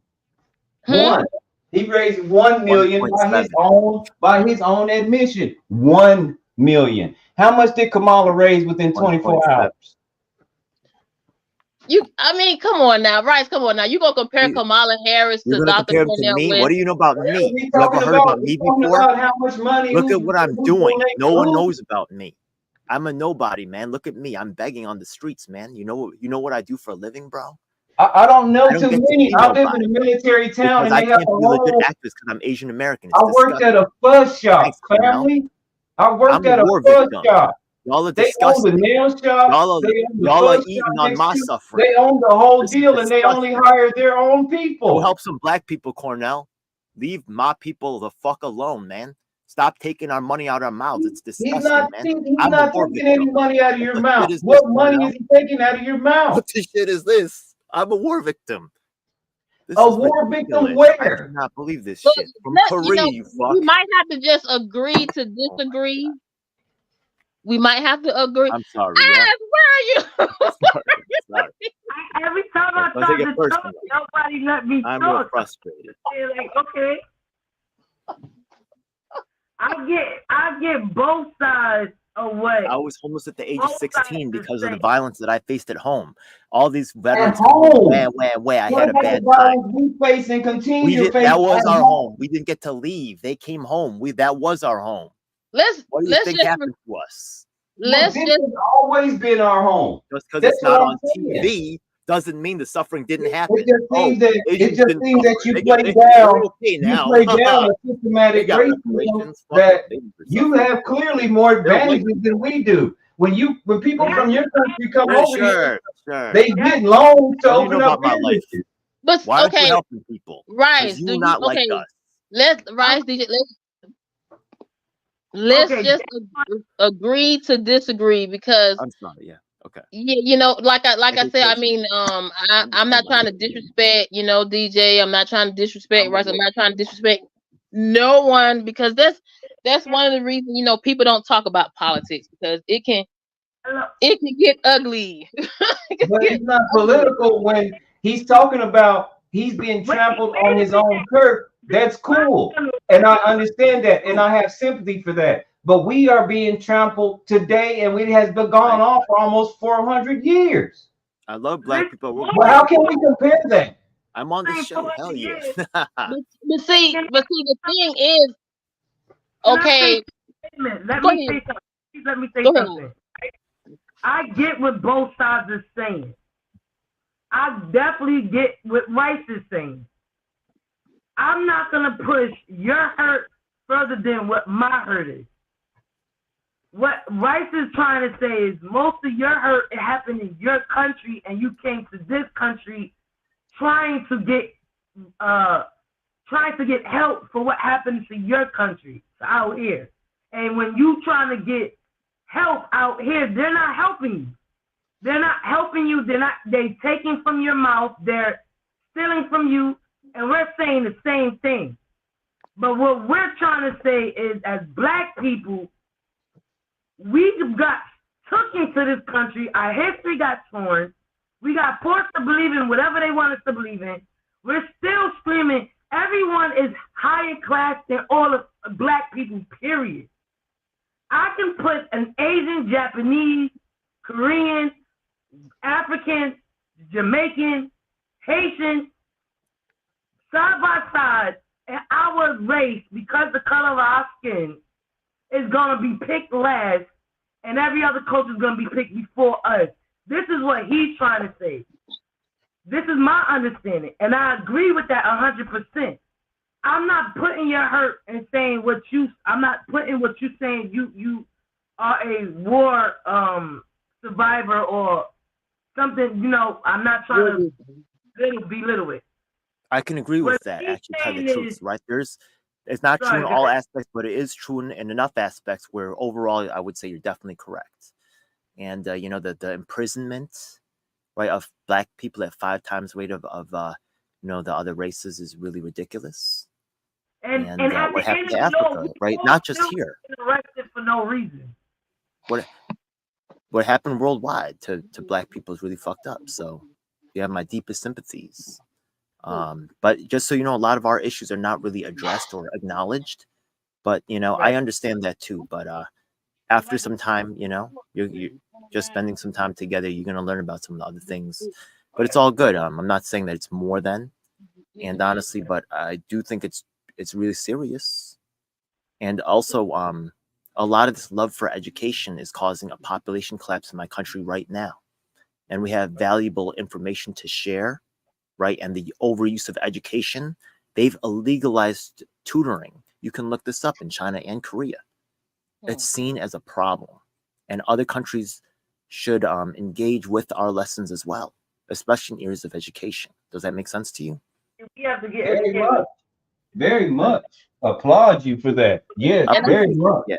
All right. And I would also like to say this, because on the flip side of the coin, if we really want to get technical with it, I mean, we're like, as far as the quote unquote slaves from 400 years ago, I hate to break it, but I mean, the ones who was mistreated are the Native Americans, because I mean, we came over here, you know, like we took their land. I'm just being honest. So if we want to talk about, I mean, for me on the outside, I'm looking at it like it's fair game when it comes down to, you know, how slaves were treated, black slaves were treated versus other nationalities were treated. And I even put it even with the Haitians.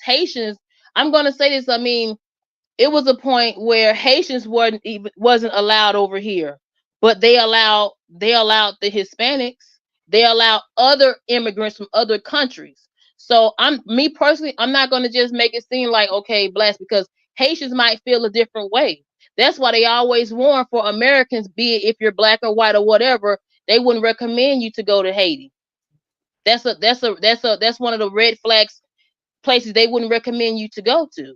So for me personally, that's why I say when it comes down to these reparations, my thing is, I think us as a community, as far as Blacks, to build that quote unquote, as far as getting our reparations, maybe we as a people need to work more together in the present. Because for me, I'm not going to sit here and say that's my brother, that's my sister when that person doesn't respect me. Because where I come from a school. My people, I'm gonna tell you what some of my Black peers did. They didn't want to tell me about a Korean scholarship. Had it not been for that Korean scholarship, I wouldn't have been able to have a laptop. I wouldn't have been able to be able to pay for schooling. I wouldn't have been able to help take care of my parents as the only child. And that's a lot of responsibility for somebody to be the only child, to have a mother who has congestive heart failure and a father who had a stroke and nobody to help them. I didn't have no black people helping me. Not my family, not my people. I'm just being straight up. So for me personally, I'm going to look at it from a different aspect. And that's what I was saying about the establishment when you bring up those loans. Well, that's why I said it's not the mental health. The government needs to establish family. When family is built better, mental health is less. Neglect is less. Crime is less. It's built on family, built on structure of togetherness. If we don't have that, no matter what goes on in this country, it's not going to succeed. Because if they give us the money or give us anything, we're going to take that money and use it on self or shit that cannot go further than it can help us. If I'm saying that right. You're correct. But under this establishment, the Republicans decided, and this was a Texas Republican judge that decided this about 3 or 4 months ago. The minority business loan is unconstitutional. Minority business loan was unconstitutional. That bothered me. That bothered me greatly for all minority businesses. It doesn't matter what minority you're part of, all of them hurt. What I found awkward about that minority business loan when they got rid of it, because Biden put it in place, then they got rid of it. Biden said, I'm not going to appeal. I'm going to let it ride. And we found out that out of $550 million that Hispanics received 400 million of it. And that's blacks received 50 million, and there's still 100 million in limbo somewhere. And maybe it's our fault because we don't go and look for these things. I think the Hispanics are more intuitive, so they went to look for these things, and that's why they received so much. But my Korean brother right here, I would love to see him he's a minority. I would love to see the fact that he could exercise that loan. You know, I haven't, and this is me. The Koreans I know, they're doing really well here around me. I worked in a fuzz shop. Bro. And they own the whole block. Matter of fact, it's in my neighborhood. They actually get a loan. They forced them. Wait, I'm gonna prove something here. One lady said she wanted to open a restaurant in a Caucasian neighborhood. They told her no and gave her a loan and said, well, we'll give you that loan, but you have to open up in a black poor neighborhood. Yes. And I can't get a business loan to open up anything in my own neighborhood. That bothers me. I enjoy pho. I'm glad they're here. They're wonderful people. I don't know. Maybe I don't know. I just kind of look at it kind of different from where I'm living in Black Hollywood. So I don't know. I'm living in Black Hollywood and black people taking from their own, buying them out like crazy. We've always sold each other out. That's the thing. A lot of the heads that we have, they're part of the swamp now. I don't trust. I mean, California has taken reparations off the table. That's terrible. They had it going. That was our people that took it off the table with them. That wasn't so much anybody else. I just think that we're due, especially when I live in Texas and we have a Juneteenth that's celebrated by the nation, and that only happened here. And that's not even reparations. That should just be money owed because we worked for free for 2 years before anybody told us that we were free. And there's still nothing but a holiday.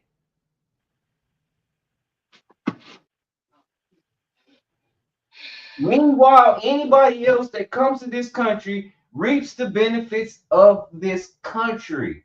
I was born here and I don't get the benefits that anybody else gets. Yeah. I'm still second class. I said it best. If you go put in a job application, I'm going to be the last on the totem pole. Are you sure? There's a reason why we had to have a civil rights movement. There's a reason why we had to have affirmative action, which in schools now they have deemed that that's unconstitutional. Well, see, I think it's all, you guys have got somebody hyped up in the background, but I hear for now. Yeah. Rice, I'm blaming you. I'm blaming you, Rice. I'm sorry. I'm trying to figure my whole thing is I don't trust either party because I've come to the conclusion that both of these parties have the same head. They're just two different wings. Especially when I have a guy that says I gave Democrats all my money all my life. I've been to. But see, the thing has been to all three of my weddings. She told me to run for president in 1982. Bill Clinton was the one who told me to get more involved in politics in 2015 when I ran in 2016. It seems to me they're the same people. And they're playing a game with us. And I think we need to get away from these people. We've got to do it fast. Though we can't get away from this. Nobody's running. How are we gonna? If somebody's not running, well, this is the thing. Platform. There's so many people put yourself out there to say I'm running for president, but they're not allowing me to. Then we can say, you know what? We seeing something. Now we seeing some bullshit because there is a person trying to run, but y'all not allowing them to. Everybody. Thank you. You know, actually, let me just say something for a second. I'm so sorry. Yeah. I like what you said, Eyes, earlier about the village idea, because I'm completely buying into that shit 100%. Now, the thing is that I say rock with the people that be with you and not the ones that they give you. The day that Cornel West is in this room, I welcome him in here. We could have a talk.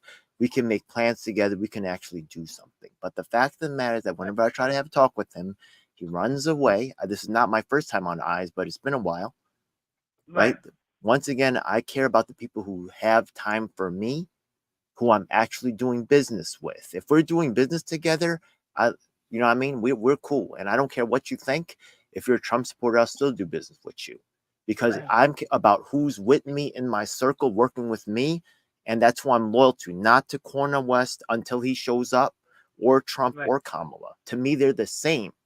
They're not, you know what I mean? The day that he enters and has a real conversation with me, we'll go forward. He's running. He tried to debate. He's questioning why, if CNN interviewed him and asked him, if CNN debate got it and Fox both had him on their show acknowledging that he's running for president. And then when they have the debate, they say CNN has the debate, they sponsor it, and he's not invited. I'm having a US. You know that they're also telling him now to drop out, and he also said, I feel a little bit threatened now to drop out. They want him to drop out. I've had a series of debates, including every single one of them has included one of us, the wrongfully incarcerated man. I had a disabled guy. I had a student activist. I've had many different presidential debates already. We're having one this weekend with an indigenous named Josh Hadley, who's part of Green Party Alaska, and he's even elected as a city council member. And he has actually a story about how they got rid of the Green Party Alaska and they forced in this thing called Aurora Party. And then they tried to they did not even recognize Green Party Alaska. Actually, the Green Party may still have on their website their disassociation from Green Party Alaska. Did you know about that? And the Aurora Party? Mm-mm. No. Okay, No, okay. and that's why he had to run again. That's why Cornel West jumped from party to party because he was looking for a home, but they did not suffice. He denounced because he never did any work with the party, but he endorsed them, but he didn't know what was going on. Clearly, yes. There's no other explanation. Then why is he endorsing things he doesn't know what he's talking about? He's not endorsing them. He dropped them immediately. I can't do this with these people. I don't know what's going on with them, but they have some kind of sex scandal. It's something going on over here that I can't tarnish my name to. Did you know that Dick Gregory ran? Did you know that Dick Gregory ran for president against Nixon? Yeah, under the Poor People's Party. Did you know that Martin Luther King was part of the Poor People's Party? Listen, I've been on the Poor People's Campaign. A lot of that is also kind of like turned white. I think you already know what I'm talking about. Not saying that's all bad, but it's definitely whitened up. You know what I mean? Yeah, you know what I mean? Yes, sir. It's not all bad. It's not all good. You know what I mean? It's not all good. You're right. And that's why he denounced them. No, he's no longer with them. He's strictly independent because he doesn't trust anybody.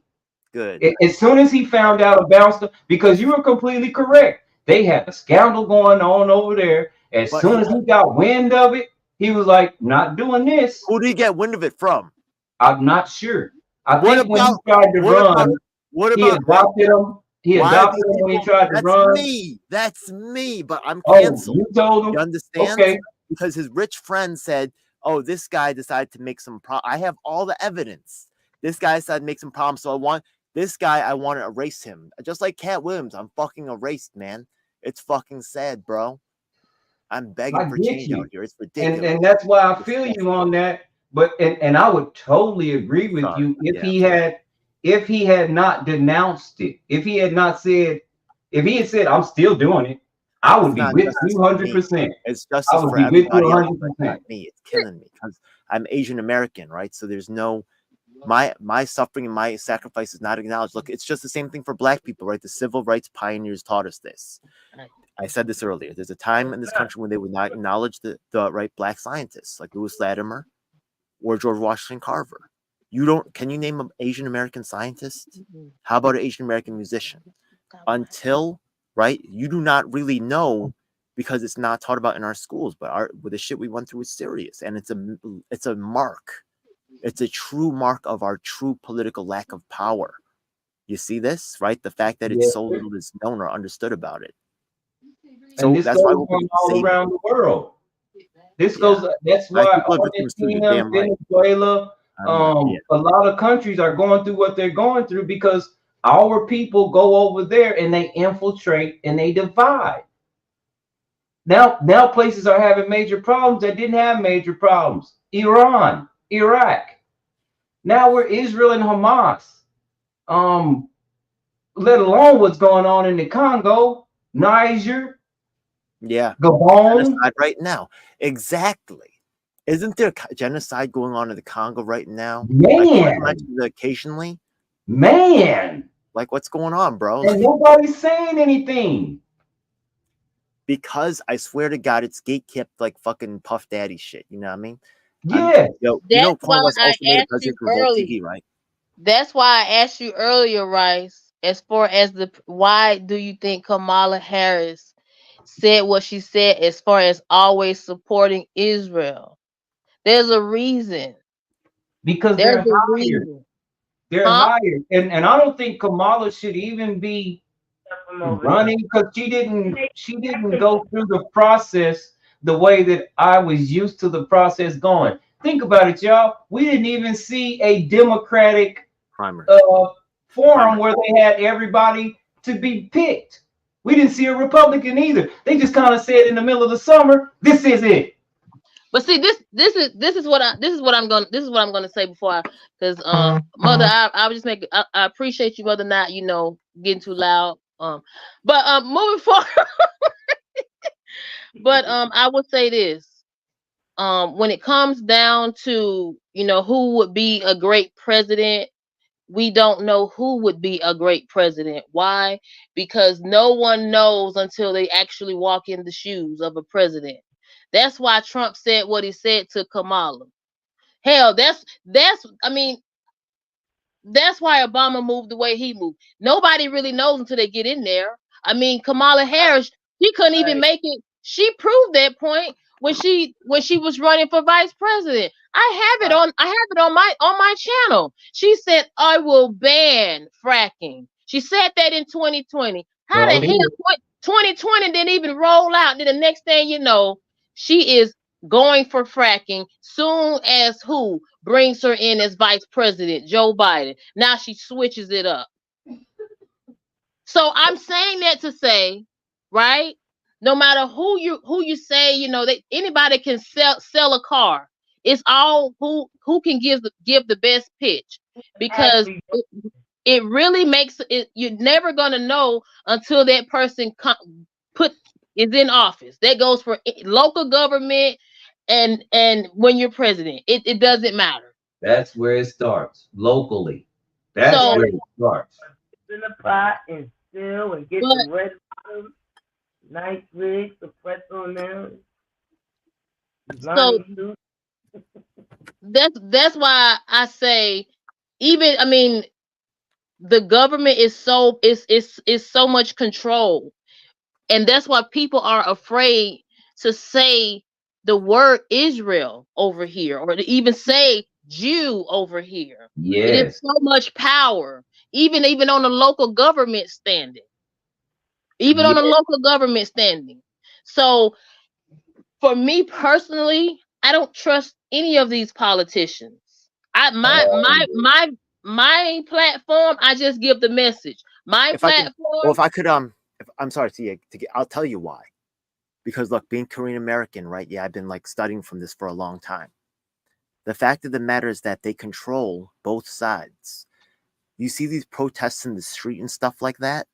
But the thing is that, let's look at Columbia University, right? Yeah. Supposedly this big activity of this anti-war stuff going on, correct? Mm-hmm. Right? I can show you on my screen, actually, the 69th Assembly District. That's where they are, Columbia, right? New York State, 69th Assembly District. Okay, I'm going to share this in a second. Give me a second, yeah.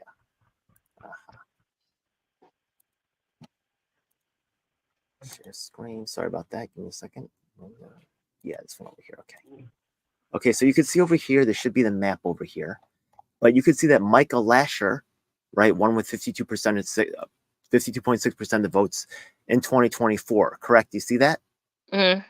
Okay. So the thing is that Michael Lasher, if I type in the word Israel, he's the only candidate who is supported by the Israel PAC. Okay, Lasher, Israel. Yeah. Now, the thing is that if you think about it, right, that district should have been, there's thousands of kids on campus. But the thing is that some of those kids, right, yeah, will be actually, there's thousands of kids on campus. They could easily have thrown the election towards another candidate, right? You see that this Eli Northrop condemned opponent.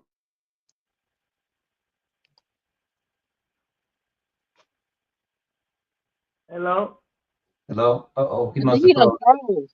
I think he done froze well, up. Only reason I'm really looking forward to a third party and willing to take my chance on them is because when I found out that Lincoln was actually a third party candidate. Right. And that freed the slaves. The Whigs and the Democrats weren't gonna do it. Right.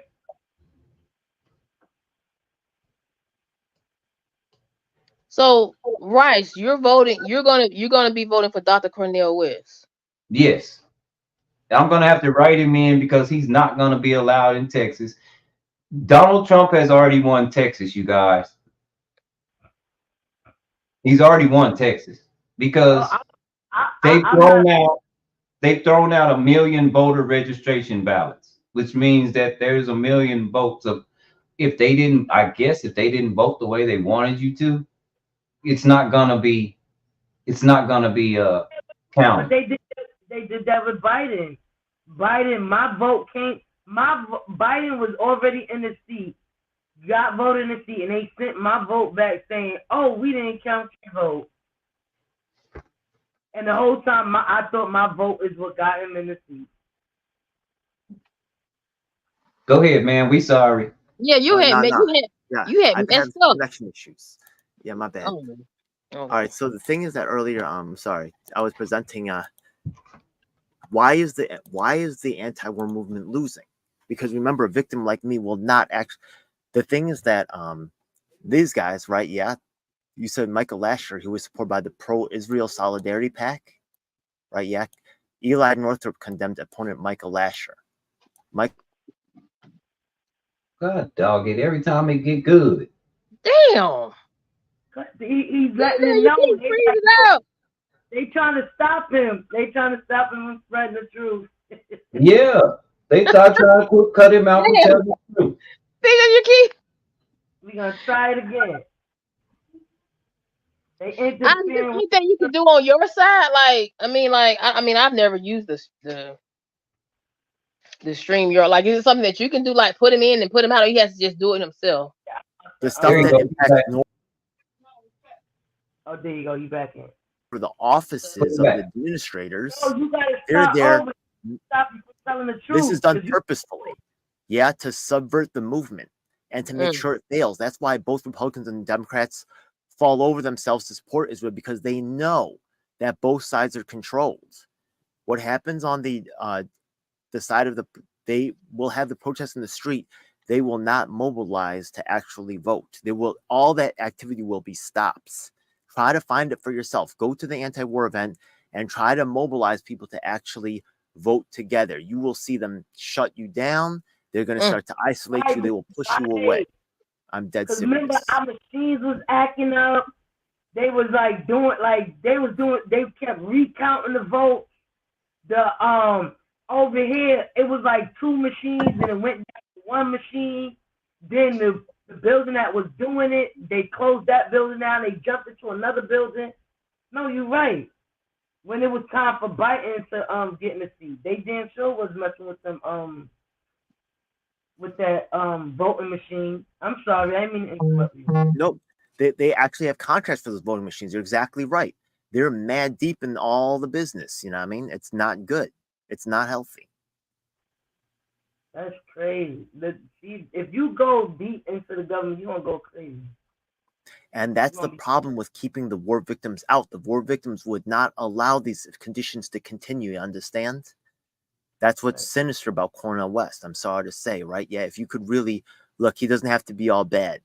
So just make sure that this stuff goes through, the stuff that I'm telling you about, right? Why aren't we winning? If the public really supports this, there's no way they should win that district, because all activity on that front is prevented from happening. That's what I do. Why is it being stopped? Why aren't we talking about this? Right. I'm not the only one. I could show you other video. He's covering up for sexual crimes. Who's guilty of the sexual crimes, Cornel? Oh, he heard about sexual crimes. Name the problem people. Or is this Harvey Weinstein where you're just not going to report? But you're going to save the U.S. from the corrupt ones? Save us from the corrupt ones now. You know what I mean? But when he denounced the party and he's not the police, what do you want him to do? Party? That's what I'm saying. What do you want him to do with no authority? Nick Brana. Name Nick Brana and say that Ed's the whistleblower. Who's the whistleblower, Cornel? Who are they punishing? Who did they cancel out? Who are the victims of these crimes? Cornel West. Oh, it's me. Why am I still blackballed? I can show you myself bleeding. He's blackballed too. You're in the same boat. Other members. He's with the Jimmy Dore crowd. I know he's complaining about them now. He played league with Jill Stein and all those other cats for 2 years while we were all victimized. I have it all the proof. What about 400 years of victimization? Well, you know what? How about you can order a Korean hooker, right? Yeah, in almost any country, delivered to your doorstep. Well, you can get charged. What about the rash amount of black women that are coming up missing? I mean, we can play tit for tat. I mean, Already, yeah. that's what I'm saying. But I mean, here's my question: How long has Dr. Cornel West been in the quote unquote politics? That's my main question. The thing that's what I like about him. He's not a career politician, and I think we need to remove some of these career politicians because, as my man just stated, they got a chokehold on it. I'll tell you, I'll be honest. I have like my man Muti. He supports Cornel West. I'm not mad at that. So does my co-host Lisa from LA. They support Cornel West. They think he's the best one out of all the picks, and I'm not mad at them for that. So I could see it. You know what I mean? I just wish I wasn't a personal victim. Cornel West, you could, if you ever see him, tell him to bring on DGL7. I could show you my guy telling him to bring on DGL7. Already. I would appreciate it, man. Already. But I know he was just on Dr. Boyce Watkins. And this is what he was saying. This is what he was telling Dr. Boyce Watkins. Hey, man, they're telling me to drop out. Now I feel like they're threatening me. He blackballing me, man. Why doesn't he come on my show? He's honoring the blackball that the other ones are still engaging on myself. But who has Trump been on your show? I have him in a live event, but you know, I'm not really I'm disappointed with him, to tell you the truth. He's not really helping my people. Has Kamala Harris been on your show? No, definitely not. But we were at her office. Did you see that? That was showing that video earlier. I'm trying to figure out why you're so mad at him for not being on your show and not mad at everybody else in the same manner. Well, I'm bringing on this Sunday an indigenous man who points out I'm telling that they're working together. They're like gatekeepers, and I am mad at them. And also, we're exposing Jill Stein this weekend on Sunday. Jill Stein and Cornel were together. They were all part of that same disease, man. This Harvey Weinstein type of like elitist bullshit. But the Harvey Weinsteins and the Epsteins, they roll with the Democrats and the Republicans. How many of those people were on the Lolita Express? You know, Cornel West is academics are in that world. I'm telling you, Cornel West is in that world, not saying, not naming names. I think he's not really the savior you think he is. I'm not saying he's all bad. Okay, and I tell you, my crew likes him, so I like, you know, I could, I guess if that's okay, you know what I mean? Okay. Well, I mean, my thing is, I'm gonna just put it out there. I mean, for me personally, I mean, Dr. Cornel West hadn't done nothing for me to say yay or nay. So I mean, I'm just gonna be honest. I mean, nobody has I mean, the only person I have seen in I can visually and stand on business with is Samuel Jackson. I can say that. I mean, I can say he's put in my community. I can, but for Dr. Cornel West, because Samuel Jackson, he don't have no PhD. Samuel Jackson just an actor who graduated from Morehouse.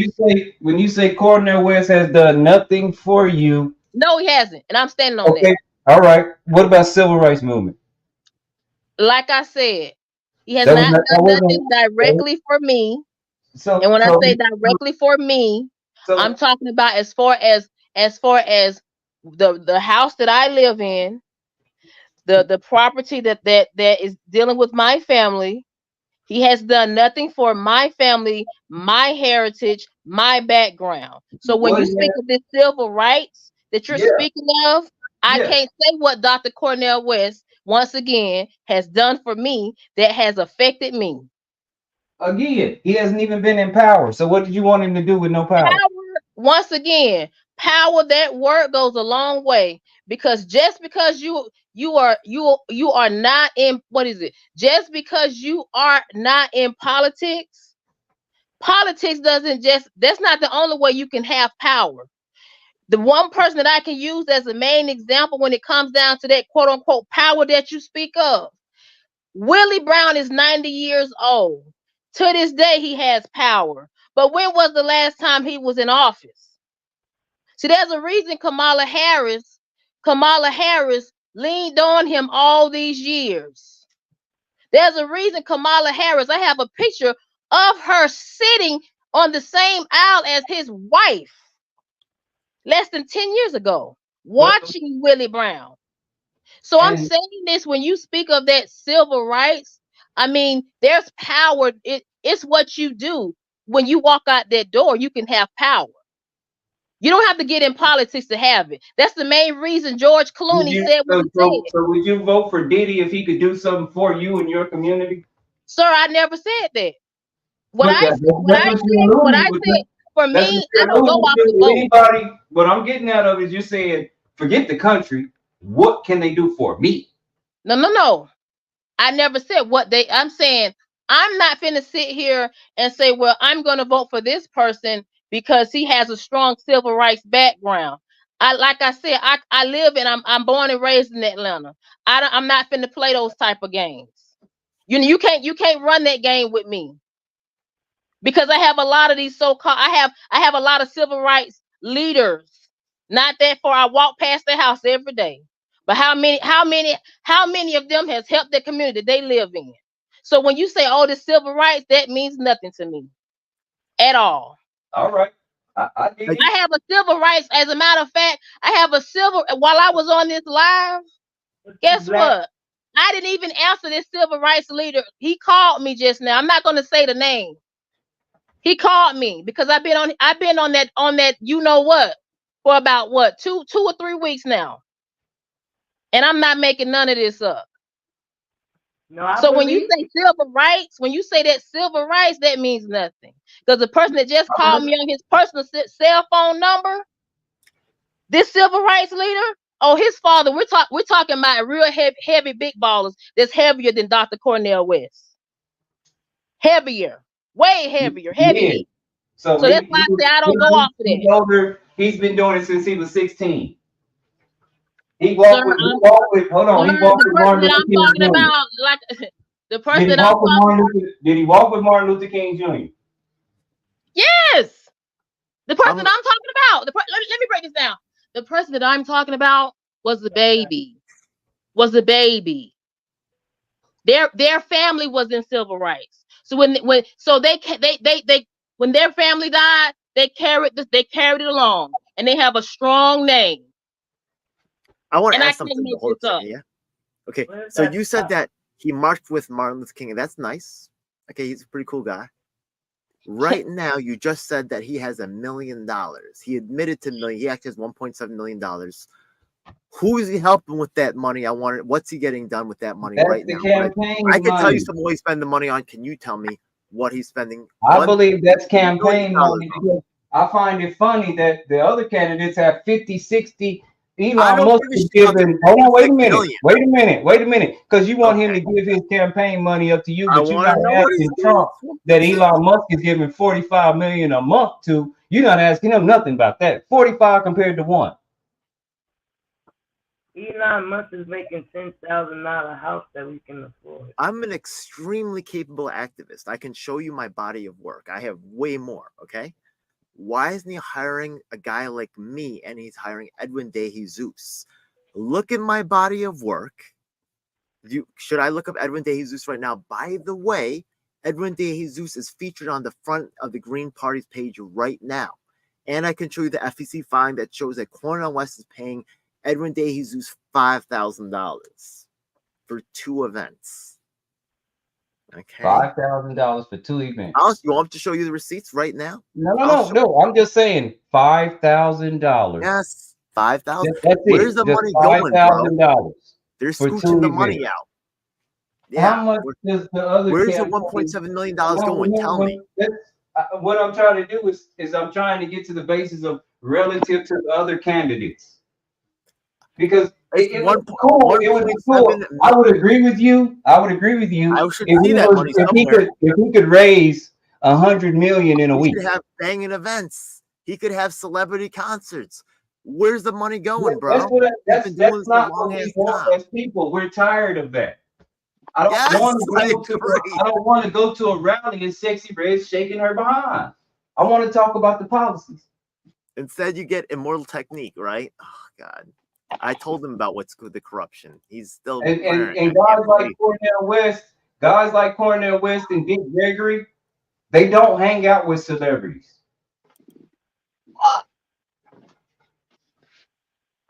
You say Dick Gregory don't hang out with celebrities? Yes, he completely said, I don't hang out with celebrities. When they said Prince said he knows you, he said, no, I do not know Prince. He said, Prince only talked to me. I don't hang out with him. I don't hang out with celebrities. I tried to tell Bill Cosby, don't hang out with the celebrities. He didn't listen.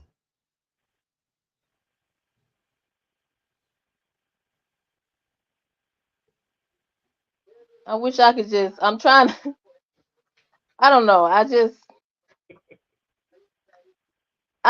actually met Dick Gregory before, and where I met him was in Selma, Alabama.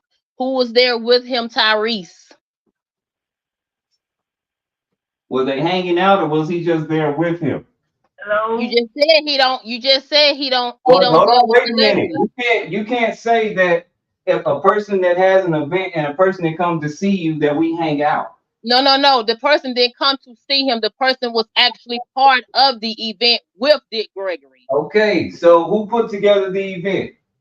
You just said Dick Gregory said, and I didn't say anything. I said he said he doesn't hang with celebrities. Name one time you've seen Dr. Dick Gregory and Cornel and Tyrese having a deep conversation. When I say this, talking about policy or whatever is going on, and then Tyrese he wouldn't hang out with a Tyrese.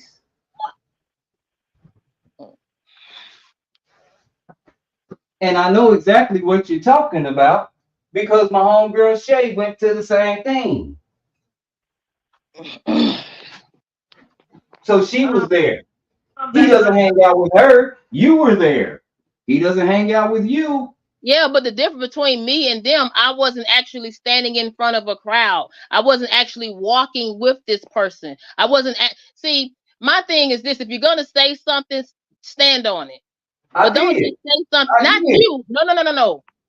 I'm saying this: when in the case of Dick Gregory, if he's gonna say, I told Bill Cosby not to do this, do that, then stand on it. Me personally, he wrote the whole Cosby Show. Me personally, I'm not finna. If I'm gonna say I'm not hanging around them, I'm not finna be seen with them. Period. At any event. If I show up to an event and you show up to an event and I think you're an icon and I'm a celebrity, just like Prince did it, would you agree that we're not hanging together? We're just two people at an event.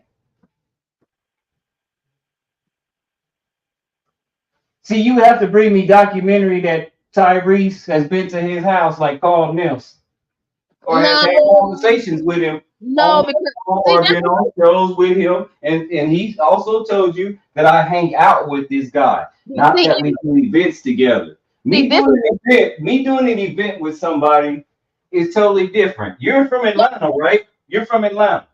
Yeah, I'm from Atlanta. Unfortunately. You're from Atlanta, right? So let me just give you a simple thing. You remember when Lil Flip and T.I. was into it, and T.I. got out of jail, and Lil Flip was the headliner? Were they hanging out together?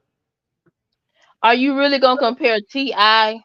No, I'm not. I'm comparing hanging out. I'm not finna. T.I. is a sellout, so I'm not gonna do that. I get that. I agree with you, but I'm not comparing them to another. If they're on the same ticket, and T.I. is opening up for the headliner, which would be Lil Flip, and they don't like each other, would you consider them hanging out? Yes. I don't think so.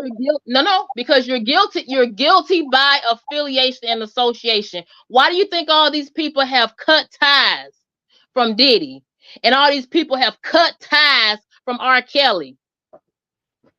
Right. Why? And then to top it all off, it's so amazing. All these people want to cut ties from R. Kelly, but this is the same man that wrote for you, produced for you. Mind you, this is the same person that still to this day says he cannot read or write. Right. You mean to tell me you guys didn't know what this man was doing with Aaliyah? You mean to tell me you didn't know what this person was doing with all these other people? I completely agree with you. But answer here's your the thing. question, If I was T.I. and Little Flip hung out and he was supposed to do his concert, I'm not doing any event. I'm not doing any. When he found out that T.I. was there and he left, how were they hanging out? He got scared. His producer told him, "Don't go in there, man." Your responsibility. So when did they hang out, even though they were on the same card? Once again, for me, my specific reason. I think that goes for everybody, because even your parents teach you, be careful who you hang out with, or birds of a feather flock together. So I'm saying for Dick Gregory, you can't speak for somebody else. Like you're saying, oh, I told Bill Cosby. I told Bill Cosby. Now, you're not Bill Cosby's father. Bill Cosby's a grown man. Well, the thing was, as a matter, last I heard, he's the one that's still alive right now after going through all what he went through and coming out of prison blind. That's the last I heard. And from what I understand, that's when he cut ties with him because of what he knew was going on, and he didn't be involved. He wasn't involved. He didn't want to be involved. He tried to tell a friend what was going on in the industry and how Hollywood works. And that's why he warned him before all this even transpired. You got to realize something. Cosby also admitted it on an interview. He didn't say that he was doing things behind their back. He said they knew what they were coming over there for, and I gave it to them. So my thing is this. If people know things, okay? I mean, there's assumptions of whatnot, but it's your responsibility as a quote unquote activist. It's your personal responsibility to know who's going to be at an event. It's your responsibility to know certain things. So for me personally, if I'm a quote unquote activist, I'm not going to affiliate myself with anybody that I say, well, I'm not dealing with actors. Well, then I'm not going to be at an event with an actor, not as far as on the stage. Right. Not as far as with that's just common basic.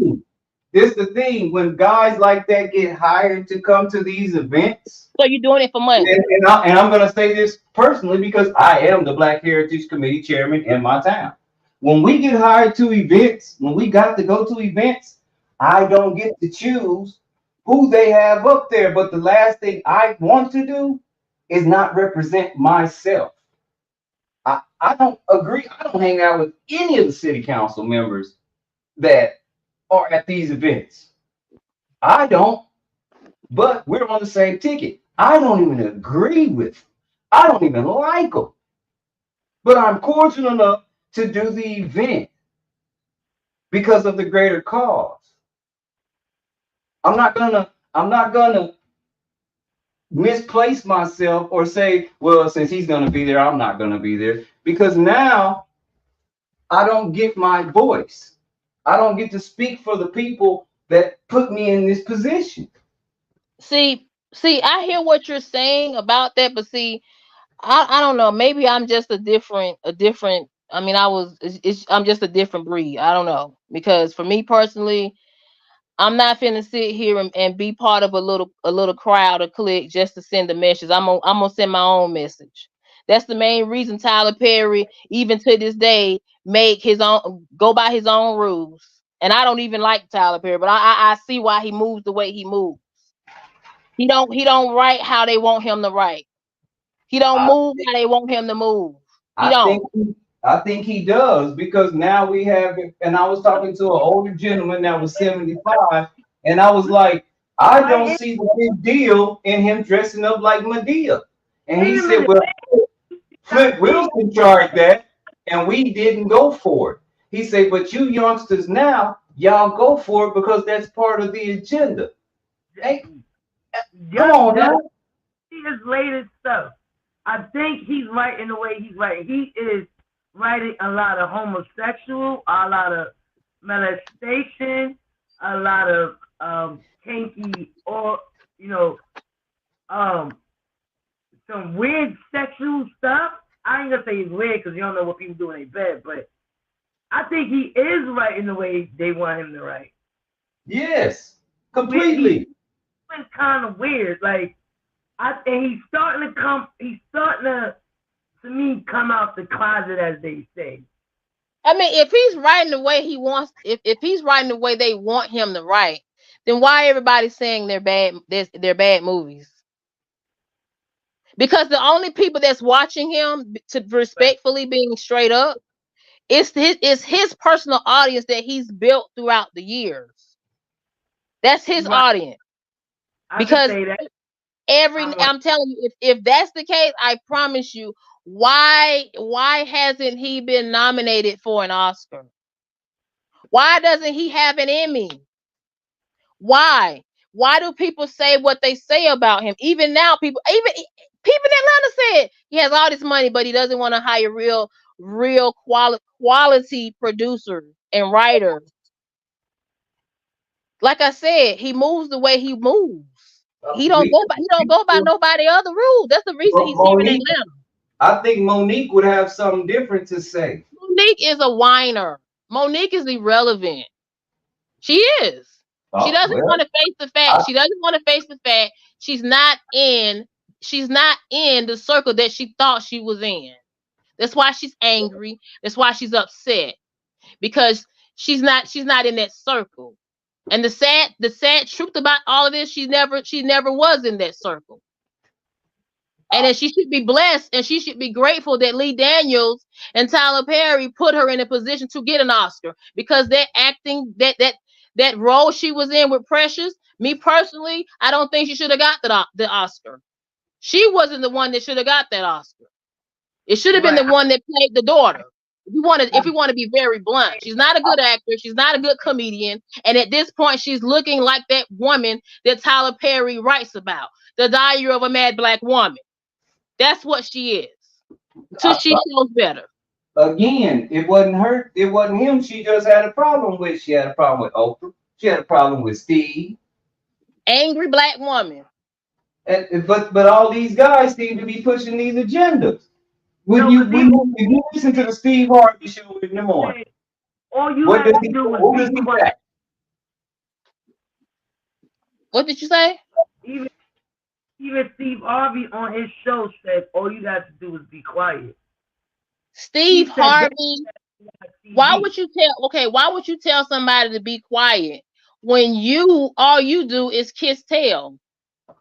See, my thing is this: don't try to tell somebody what to do if you don't own your own stuff. Don't try to tell Monique how she should express herself when all you do is smile in certain people's faces, and then you act like a buffoon in front of other people to appease. Right. So my thing is this: as far as Monique, like I said, she's an angry black woman. Now, why she's an angry black woman, I can understand why she's an angry black woman. But there has to be a time you have to step up. You have to step up. You cannot make any excuses, especially when you're in the position that you're in, because there would be a lot of black people that wish they could be in her shoes right now. Right. But all she keeps complaining about is why I don't get that support from Oprah, from Steve. Right? They're not going to help you. She looked up to him, and you also admitted that Lee Daniels and Tyler, where she thought that they were close, put her in that position. Okay. If you put me in a position and I'm having trouble getting my money that everybody else is getting way more than me, and I do have the accredited skills, and I come to you and say, hey, my brother, you put me on, can you help me? Okay, it's a lot of people need help. Homeless people ask for help every time, and they get slapped every time in the face. But that's not what we're talking about. No, I'm telling you, I'm a person that was very personal with you, that you admitted that put her on.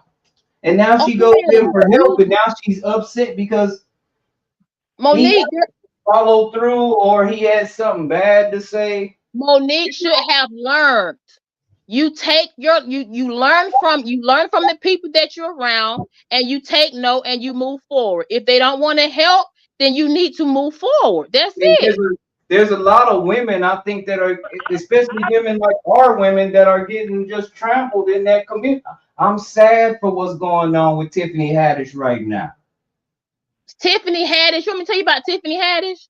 This is the same person that told Monique, oh, it's gonna be okay. But then now she wants to be a Monique. She understands why Monique was mad. She's feeling it right now. I don't feel sorry for Tiffany Haddish. You know why? Tiffany Haddish graduated from college. Tiffany Haddish was, thank God, successful. How many women can say, oh, I'm a single mother, my son doesn't have to worry about struggling? He, like, literally, he's in a position, he doesn't have to worry. He doesn't. She's in a position where she's able to sell her 2 homes for what, $4 million? How many people can say they were ever given that position to buy one house that's worth $1 million? So Tiffany Haddish, I just feel bad for her because I get it. I get completely what you're saying, but I feel bad for her now because the way Common talking about her, you know, there's a lot. Cat Williams brought out a whole lot of this stuff. So why listen to what you just said. Cat Williams brought a whole lot of this stuff, but watch this. Have you ever heard Cat Williams complain like Monique and Tiffany? Yes. What? Yes. Cat Williams has his own tour. He did that. He did to me. That's what he did when he exposed everybody on Club Shay Shay.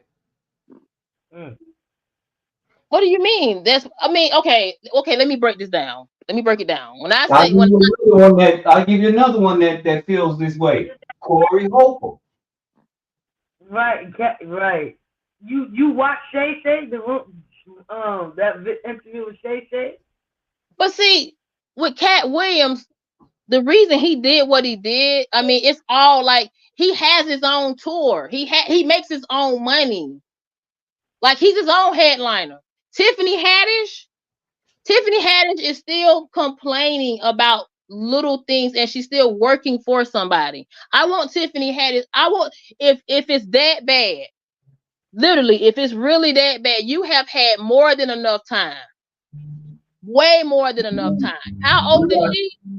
We got Jaguar Wright. Seems like she's doing the same thing.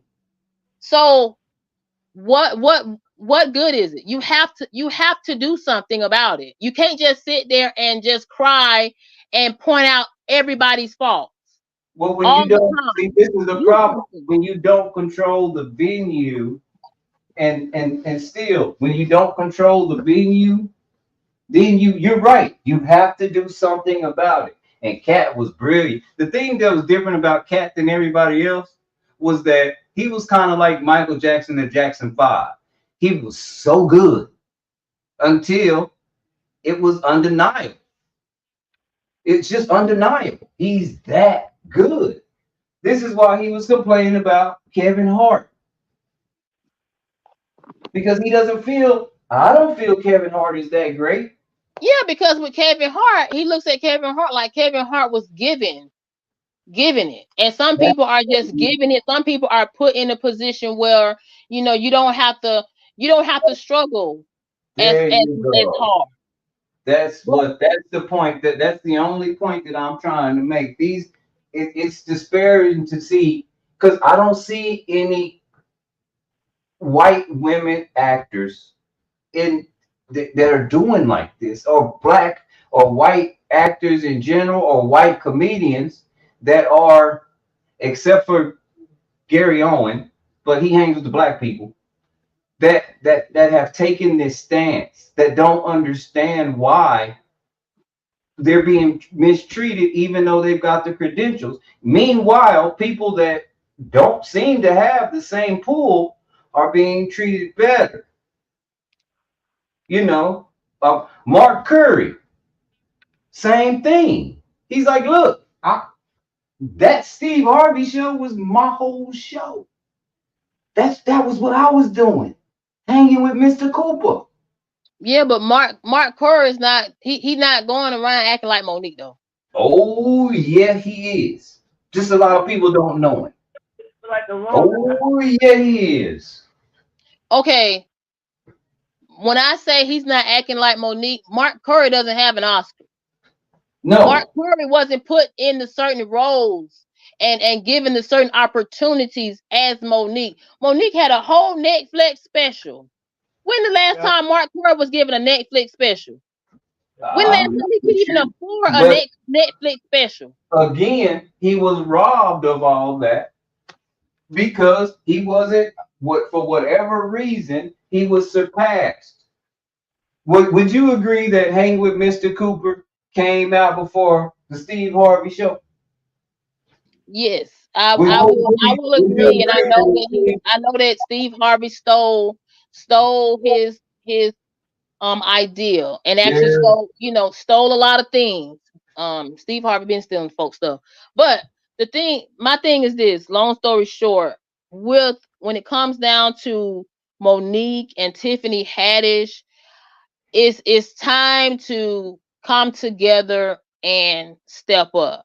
Yeah. Because you cannot continue to whine about what these other people didn't do for you. If that's the case, then where's my 100 acres and a mule then? If that's the case. I ain't seen the 100 acres and mule yet. I didn't see it from Obama. I didn't see it from Joe Biden, and I ain't finna see it. Whoever is the president already. And that's why I posed the question from the get-go. We've got to get rid of this establishment because it's doing no one any good. I just want to start over. I don't think that anybody in the White House cares about the general public. I think they're all under an agenda. Right as we speak right now. And you made a very good point when you said they might have been before they became a part of the establishment. But now that they're a part of the establishment, there are certain rules they got to follow. And because they're in a position to take care of their families and do what they want to do, they're not going to voice their real inner thoughts and go against the agenda because they know one thing. All this will be ripped up from up under you and you might be demonized. Right. What were you gonna say? You was about to say something. All that y'all keep saying that you want to start over. You didn't see nobody do nothing. Y'all must not be poor or something. Are y'all poor? No. Are y'all the middle class? Because so far there's people that was in the seat, but I'm gonna say it, Trump. I seen a change in my community. We was rich for about maybe a year or so. Not rich, but almost there. Felt like it. Y'all didn't feel that? I feel that. The only thing I don't know about him is that to me it seems like he is selfish. Like I believe that he's generally trying to be for the people, but when I that's the first white man I ever heard him call other white people stupid on a national platform. He didn't say, "Hey, you're stupid." He just said, "I'm not a Republican." And he didn't say that. He just said, "Look, I'm only running Republican because," and he wasn't talking to us. When he said these people, he was talking about the base that he acquired. Bannon's base. You remember his first guy he had in cabinet, Bannon, the guy who was tied to almost like a KKK group? That was his base. And he said, "I'm only running because this base, these people believe everything I say." Like they don't have a mind to think on their own. It's the equivalent as when Joe Biden told us, "Well, if you don't vote for me, you ain't black." That's the equivalent of that. And as soon as he got in office, what did he do to Bannon? He fired him. he got where he wanted to be. That's what worries me about him. I can't say that. And a lot of people say, well, I was doing well under Trump. I was doing well under Trump. I've always been, there hasn't been a president yet that has changed. And this is Texas, which might be different than New York and Atlanta. I haven't seen a president yet that has made it any better for anybody in my community, except for flashes of stuff. Give you a holiday, give you a loan, you know, give you extra this, give you a stimulus. But I haven't seen a major change. I haven't seen we're gonna improve on the school teaching. I think in Oregon, they're even going, we're taking away report cards. So now we're just graduating people because they're there. And that's what I'm saying. I haven't seen a major change. I don't think that we need the money. I think we need the opportunity. It takes me back to Black Wall Street when we were doing well. And people went out of their way to what? Destroy it. Dumb charges. This man, Trump, that everyone's saying he's racist, he's got a hidden agenda. He freed black men that was Trump, had Trump. And that's why I didn't say that. Go ahead, What more do we need this man to do to show us he let our black children, he gave up our college debt. You know how many, even though there's other races that were suffering in college debt, but you know how much that helped us? Yes. And that's why I didn't say that he was racist. I just said he used that whole platform to get where he wanted to be. And then the good thing about it was, what did he do?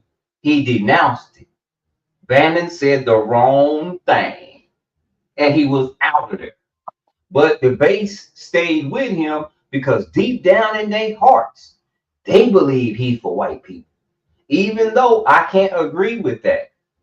I think Trump is for himself. I think Trump is a good businessman. I think Trump will keep the money in the United States if we just listen. Trump was trying to close the borders. Trump was trying to put jobs back into America. Trump was trying to help small businesses. He allowed minimum wages to go up for people who was working waitresses' jobs. He said that tips do matter. I don't know, like this, I think changes in my, I don't know why I keep saying this. I see changes in my community. When this man was in the seat, I didn't see no hidden agenda. We had to pay back that money that he gave us when Biden sat in the seat. Trump never said he had to pay that money back. When Biden got back, that's when my taxes got taken, because I had to get paid back the money that was given to me. Yep. This is what if I'm not saying he's trustworthy, but I will say that I will vote over him before Biden. Already.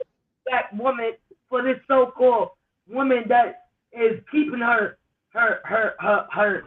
race very sacred, or she's reading between the lines about her race, before I will vote him before I vote them two. I'm sorry. I'm sorry. I'm not saying that his vice president is a redneck. You know what a redneck is? He lived off land as a kid. He walked around with no shoes. He hunted rabbits because they had no food. That's the closest person I could say related, but now he became something. He's a lawyer, and his wife is a lawyer. A redneck is the closest person that can relate to a countryman. In the rednecks here, the rednecks here, they're just like that. They're Trump fast. But I gotta tell you something, in Texas, those are some of the most highly racist people. Yeah. Highly racist people, because they still believe, and I don't believe this about Donald Trump, they still believe that he's completely for the white man. I don't believe that. When people tell me all the time, you think Trump is racist? No, I think he's selfish. Yeah. I don't think he's racist. I don't think he likes everybody equally. I mean, I seen him talk about a war vet that had a messed up arm. He talk about everybody evenly. He don't care. He called everything. He called the White House an ugly place to live. He called certain places that what was it? Was it Baltimore? Where was it? Somewhere that didn't he call it an asshole? Didn't he call Africa an asshole? I never seen that or heard that. Who Yeah. said that? Trump. You guys show me documentation on that. I'm not gonna agree to none of that. And the only thing I saw is he's a pervert. That's the only thing I saw. I never saw them give me any. They never showed me anything that Trump said anything negative about a black person. I never seen it. Never seen no video. Trump, if you go to NBC News, Trump referred to Haiti and African nations as S-hole countries. It got to be a video on it. It has to be a video. It is. It's right here. It's right here. Right, Talk. Thank you for coming in. We got to see the video. And so I see evidence in front of my face that man has not been racist as far as I can't say that he's. That's what I'm saying. Just because he called them S-hole countries. What's up, RP? Just because he called them S-hole countries, I don't think that he was being racist, because he's called a lot of people stuff. Right. I agree with you. A lot of people. But there's certain things, and I just think sometimes he goes too far and he talks too much, when he could just calm it down just a little bit. We want somebody to talk too much because he's gonna tell us the secret. He the one told us that the fucking news was fake. He the one told us about the tax shit that they was trying to get him for. He said, I know the secret too. Guess what? I went by the same rules you went by. So now you gonna come to me because I'm telling the secret? Bingo. Come on, man. I want that man to. I'd rather him tell me in my face what's going on than somebody not telling me and stabbing me behind my back because I thought it was gonna help me. Yeah. Wait, hold up, Rice. I'm finna roll up. This is my question. It was nice meeting you. Rice. I don't know what the hell DJ left, but it was nice meeting you too, DJ. I'm sorry, DJ.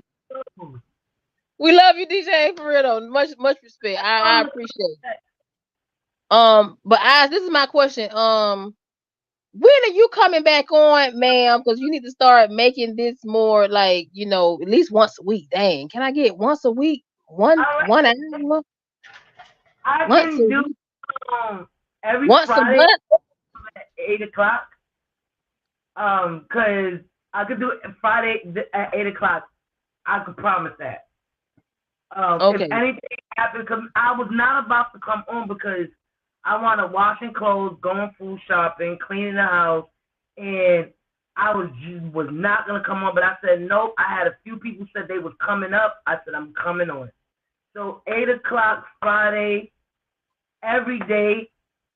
It was supposed to be politics, debate, and makeup. I supposed to be doing my makeup, but I started drinking. So I'm gonna do every Friday 8 o'clock. That is gonna be I'm gonna put that in my phone. I don't forget, and I'm gonna make some more days because there's other things I want to talk about too. But I'm also doing video. I'm playing my little video games, And I'm trying to slide my little artwork in there. I'm trying to show y'all as I'm doing my artwork how I do it. But I promote you another channel. You don't want to mess your algorithm up because you had a great talk tonight. And yeah, that's what I was saying. Yeah. I don't want them to turn you into a gaming channel and you having a great talk like this. Right. Right.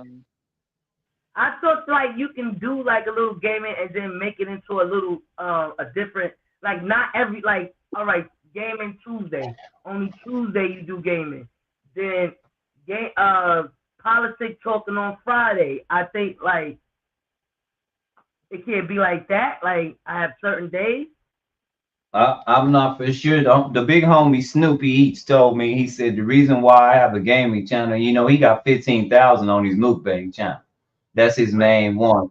But he promotes his gaming channel on his mukbang channel. But he doesn't interfere with both of them because he said his mukbang channel stopped being featured and they stopped showing his mukbangs when he started gaming on that channel. Man, I'm so confused with freaking YouTube. It's just like whatever. I'm doing what like I'm listening whatever. Already. And you know me, Oz, you know my streams, I'm all over the place. Ain't no telling what I'm gonna be doing. Right. I'm like, I just like being free with my channel. Yeah, like you know, just you know, even if you just do something that you can commit to, you know what I'm saying? So you won't fall out the algorithm.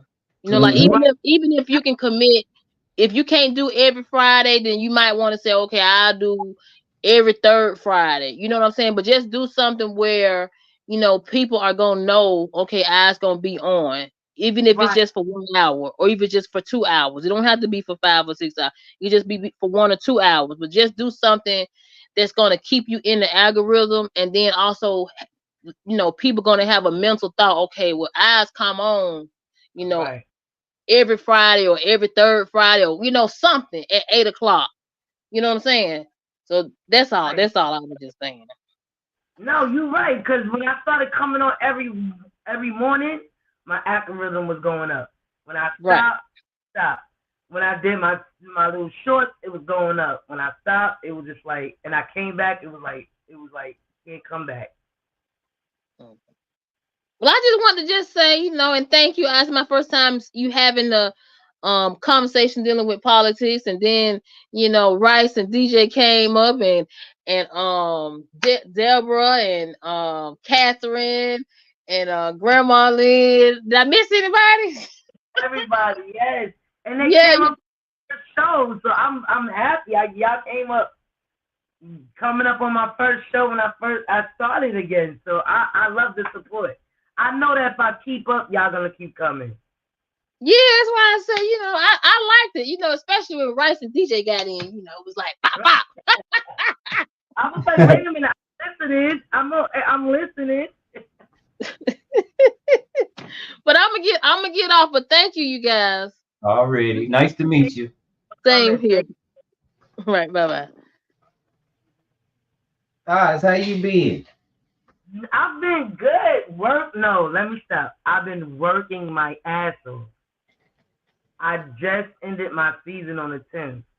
I'm so glad. I done messed up my back. I done gave myself a black eye.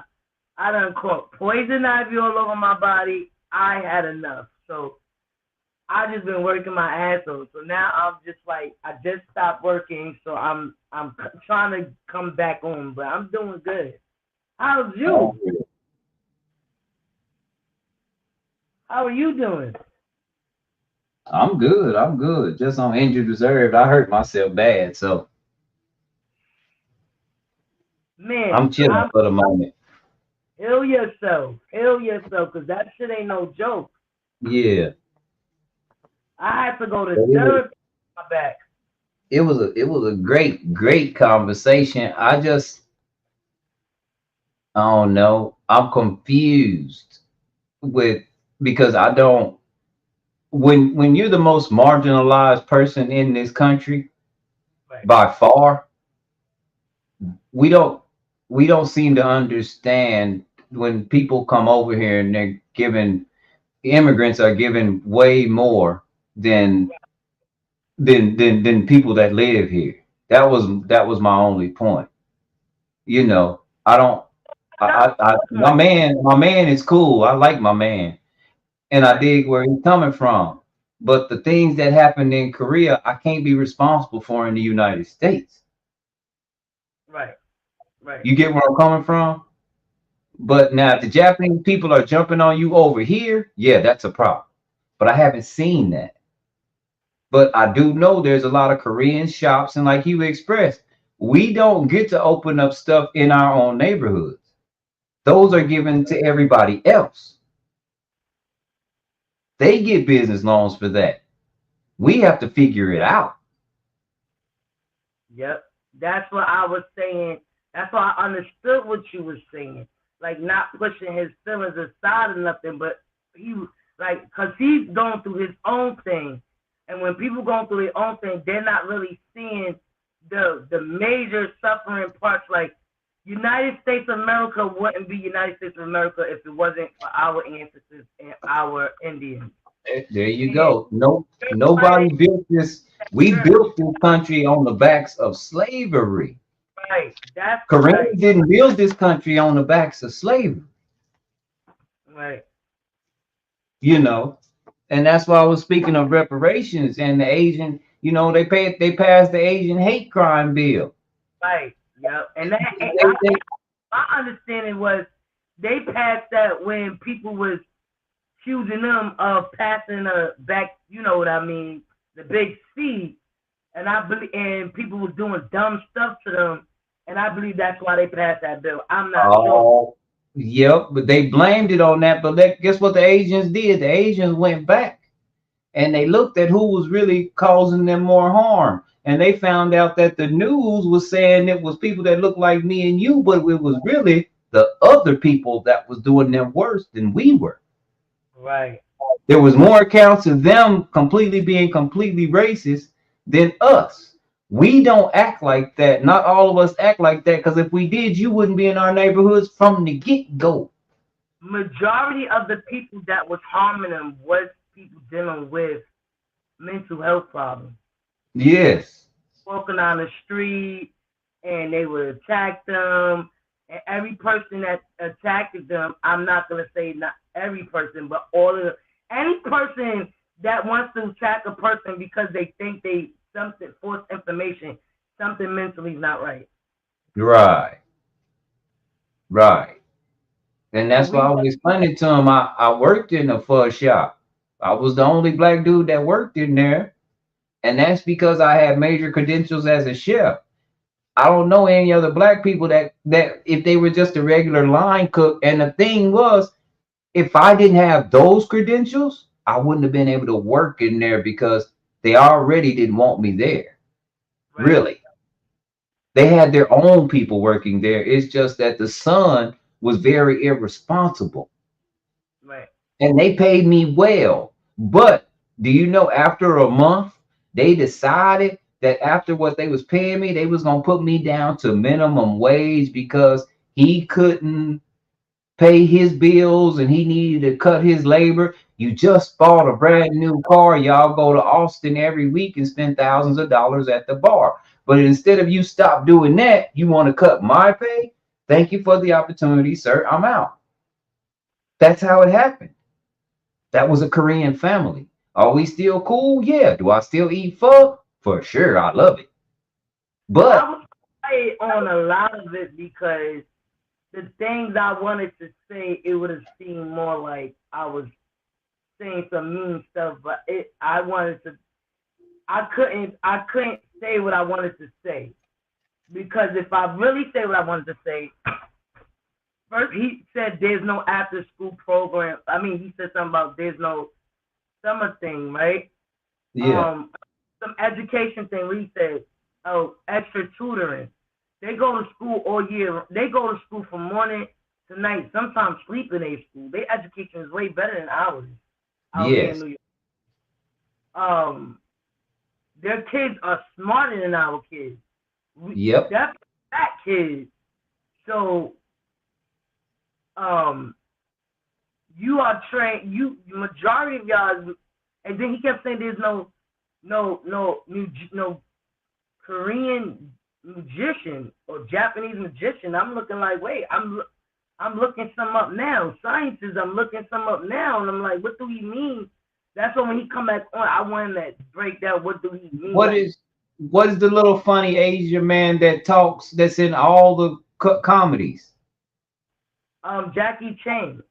Not only Jackie Chan, there's that one funny guy that used to be a lawyer that stopped being a lawyer to be an actor. He's really funny. He's a comedian. I can't think his name, but he's in a lot of movies. Matter of fact, the first movie he played in, it was in 16 Candles. You hit my face. You beat my face. Right. That's all I'm like. I didn't understand it, but I know I didn't want to say nothing. I just and this is the thing. You're included in those communities, like you can hang out with them. There's a reason why we have to have a Black entertainment channel, because we are always included. Right. You know, that's why I was saying there's a reason for the civil rights movement. Have a Black entertainment channel. We don't just make it Black. No, let's stop it. Because I'm always for this, like, just make something for just us. No, we make it so that people don't feel offended, or we don't do the same thing that people do to us. Yes. But they have a Black entertainment channel that the Black dude sold it to the white dude. Do you think that he wanted to, or do you think that it was forced by the powers that be when you don't push that agenda? You get where I'm coming from with that? Because like you stated, she said Tyler Perry does what he wants. I beg to differ. If he don't write what they want him to write, he ain't on TV. Right. That's what happened to Cat Williams. He talked too much. You know what got him in hot trouble, in hot water more than anything? When he said, I'm talking to the producers of the show and they all doing cocaine on the table, and he was like, nigga, don't you see that I see you? Yep.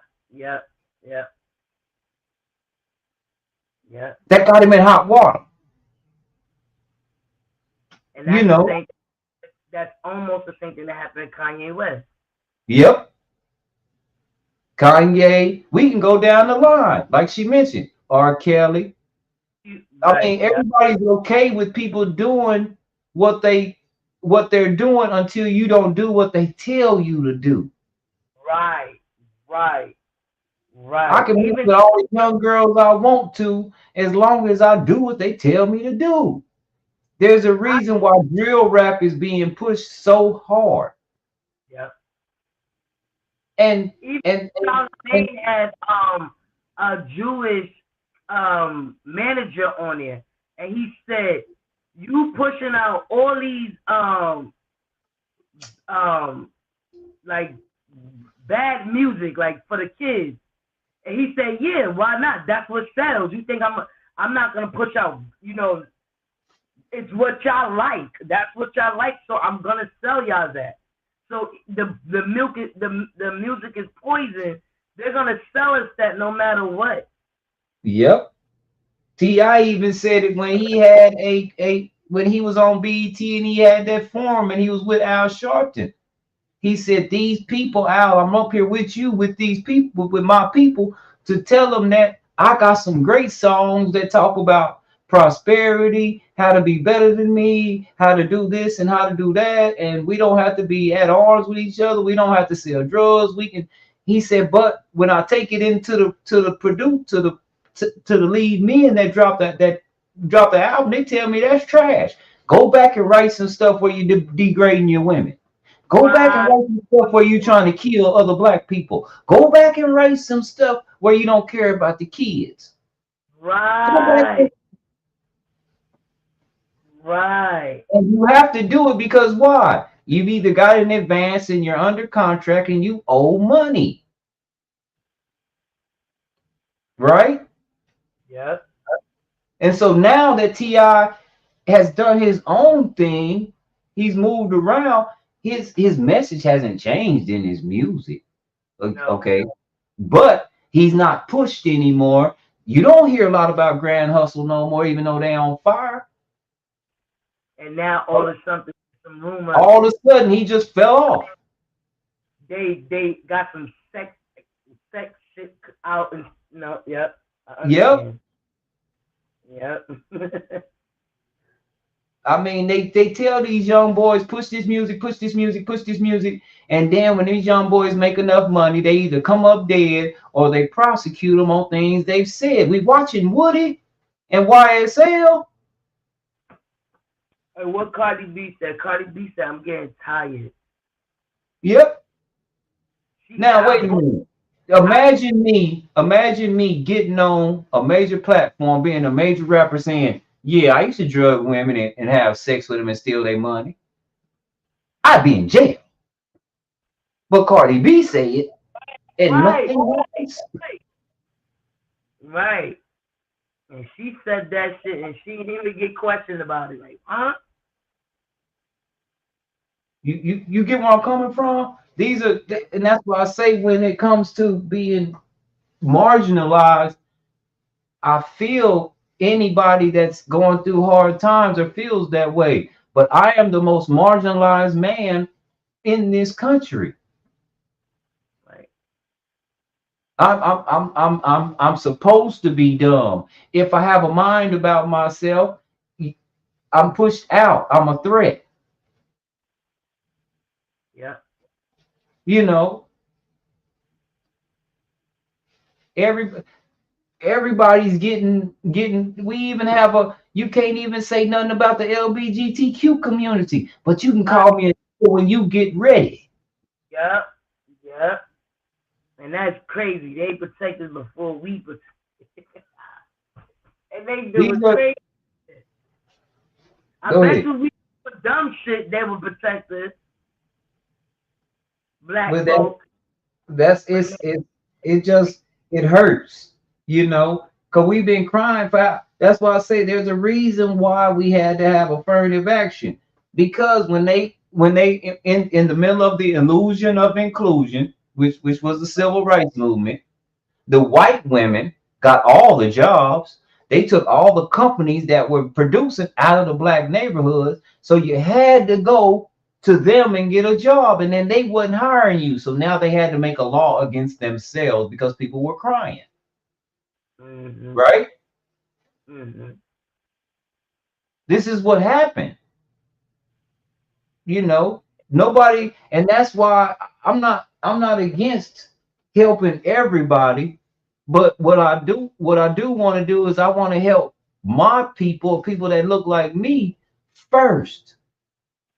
Right. Because if we the lowest on the totem pole, if we was on the highest on the totem pole, I wouldn't have an argument.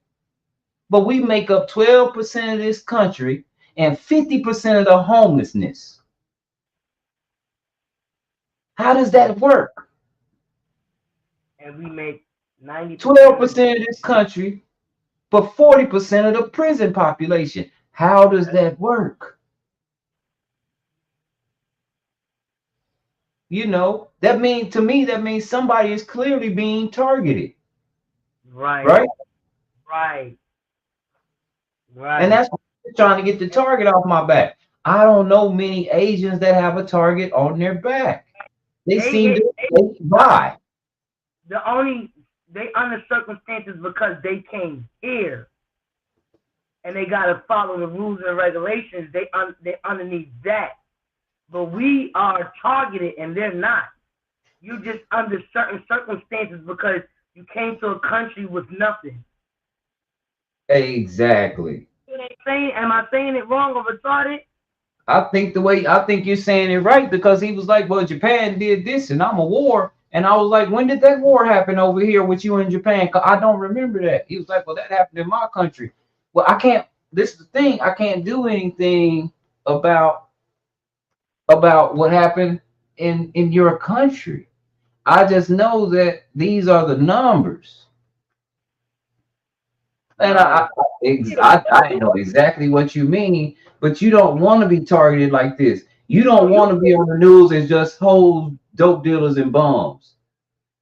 I've never seen anybody see a Korean person, and even I'm racist like this. When I see a Korean person, and this is home training. This is America training me. I can admit that I'm racist.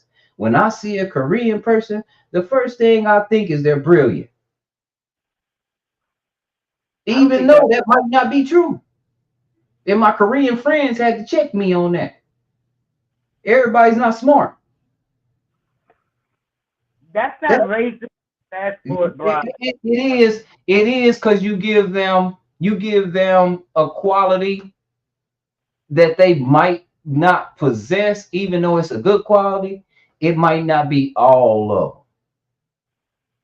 You get where I'm coming from with that? Yeah. You know, I don't. But now, when most people look at people that look like me, where the news portrays us as what? Hoes, dope dealers, and bums, right? You don't want that kind of attention. I've never seen a newscast where they have a bunch of Asian people lined up on the ground. I haven't seen the police. I've never heard of driving while Asian, driving while Korean. I've heard of driving while black. No, you're right. You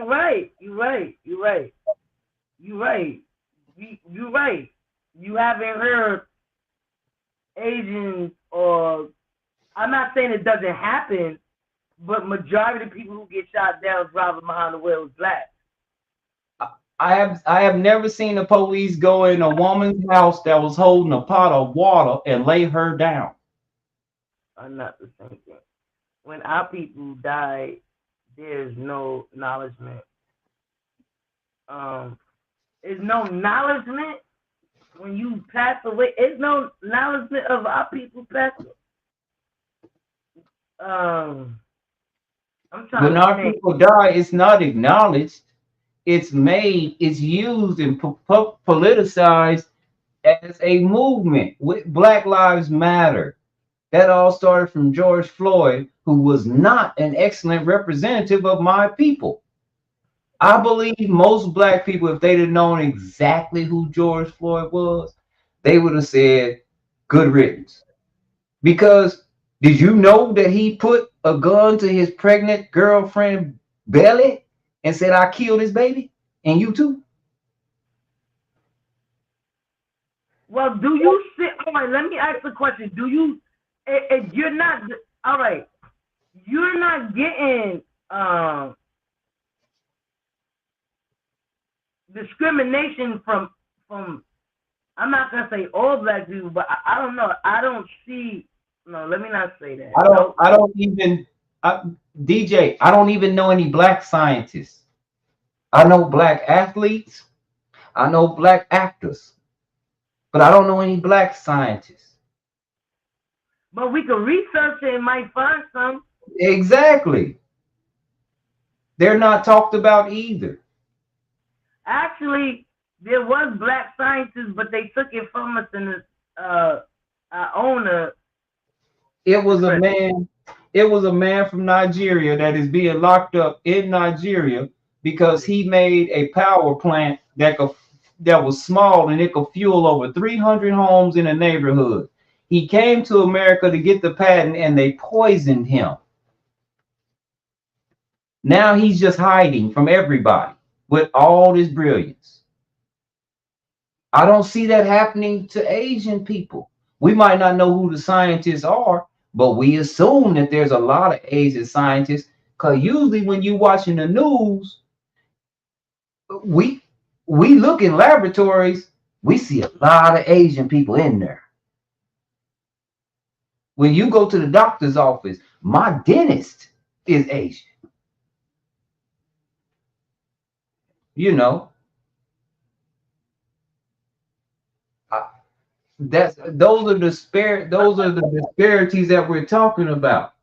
Because you got to understand, DJ, as a people, when my mama was growing up and she's 84, we weren't even allowed to go and get any services. It was against the law for them to go and get any services from white people. So black people had to do these things. And the moment that we got our civil rights was passed, black scientists, the moment the civil rights was passed, they killed the leader, right?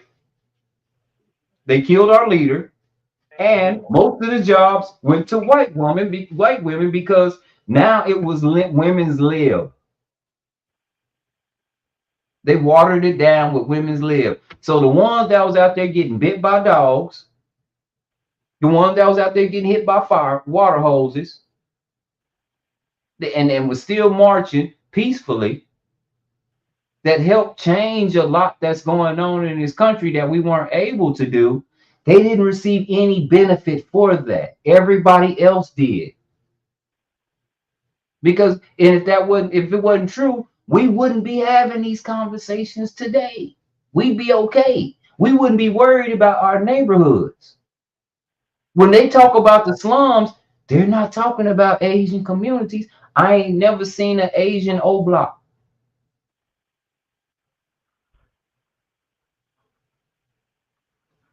This is what I'm saying. We're demonized in the news. I don't see that happening across the board for Asian people. They're business owners. They're intelligent. Didn't I just tell you I just assumed all Asians were business owners and intelligent? Just because it's not on TV. But again, you don't want that type of attention that we're getting because it's a misrepresentation of Black people. All right. Most of us Black people are like men eyes. We're not like what they show on the news. You get people that are Black that come from other countries that are told not to mess with us. Wait a minute. That shows, Jeff, that shows, because you just said something real good. You said just because you don't see, it's not on TV doesn't mean it's not happening. So what that means is the ones that aren't on TV are targeted. And majority of the people that's targeted in that light is who? African Americans. I don't see, because he's saying if we don't see it on TV doesn't mean it's not happening. But guess what? That's just showing that they're targeting us more, broadcasting to make us look like something that we're not on TV. There you go. Hide in the shadows and look like y'all are innocent people when we are looking like criminals and being broadcasted on TV. I'd rather not be on TV. I'd rather be that. But you can say that again, sister baby. I'd rather not be seen in that light on TV. I'll be right back. I'll use the restroom. Go ahead. And I get where you're coming from, but I don't think you want the type of attention that we're getting. You know, that's all I'm saying. We're getting attention, but it's the wrong attention. I know you see the LeBron Jameses and all these guys, but the moment that they don't do what they want them to do, they're demonized. Look at Diddy. He survived all these years. All these years. Something happened. And now, look at him.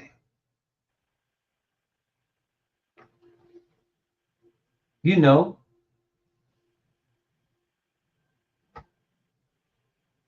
yeah, Kamala is, and I don't know. She's Indian, and her dad is from Jamaica. She's Indian, and she got black, like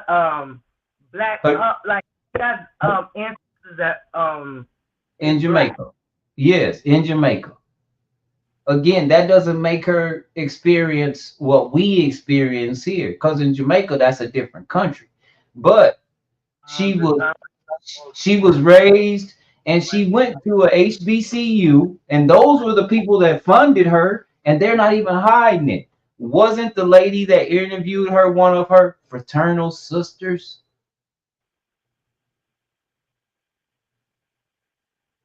It says when people are half black and half Asian, which side gives them more power? Power for what? Tiger Woods is another great example. The moment he won the Masters, and he did it in a convincingly way like that, look at him now. Tiger Woods. Look at him now. Michael Jordan. When Michael Jordan won, when he beat Utah, his daddy came up dead. Execution style. He said, Tiger Woods, is he more black or more Asian? If you're looking in the culture of the Caucasian culture, the European eyes, he's black. But if you're looking in, he's black, point blank. But if he's looking as the exposure, he was more Asian than anything. Yes. Exposure of goodness, like, oh, he's doing something great. They never said, oh, they never ventured his black side. They always ventured his Asian side. But once he got in trouble, it was oh, he got this black man. He's black. Bill Cosby, same thing. The first time he tried to buy NBC, what happened? They didn't sell it to him. His son came up dead. The second time he went to jail for something that women said he did 30, 40 years ago. So again, whenever you don't, that establishment, once you become part of that establishment, this is why I was talking about Dick Gregory. That's why Dick Gregory, he warns people when they get into this establishment, look, once you get into Hollywood, you're there. You become part of the establishment, part of the agenda. Michael Jackson told us they don't really care about us. But Mike wasn't singing them songs when he was going with the grain. And that's that's why I was saying about these people coming into this country. You think that we're gonna be further on the bottom of the totem pole. We're gonna be fighting for jobs that we have, and we're not gonna be able to keep them because you're gonna have people coming in here scrounging for the scraps and saying, "I will take that," and beat us out of a job. That's why we need them borders to be closed. Forgive us. We're not being racist. We're not being selfish. But we don't want to be forgotten, or we don't want no one putting someone before us again. Gotcha. And I get that, but DJ, you count your blessings that your people ain't in Hollywood, because Hollywood is a whole nother beast. That's a whole nother agenda. Be glad, because everybody that we know that go Hollywood, they come out messed up. Look at Willow Smith. Start getting raped in Hollywood. Look at Jaden Smith. Look at Dwayne Wade's son. Look at Magic Johnson's son. Look at Michael Jordan's son. Everybody know about the red couch. What's up with this red couch? What about Ray Lewis' son? Ricky Smiley's son? And the list goes on and on and on. It would blow your mind to know that that this corporation had the balls to employ somebody like Al Sharpton, Reverend Kyles, Jesse Jackson to kill Martin Luther King because he told the truth. The industry is saying our women are whores. The industry is saying Asians are smarter than black people. The Hollywood is degrading our black people. That's why I was telling them, count your blessings. That you want. You want that? You want the Hollywood that say you're nothing but gangbangers and drug dealers? Or you want the part that they say you're smarter than everybody? Bingo. Like I said, my bias did not come from me. My bias came from watching TV. Would you rather want a bias of all Asian people or all Korean people are gangbangers, drug dealers, hoes, and bums? Or would you rather somebody say all Korean people are brilliant? I would rather people, if you're gonna put me on the news, I don't mind if you put me on the news and show how brilliant I am. But that doesn't happen. I don't know. I do control Hollywood. That's why they control it. Yes, they completely control Hollywood, and we know the target.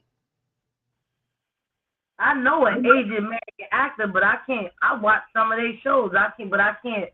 What about what is them shows? Them cartoon shows? What is that? That's not Asian. What is that? Japan? What is them shows? About Naruto and all that?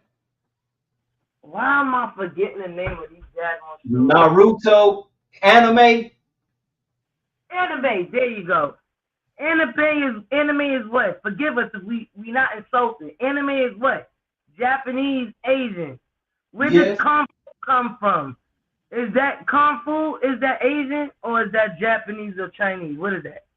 Is that Kung Fu? I'm not. I don't want to say anything to insult nobody. Bruce Lee. Who was Bruce Lee? Let me look that up. You have never heard anybody say to an Asian person that plays basketball like Jeremy Lin, shut up and dribble, like they told LeBron. Chuck, I don't get it. You know, you never heard that. And like I say, I didn't know. I know Japan, China, Korea, all those places. I think they all have their little small skirmishes over there. I think there's a reason why they disagree. I just don't know why. He said, "Why do we only talk about the good parts?" And because that's all they present to us. They never present. I can tell you what I see, right? When I go to certain parts where there's a lot. When you're in my side of town, I don't see y'all living in my neighborhood. Already. Your neighborhood, I see a lot of business. I see a lot of food. I see a lot of I see you in the Caucasian neighborhoods with your food, your culture. My kids actually want to go to Asia and learn some cultures out there. My kids think Asia is awesome. This is the light that they put on us, that our kids worship y'all countries. They want to go to these countries. We watch the cartoons, not we, they. You are cherry picking. Okay, can you imagine me making black passport brides? They got something like Asian passport brides? Not that I know of. All I know is Japan said they'll pay black men to come over there. And have our children. And have children. They not sending their women over here. They said come over there.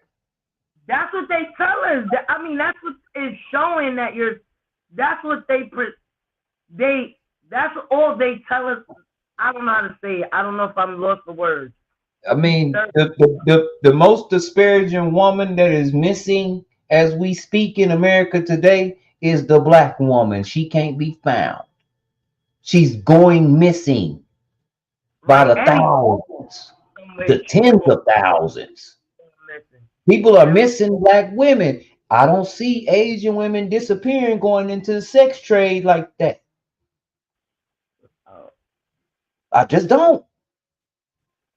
That's why I say a lot of the things that you're saying that you want, I don't think you really want that. Because I'll be honest with you, I'd rather be on your end of it. How would it benefit for somebody to call me smart? Have you ever been called dumb just because of what you look like? Only to find out that you might be the smartest person in the room. I don't know if they dumb or not. I don't know if they smart or not, but I'm being told they smart. Yep. That children go to school from 8 in the morning to 8 at night. They education, you can solve a math. Well, let me not say that because that do sounds kind of I'm not gonna say that. No. Look, when they interview somebody on the news that anything go on in the hood, and they interview somebody, they're not gonna interview me. I have an intellect. They're gonna interview the guy that or the woman that said, "Woo, it was a fire out there." Oh. And I said, "We got the gold." You remember the one black dude they interviewed? I saw some white toes, and I knew that she had to be in trouble because I ain't never seen a white girl run up to a black man. Remember him? They always pick the the comedic approach to it, as if we're dumb. But how would you use being smart against someone? I know how you would use being dumb against someone, but I don't know how you would use, if I tell you that person's smart, how can you use that against them? Right. Like I said, I can't go into an Asian community and open up shop. They're not going to shop with me. A lot of the problems and a lot of the problems that Asian people were having were videos over and over again of them treating black people wrong when they went to buy their hair. Because don't we get our hair from them? Don't a lot of women buy wigs? Didn't they have a big problem with that? Look how they acted. Oh, we sawing our jaws down to look like y'all. Come on, man. Most of our revenue, a lot of these women revenue go to, I don't know what country it is, but it goes to a lot of the wigs and weed. Black people don't got that. My business is running. I get my supplies from Asia, so I don't know where. Like, I'm not gonna say there isn't, but so far I get it. Everything is good from my understanding. To say that y'all in struggle, y'all might be struggling, but not struggling like us. I can't say that they struggle like us. No, they're not struggling like us. Of course, it's not your fault that black people want to buy hair. But the thing is, we don't own any of the buildings. So a bunch of our commerce, a bunch of our money, it goes out of the neighborhood right into yours. And meanwhile, your neighborhood spends $0 with the black community. Name one thing Asians come to the black community for. Drugs, and that might be it. But we buy everything from y'all. From you. Well, not really. Let me stop. No, let me take that back.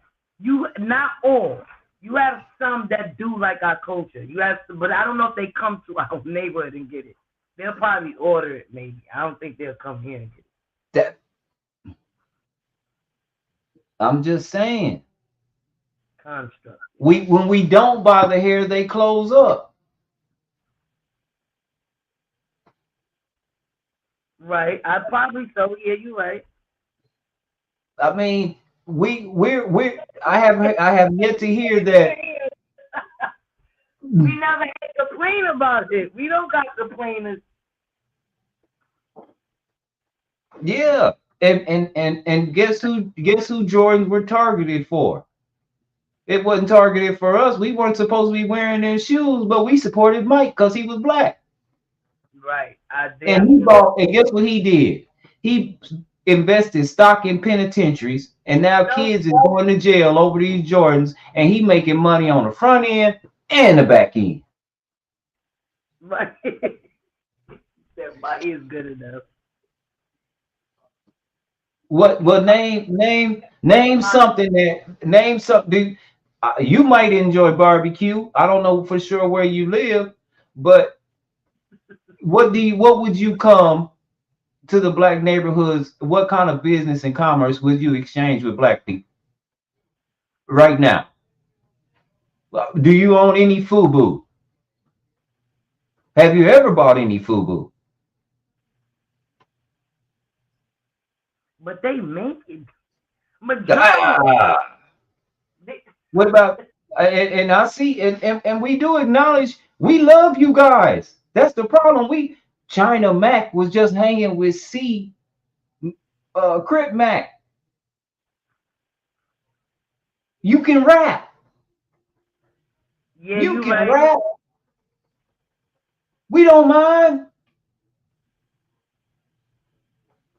Oh, I don't know if they wear Jordans. I don't see he. Who decided that China Mac was the guy? What did China Mac do to become the guy? I didn't say that China Mac was the guy. I'm just saying he's accepted in the community because of his skill. Because the white Because the white man decided. I don't know. And I'm not saying that China Mac is bad for this. I like China Mac, but I'm telling you, the white man put him into that position, and it's preventing other real ones from rising up. But I wouldn't. But okay, but I wouldn't understand why would he go and hang with Crip Mac, who us Let me tell you black what people know is a joke. Let me tell you what I buy from the black community. Hold up. Yeah. Yeah. Before we get into that garbage, right? Yeah, the China Mac. Before we talk about the white man's China man, you know what I mean? Let's talk about I'm not even Chinese, by the way. I know. Okay. Let's talk. I'm sorry about that. Yeah. Let's talk about what's his name again? Oh, let's talk about what I buy from the black community. First of all, blacks contribute a lot to American culture. I could talk about Golden Crust in the chat.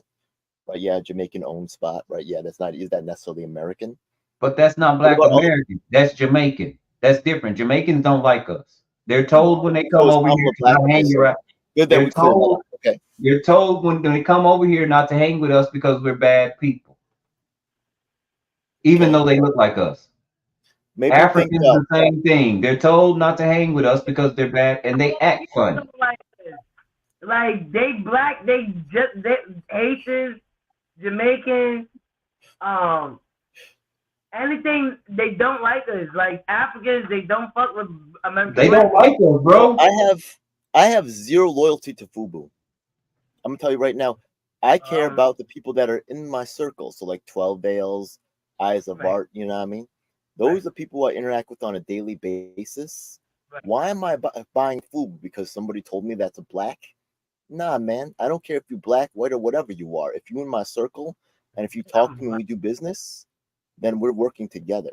But if you're somebody that wants me to buy their brand, but it's a one-way relationship, what's FUBU doing for me? Fuck FUBU, you know what I mean?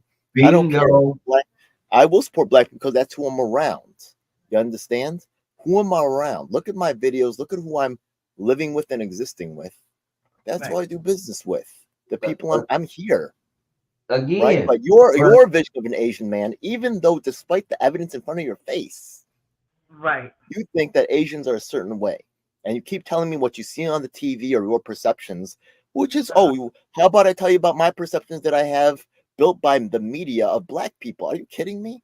It's true. What they say about the blacks is false, but what they say about the Asians is true. Get off it, man. It's the most ridiculous shit I've ever heard. So wait a minute. So what you're saying is that if you can't believe what they say about black people, you definitely can't believe what they say about my people either. No. Stop believing that shit. Again, I ask you one specific question.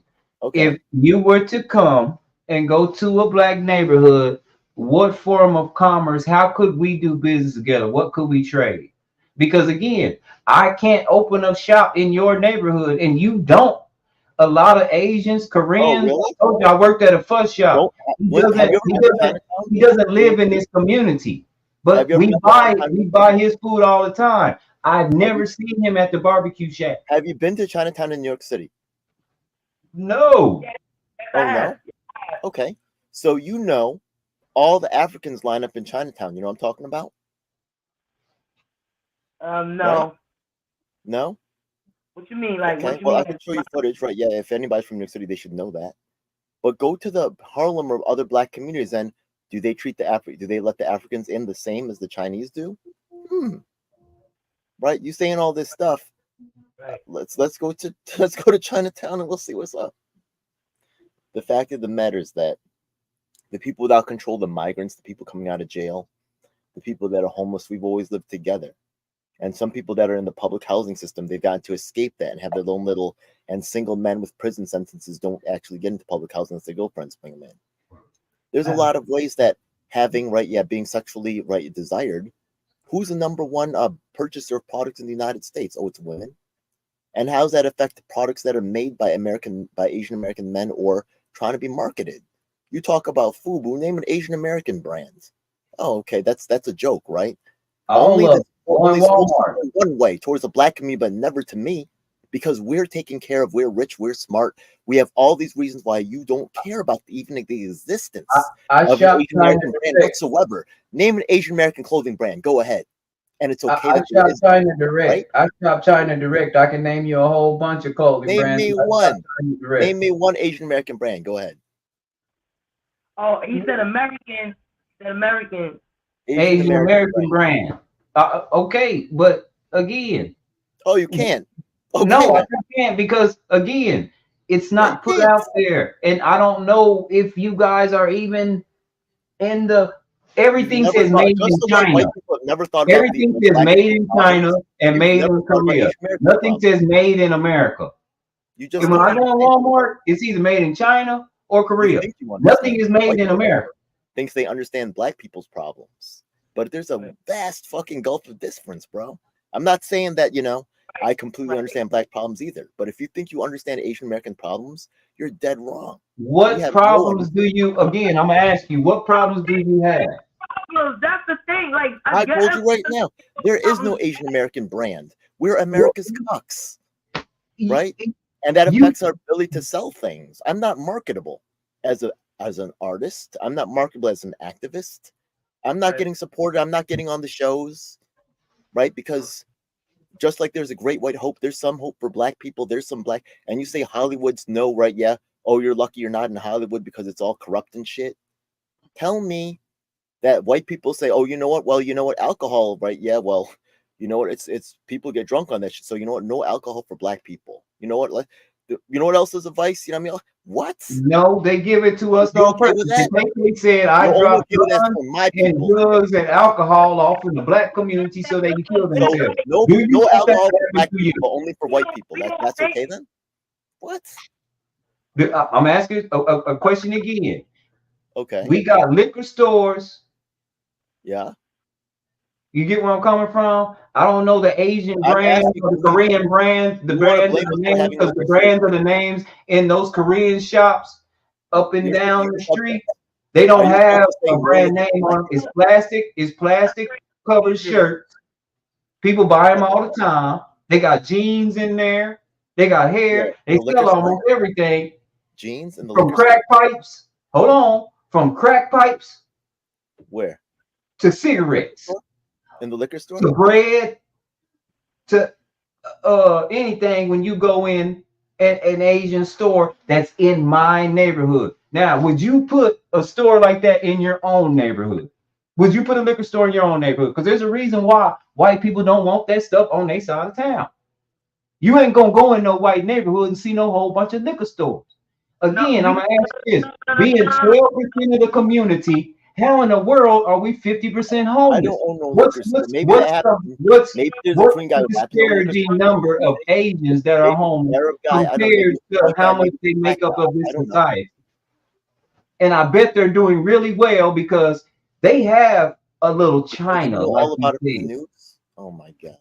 They don't call us a little black America. They call us the slums, the ghetto.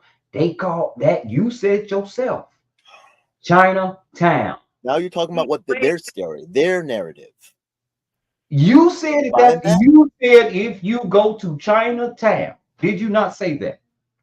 Yeah. But I can't tell you that if you come to Black Town in America. I'm talking about Manhattan, Chinatown. What do they call it? This is not true in Brooklyn, Chinatown. Even, you know what I mean? I'm talking about Manhattan, Chinatown, though. That's like the biggest Chinatown in New York City. Even here, there's multiple Chinatowns, and they're not. What's true in one Chinatown is not true in all of them. But do they call them the ghetto? Do they tell you that's where you go get your drugs from? Do they tell you that's where the hoes and the pimps are? Do you have an Asian on Asian? You win. We're not oppressed. We don't suffer. We have no problems. You guys are worse off. It doesn't look. I'm just saying from the looks of it. From the looks of it, it doesn't seem that way. We're okay. We don't need shit. We can't say that they were sneaking Chinese people over here from Mexico because you guys are being oppressed. A lot of us black people want to leave and we can't. Why would you come over here if your people are being oppressed? That makes no sense at all. Why are you here? Because I was born here. Okay, me too. We got nowhere else to go. We don't have anywhere to go. We're not African American. That's wrong. Where am We I can't supposed be to from go? two Back to continents. Korea? I'm not laughing I don't because speak it's Korean. I'm I laughing was because born here. Where am I supposed to go? Aren't you Korean? I was Where is born the nation of black?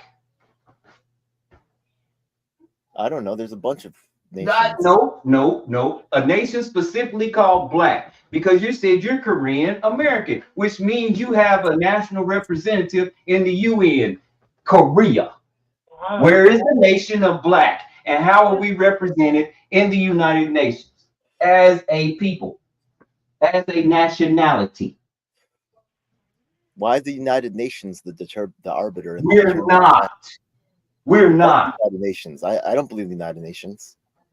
I get it. We're not. After the World War II, right? Yeah, which Cornel West is all there, like saying, "Look, I'm blah blah blah." We have the same history as Israel Palestine, but why are we actually right? Our pain is not acknowledged. Our suffering is not acknowledged, even in our own movement. It's okay for us to be replaced by white and black millionaires. That's just how and we're passport brides and we're cucked. Hey, look, I'm not saying that black people haven't suffered greatly. There's some of the shit is definitely more serious, right? Like the incarceration, the fucking death rate. It's not cool, man. The drugs, like that's really fucked up. I'm not in the contest, right? You guys are definitely winning on some, but there's a lot of shit you missing about the problems that I have, and you're telling me all this stuff about how your people have liquor stores in my community, right? Yeah. Hey, guess what? Your people also sometimes beat the shit out of my people. You know what I mean? And there's no consequences. You like that? How about that? What is the Asian hate bill? Sometimes your people rob us. You know what I mean? What the fuck are you doing to me, man? That's fucked up. Your people. Why are you doing that to me, man? I'm me. I was born here. I'm not even Chinese. Chinese people coming in from the border. What the fuck does that have to do with me? Well, why did you bring up China now? You use Chinese people. I told you my own experience with Korean people that I'm still cool with. Yeah. I worked at a food I'm not mad at you. No, I'm not mad. Don't think the job was because of my resume. Nobody else like that worked there. The month that I helped him bring, and we did good that month, was the month that he decided that he had to cut my pay from salary to minimum wage in Texas, I don't know that, which is $750 a month. Meanwhile, he goes and buys a brand new car instead of putting the money back into the business. So should I tell you about my pay, not his spending habits? Should I tell you about some time when a black person did me wrong? Why is that time that one Asian guy treated you bad? Like he didn't treat me bad. We went out of business, but he didn't ask his own people to take a pay cut. He didn't ask his cousin to take a pay cut. He didn't ask his mom to take a pay cut. He didn't ask his daddy to take a pay cut. And you think I never got treated unfairly by a black person? Yes. I think people treat people black people unfairly. treat other unfairly. What are you talking about? Like, why is this like particularly? Because I'm the most marginalized person in the country. Family before others. I am the most marginalized person in this country. You have no clue what it feels like. If you really want to be black, okay, you will see. Because me and her, she live in New York, I live in Texas. How we had the same exact problems. Okay, so let's say that's true. Let's say that's true, right? So the fact that matters is, as minorities, we cannot win without coalition. So let's talk about how we can. You're not wrong, right? Yeah, you want to win that war, you win, right? But if you want to say that I'm guilty because this guy ripped you off and stuff, what do you want from me? You want money? I didn't say you were what guilty. Do you want me to say I was saying this is how it goes. Now what do you want? I'll ask you this: how many Korean people that own the shops in black neighborhoods live in black neighborhoods? I don't own no shop in no black neighborhood, but maybe there's a Korean guy. Listen, you don't think no black people own shops in Korean neighborhoods? Black people own a lot of shit. I have yet to see it. Way more black people. I have yet to see it. They don't call it little. Y'all even have a late clothing label. I guess they don't call it Little China for nothing.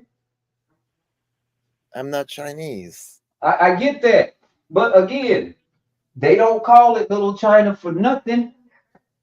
Because you the one that brought in I did, Chinatown. Because you know why? Because I know how how my people are viewed.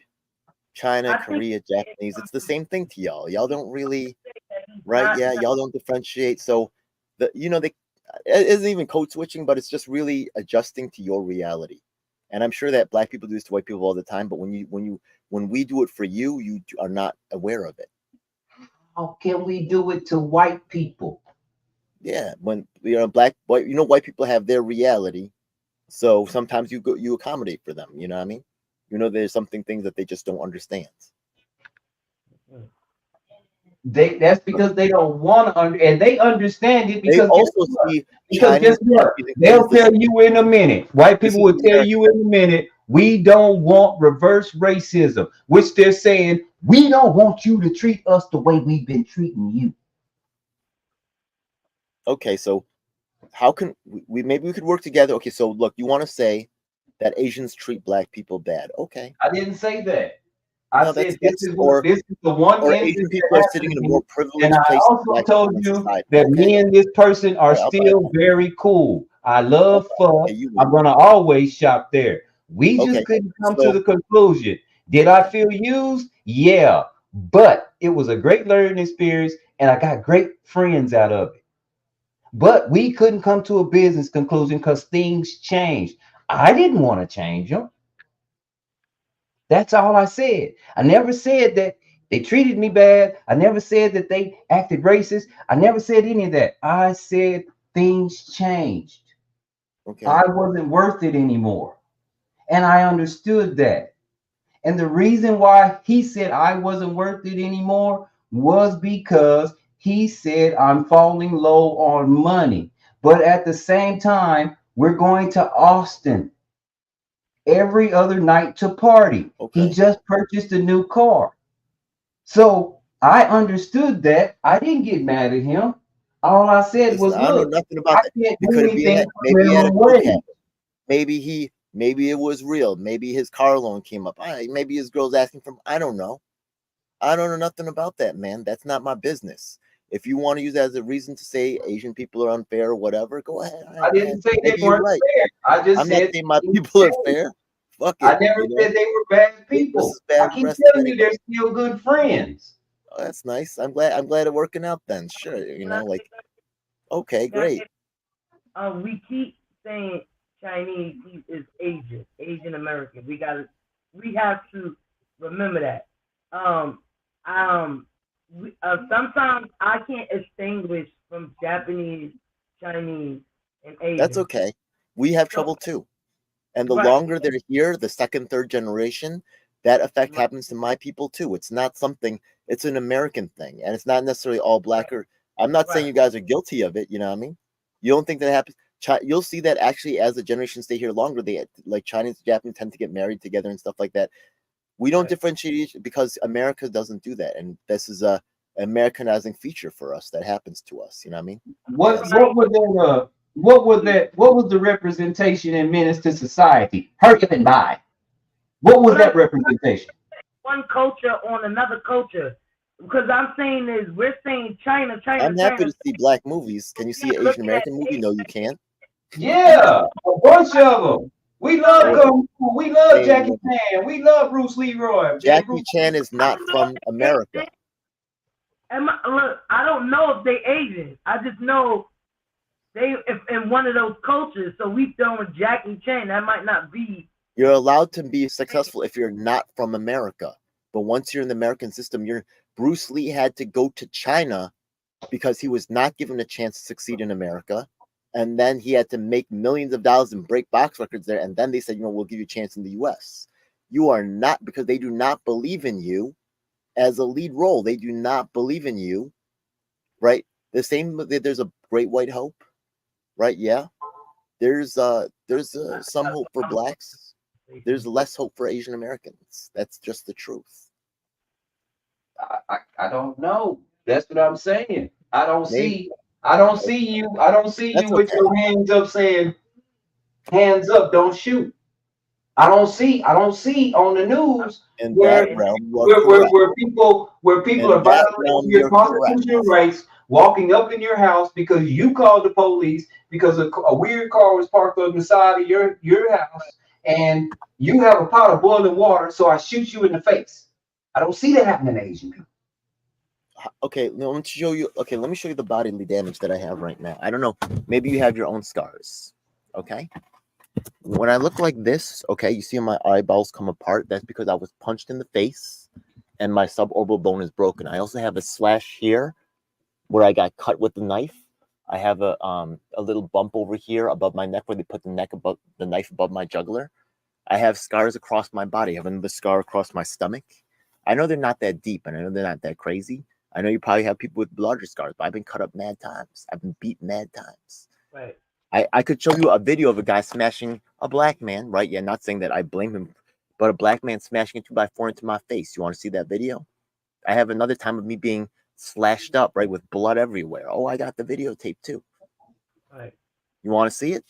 I can show you myself getting. I get that, but how many times do you make the news? How many times do you make the news for being a drug dealer or a hoe or a pimp? And how many movies do they make degrading your women? Right. Show me a movie where an Asian man isn't getting cucked. Isn't the latest season of The Bachelor Asian men getting cucked? What are you talking about? Go out any weekend and show me how many interracial couples there are with Asian women and other 24 hours a day. I'm talking about 24 hours a day since Trayvon Martin and Black. Why do we have a Black Lives? I'm not saying that that's not a more. You're right. That's more serious, and that is real. Okay, so you win. You win that. And I'm not saying that it would be different if it was. So because of that, none of my issues will ever be addressed. Because of that, none of my issues. It would be. I can't. You know why I can't attest to it? Because no one looks at you like that through the lens of the camera. No one looks at me as a musician, and no one looks at me as an activist. No one will acknowledge me. So I must be. I'm begged for a living, just so you know, because I'm not marketable. You understand? I'm not marketable either unless I'm poisoning my people. You won't hear about me begging on the news. You won't hear me begging about the white man teaching you in the class, like, oh, this is how Asians are. They're looked at as positive. They won't teach you that I'm begging on the fucking train to make a living. They won't teach you that I've been homeless. They won't. Exactly. They don't, because when we starve like Ethiopia, they sing, we are the world, not for my people. Not saying they will, that you don't think my people are starving in Korea. They'll put you in a bad light. You're not wrong about the Trayvon Martin thing. You're not wrong about the violence that happens to black men here. You're absolutely right. So you win that one, right? Yeah. And because of that, nothing for my people will ever be addressed. The cucking of my people, our exclusion from the anti-war movement will never be talked about, because anytime we try to bring this up, it's Trump card. Shut the fuck up, Asian American man. You get nothing ever. Fuck you. You be a cuck for life. Okay. I can't say that when we're the most marginalized people in this country, hands down. Okay. Well, that's really what's happening. So it is what it is. I get, and I don't. You're not wrong about what you're saying. I don't disbelieve you on what on. I don't get to be an activist. I have to do work way the fuck harder, and I don't get acknowledged. But I don't give a fuck. That's what makes me one of the best That's what makes me the best activist. Again, I don't disbelieve you, but again, we are 12% of the nation and 50% of the homeless population. We have the most diseases as black people. We're the dumbest. The youngest pregnancy rate. The youngest pregnancy rate. Everything that's back, we get acknowledged for. Wait a second. I'm just saying. I work for multiple I easily, if I could, I easily give up everything that I'm being. I would easily rather the news not show me in that light or not show me at all. Listen, I worked at hospitals. Like that. I worked at hospitals. I worked at doctors' offices. I worked for the industry protecting patients from the insurance industry. When you say black people have diseases, there's a lot of depth to just that statement right there. And if you just make that kind of a simplified statement right there, that's just such a crass simplification of the problem in general. First of all, I'm just going off what the news tells us. Oh my God, the news? Yep. You believe that shit? Oh my god! I didn't say I exactly believe it, but all I'm saying is there's a lot of people that watch the news, and that's how they base how they feel about people. Well, hold on, wait a minute. Have you ever been in a conversation with someone in a bar, and they automatically assumed you were stupid, and they jump up and yell, "You're not a nigger, you know stuff." Have you ever been there? Has somebody ever did you like that? You're not a nigger, you know stuff. I've never been called a nigger. A Jamaican black man pulled me back out the kitchen and said, "Never. You don't need to mess with them niggas." And he was talking about my kinfolks. I've seen it to happen to black people. I've seen my own people do it to black people. So yeah, I'll say that's true. I faced some of that too from black folks when I was in Grenada. It is, and I'm not going to discredit. I'm not going to discredit that because a lot of us black people get the worst of it. I'll be honest with you. From what I've seen, black people do get that phenomenon that you're talking about. Black people do get the worst of it, straight up. So and wait a minute. Not all the time. You don't want to have a pro athlete leave your town and then find out on his contract he can't come. He has to do whatever that professional football. He has to live in a certain area. That's in their contract. He can't bring his money back to the neighborhood. Not allowed. Yep. Not allowed. If you try, you get killed. Not allowed. Why? Right? Yeah. So when we get in Hollywood, this is the problem that I have with Hollywood. We can make it to Hollywood, but that's not me saying those comments. Someone else can't come back. Someone else is pretending to be me, but fuck, I don't give a rat's ass. I know I don't get to be nobody, so make up shit about me. I don't give a fuck. I didn't. No one's making up anything about you. I'm talking about the experience that we experience. I'm talking about the experiences that we experience. Hello. I've heard some of this before. Some things you say, but you're not wrong about things you say. So I'm not disagreeing with you. I think you're missing some things about my experience, but I'm mad at that. Most people don't. What I'm saying and what I've always pushed for has been the collective. I don't even like being. I don't even. Eyes will tell you. I would tell my people in a minute. We're not black. No, I really whatever you call it though. I enjoy being with black people because they do understand what racism is. And, I'm saying that, a lot of people think that I'm white. I'm not. They think because, I'm not black that I'm white. I mean, that's all they really know. They know a black and white dichotomy. Yeah. Yeah, I mean, but again, that's a social construct. When I see you, and you want to know my personal opinion of you, a strong-hearted man that is for righteous. That's very That's what you brought to me. Even if we don't disagree, it's what I saw. It's my experience. All right. Appreciate that. Not only that, since you were born here, a fellow American brother. American. All the culture I know, right? Yeah. You see this is like Transformers and stuff. I always grew up in America. Gotcha. So when I bought albums and stuff, right? Yeah, and was the record label owned by a white guy? Was the artist black sometimes? I mean, there's not really Asian American artists, but I was tired of the always, I had a choice, the white choice, and I saw that, and I had the black choice, and honestly, I kind of went the black choice a lot of time because I was tired of always, I didn't see myself, and even though this side also didn't really have me represented, it was like the alternate choice. You get what I mean? So it was and that's what I'll be trying to say. I think that me and you both have a common sworn enemy, and it's not each other. Yeah, so it's all good. And I don't want to say that it's just. Well, let me describe white people like this because I even have a whole nother description of white people.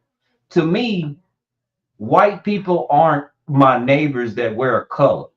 White is an attitude. If you can't send troops to die at war, if you can't form the stock market, if you don't have trillions in the bank, if you don't run any government heads, then to me, you're just like me. Okay, can I actually move? Let's move this from policy to specifics. Gotcha. Right now, there's a guy named Chris Bay. We could look him up. I can show him on my screen. He's the former assistant DA at the Queens District Attorney's Office. And the thing is that this guy, I swear to God, right? Yeah, has victimized many black men. Okay.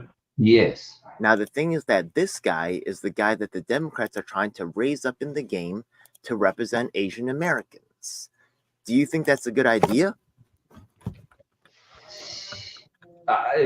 It's a horrible idea. Right? I think it's a horrible idea. Yeah. Okay. But why are they doing this? Look at this. Chris Because Bay. they want to keep us divided. Because I'm going to tell you something. Asian people got smart. They told us, they said, y'all made this Asian hate crime bill and blame the black people for doing us wrong. Black people don't do us half as wrong as white people do us. Let me show you. Okay, let me show you another thing that's fucked up. Okay. The Queens DA here, her name is Melinda Katz. They're all whites. Okay, let me show you Queens DA, this thing they call China walling.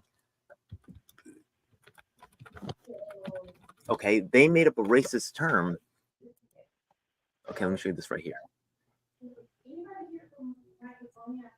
This was prosecutor misconduct lawsuits prompt deposition of acting Queens DA top prosecutors, right? And this was actually called, there was no Chinese people involved, though.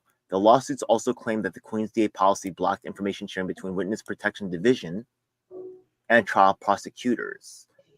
A measure referred to as a Chinese wall, which resulted in failures to disclose evidence or potentially exculpatory information to defense attorneys. That means these guys were innocent. Right. And then they said, you know, we're not going to give this to the defense attorney, even though they're legally required to. And they call that a Chinese wall. The people who did this, right, they're like, I'll show you, Melinda Katz. I've been working to fight this.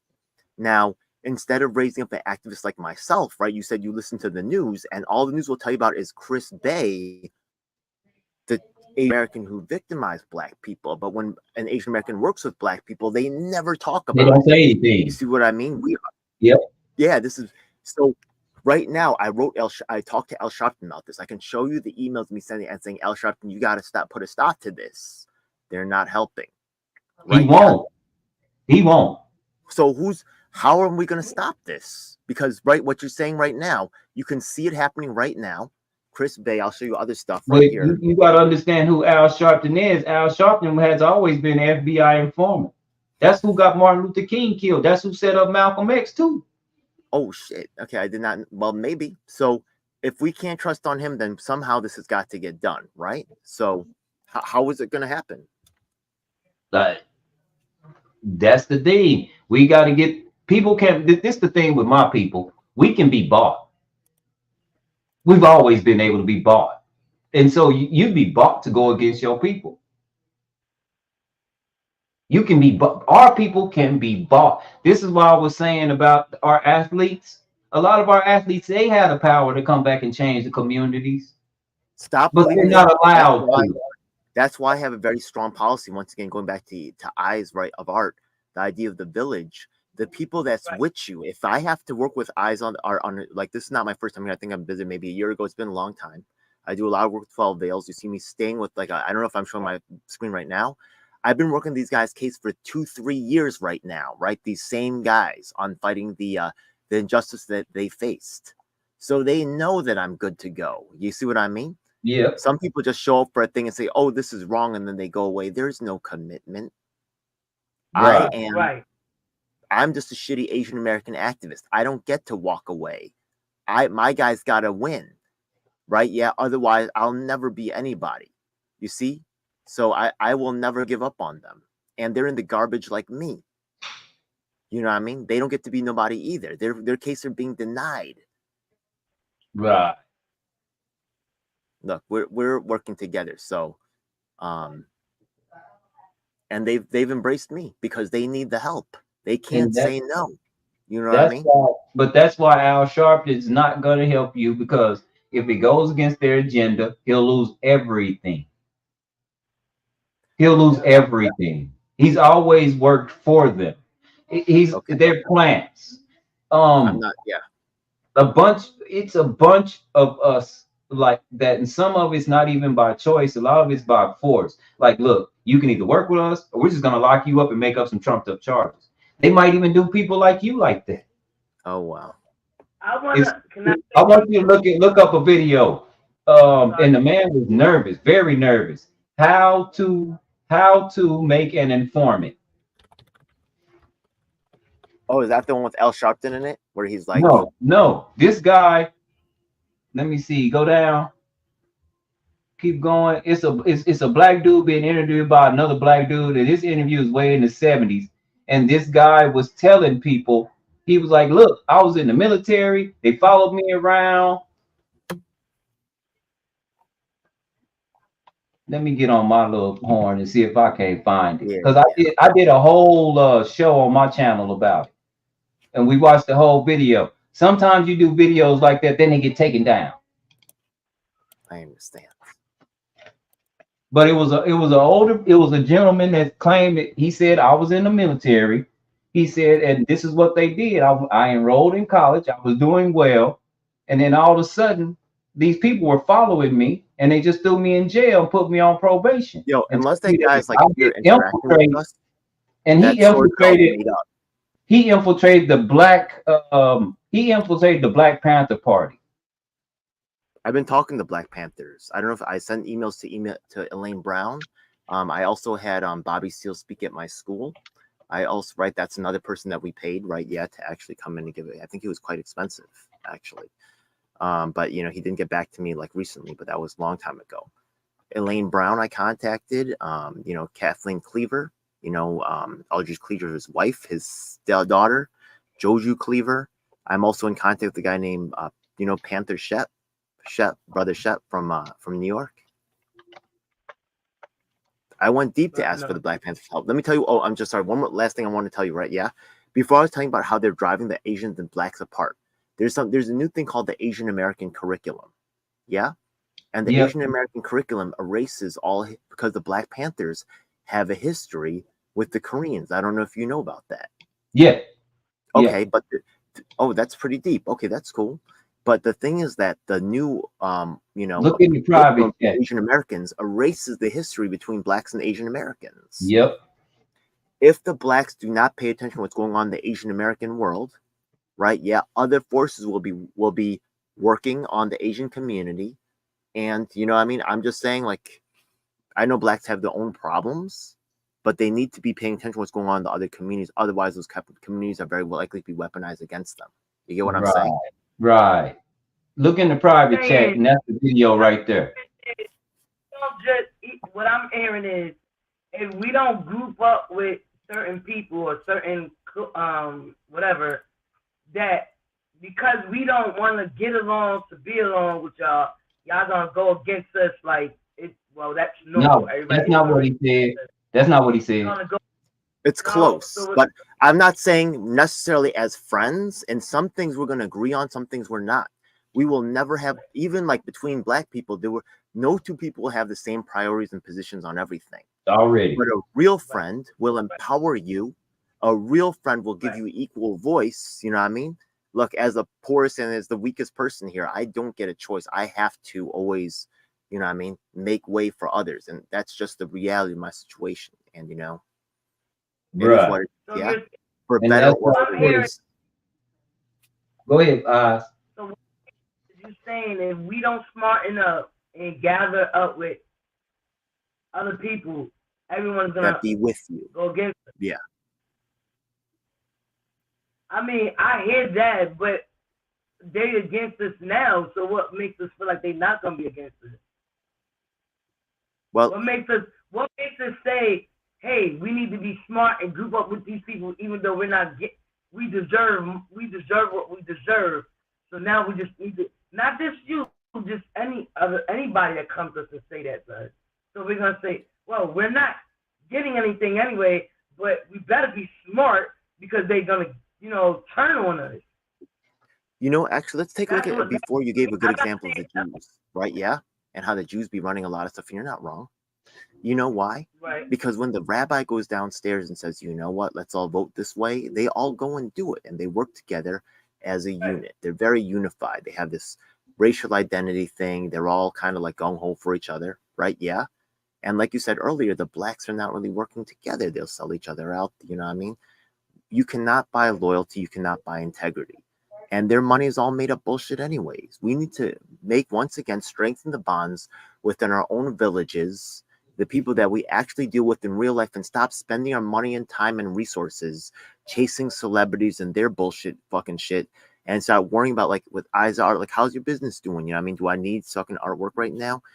Why would I buy from someone else, right, who's famous or has a business that I'd never heard of before, when I could buy from someone who I know personally, who's spending their time right now to have me on their show? Of course I'm going to invest with people that I know personally. Why would I ever do anything different? You know, I mean, I would never do that. And you can never trust anything coming from outside that community, because a lot of the information is tampered with. News, all this other thing. I know Eyes because of through 12 Veils and also through my own personal interactions. And one day that will go funny, and some days it'll be better. But I know, right, this relationship from my personal experience. I don't have to trust someone else said this famous person believed this Puff Daddy, believe this, you know, celebrity guy. I don't ever. Right. Okay, that's basically what I gotta say. Yeah. No, but I've been telling my people this for a long time. We need loved ones, not allies. Because see, an ally gonna separate as soon as the mission over. And they might turn on you when they get another mission. If you have a loved one or something, like you mentioned, a friend, the kind of friend that you are, you're always gonna uplift me. You're always gonna look out for me. We always gonna look out for each other. But help tends to go up. The ones who are going to love you the most are the ones who need you. The ones who are powerless. The ones who are not really, who want something from you back. But I don't. Likewise, yes. Right. I just don't like the word ally above us. Yeah, I just don't like the word ally, because I'm looking at, let's go back to World War II. Us and Russia were allies. Something happened and now we hate each other. Now we had a Cold War. Now we're no longer allies. You get now North Korea is allies with Russia, and we're over here going, what in the world's going on? You know what I'm saying? we bought Alaska from Russia. We were cool. I think nuclear bombs could go off. Yep. But they're not talking about that. They're not talking about it. Mm-mm. The same way they don't talk about Haiti. They're punishing certain countries for being out of line. And I feel bad for Haiti, because they were enslaved, but they had to pay reparations to France when they kicked them out. I didn't understand that. The first free black nation in the Western Hemisphere. Now they're being punished like crazy. But we don't talk about it.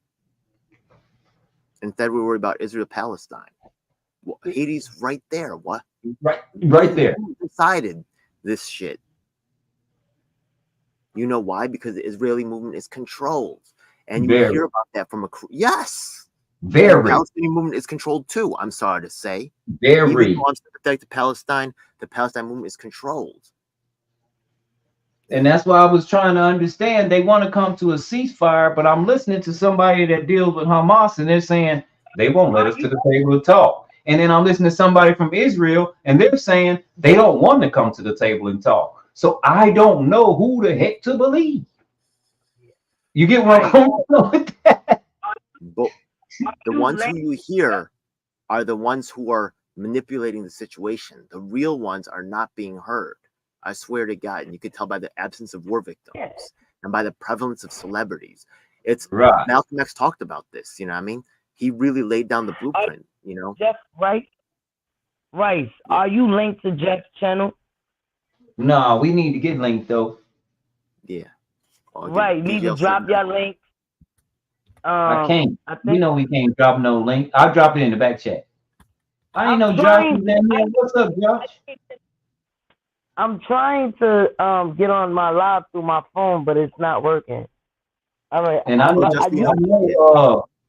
Veils too. I know Veils. Oh, cool. Veils. Yo, we got a free party coming up next Friday at Bushwick Public House. That's on my event calendar. Bushwick, New York. That's funny you mentioned that because you know we got a rapper out here, Bushwick Bill from Houston, but he really from Bushwick, New York. I didn't know it was a Bushwick, New York until I made you blue. Drop your link. Drop my link. No, Jeff, drop your link. I made you blue. What the hell? Moderator status. I'm going right here, and I'm gonna put this on my favorites tab, Jeff. No, I put this. Oh yeah, I see what the FBI informant talking about, the infiltration of black culture. Yeah, it's really sad. Terrible, huh, man? Yo, it's a mixed blessing. Yeah, I know what you're talking about. Yeah, the entertainment industry really is dirty. Okay. Oh, how do I link to that though? I'm tripping. I dropped it, but it probably ain't gonna be in the comments. I dropped my link, but it's probably not in the comments because this is the guy that I like to. This is the guy I love to work with.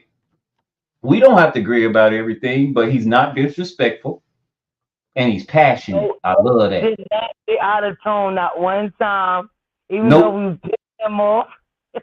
Yeah, but he's passionate. That's why I said I love that. He's not crazy and he's not mad. He's passionate, and I love that. Oh man, I freaking lost where I'm at. I hope he ain't freeze again. Hello? He must have froze up on my tail. Yeah, he might have froze. It always, like, I don't know if it's me or it might be him. It's not me. But he froze up. Yeah, he just froze up. That was a good live. I like that conversation. I like when we could talk, even though we disagree on a lot of stuff and we might sound heated or, down each other's throats. But at the end of it all, we still can have a calm and cool conversation and no hate, no dislike. Just get along. I like that. Yeah, but you know what I like most about the conversation? The education part. Oh, wait, I'm coming. When I say that, I didn't know. I had no clue. I had no clue that Koreans felt like this. Not one. I'm glad I got to meet a real Korean that says, look, I'm pissed off too. I never experienced it. I've never experienced it.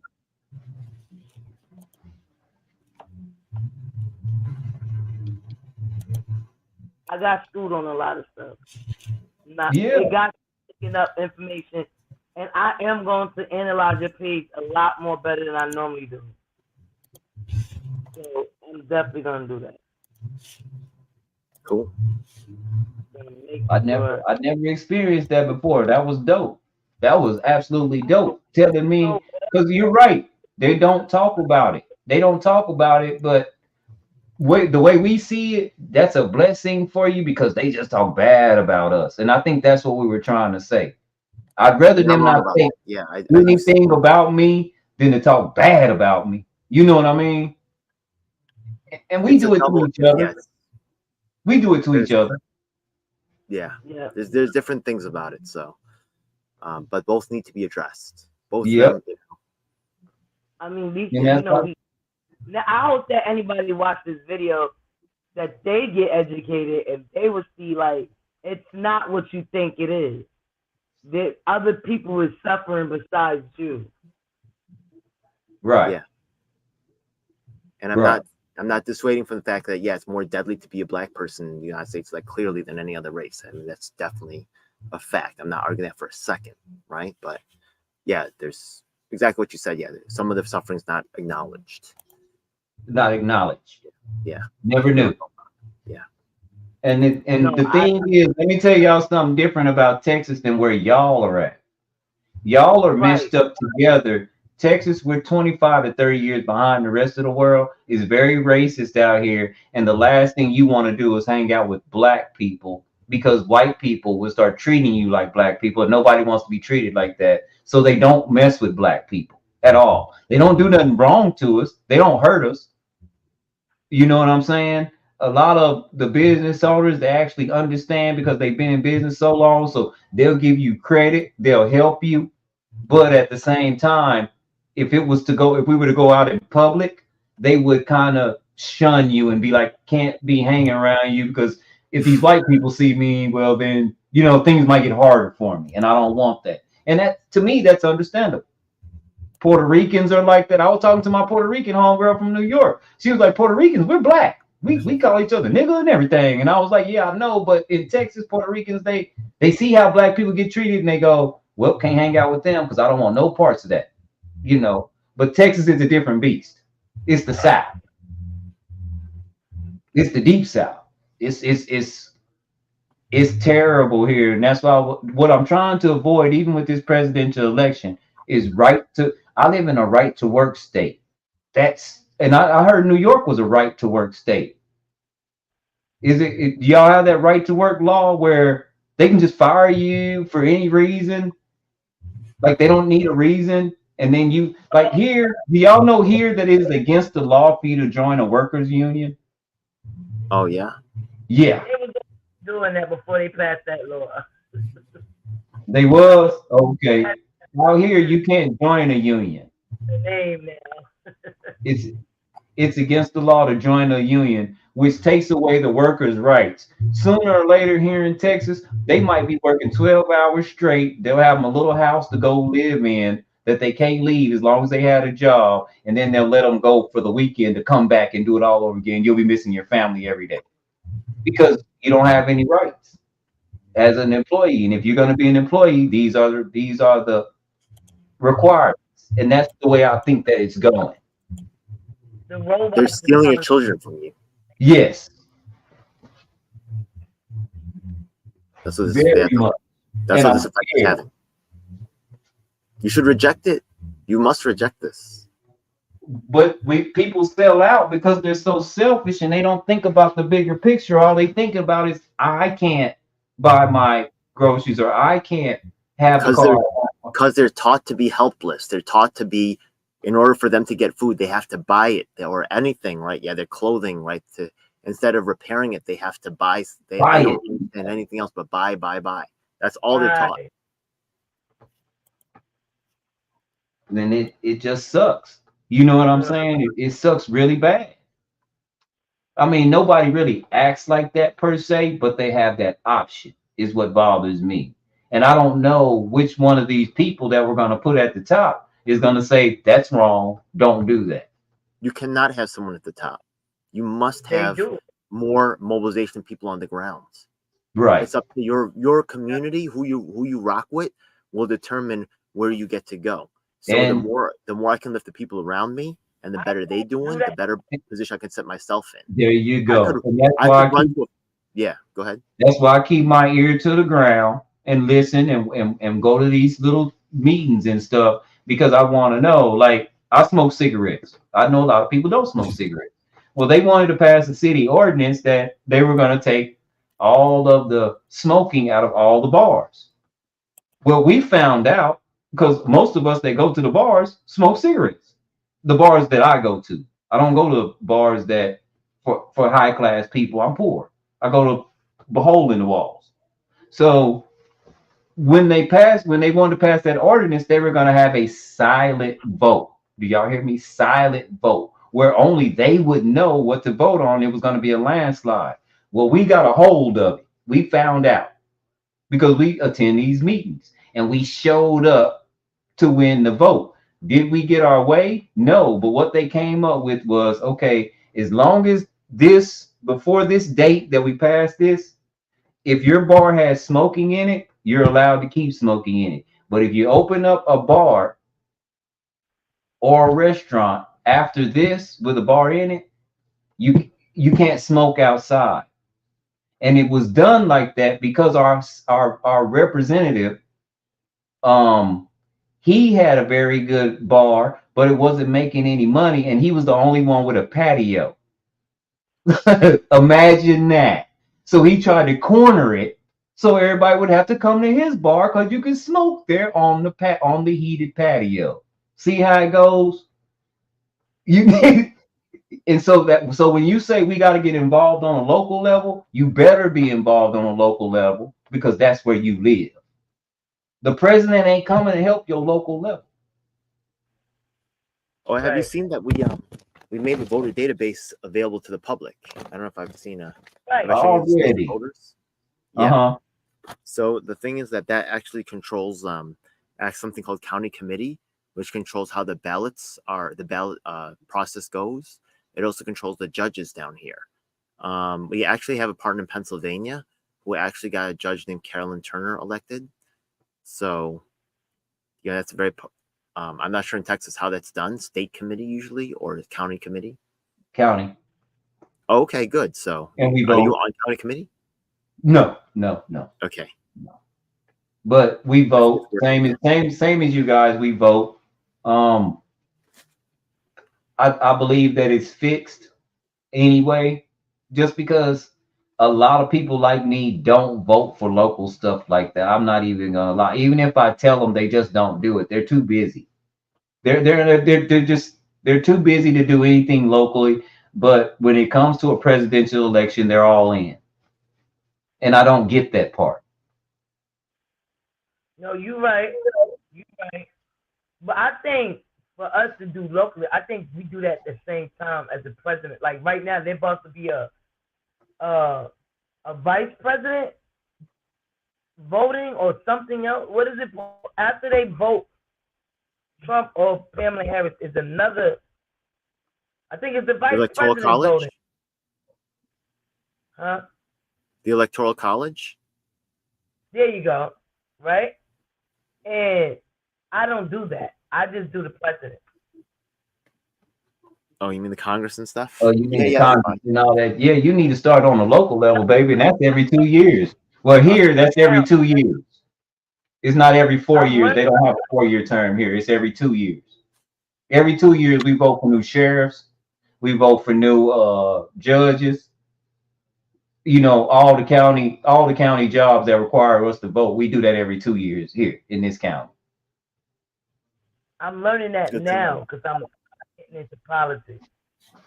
So, And that's where it starts. Relevant. Yeah, very relevant. Me getting into politics, I didn't know how important the branches was. I didn't know. I just was like, okay, if I vote for a president, that's just it. There's nothing else. No, I'm learning now. Forgive me. Yeah. Don't worry. A lot of people didn't have time. I was a political science junkie. And that was my major, that was my minor in college. And I should have kept going through it. I didn't know how I was going to pay.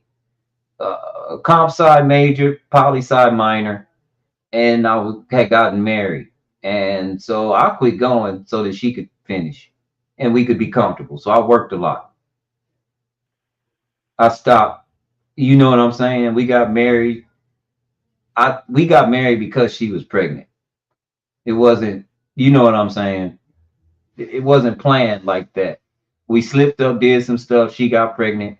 We got married. And I decided, okay, 16 credit hours, both of us. I can't do this and work a job. We're never here. And you're pregnant. So I'm just going to work 2 jobs and you finish school because you're pregnant and do it comfortably. Yeah. All right. Makes sense. I hope it worked out. No, it didn't because we weren't in love, but I love my daughter. That's cool. All right. Well, and I'm not bitter. I'm not mad at anybody. But I had to because the things that were going on in my town were so disruptive. I felt like I needed to step in and make a change because nobody else would. I'm kind of like you. Nobody else would do anything. I wanted to do something. We just keep accepting it. And I didn't like that.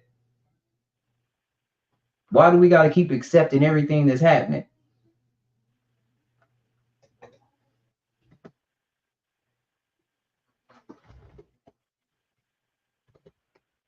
But guys, I'm going to end this live. I think, Jeff, I thank you so much for joining my life again. You always enlighten me and educating me on stuff that I don't know. You will see. Wait, why did he drop down? He just left. He probably because you said you was gonna end the live. That's why a lot of people do it. I will be going to your channel a lot more. You will, if you do any more lives, I will be there. Bryce, thank you for joining my live. Thank you so much. I enjoy your conversations all the time. Wait, I was like, why he dropped down? It was my signal's not good. Yeah, my signal's not good. I will be joining Jeff your lives more. If you come on, you have a stalker. I want to know more. I want to know that information, and I'm going to learn something. Right? It's always good and pleasure to have you on here. Thank y'all guys so much. And everybody that was on here and earlier, thank you so much. I will be doing it again I hope y'all come back on. Just put I'll get the notification. You know, that's how I hadn't seen you live in so long. I was wondering about you about a week ago. Where Oz at? Because I used to see you in the morning. This daggone job had me like my brain just everywhere. I'm still recovering from it. Like, I'm no lie. I gotta get sleep. I gotta get rest. I'm not in tune like I normally would. So y'all will see me on Friday at 8 o'clock, same time again. If y'all welcome, come on in. I love the conversations. Y'all feel the show. Educate, enlighten. I'm telling you, just keep up the good job. You are doing a good job. And when I'm going to watch your video, trust me. I'm telling you, I'm watching your video. All right, cool. Enjoy. All right. Later. Nice to meet you. God bless. Already, DJ. Nice to meet you, man. Good night. All right. Thank you. Night. Good night. Oh, I gotta knock that down, right? Good night. Hey guys, this is Eyes of Art. I had an awesome conversation, debate about Trump and Harris. We didn't go through with the debate because I had technical difficulties, but we had awesome people on a panel. I want to thank all of y'all so much. I want to keep that conversation going, Jeff. Educate us. And you know the crazy thing is, a lot of us African Americans, we go through a lot. And we are so clouded about our pain that we're not willing to hear somebody else's pain. And because we were shown a certain light about certain things, we believe in what we see. And we need to be open to learn something different. And like Jeff said, I'm willing to help the ones that's around me. I forgot the slogan he said, but I'm willing to help the ones that are around me. And I respect that. Because I thought I had to teach somebody what they need to learn about me. And sometimes you need to sit back and be quiet and learn about somebody else. So I respected this whole panel. Like, it liked me and put me on about stuff. It just made me realize that, listen, you going through yours, I'm going through mine too. Hear me out. Understand it. Don't believe everything you see. So guys, join me again on Friday, 8 o'clock for, I guess it would be a debate panel. Debate and education. I'll figure out what I want to name it. But it was just debate about Trump and Harris. And everybody loved it. So, see y'all guys later. Love y'all. Blessings. Kiss the family members for me. It is what it is. Later, guys. I'm tired. in the street, on the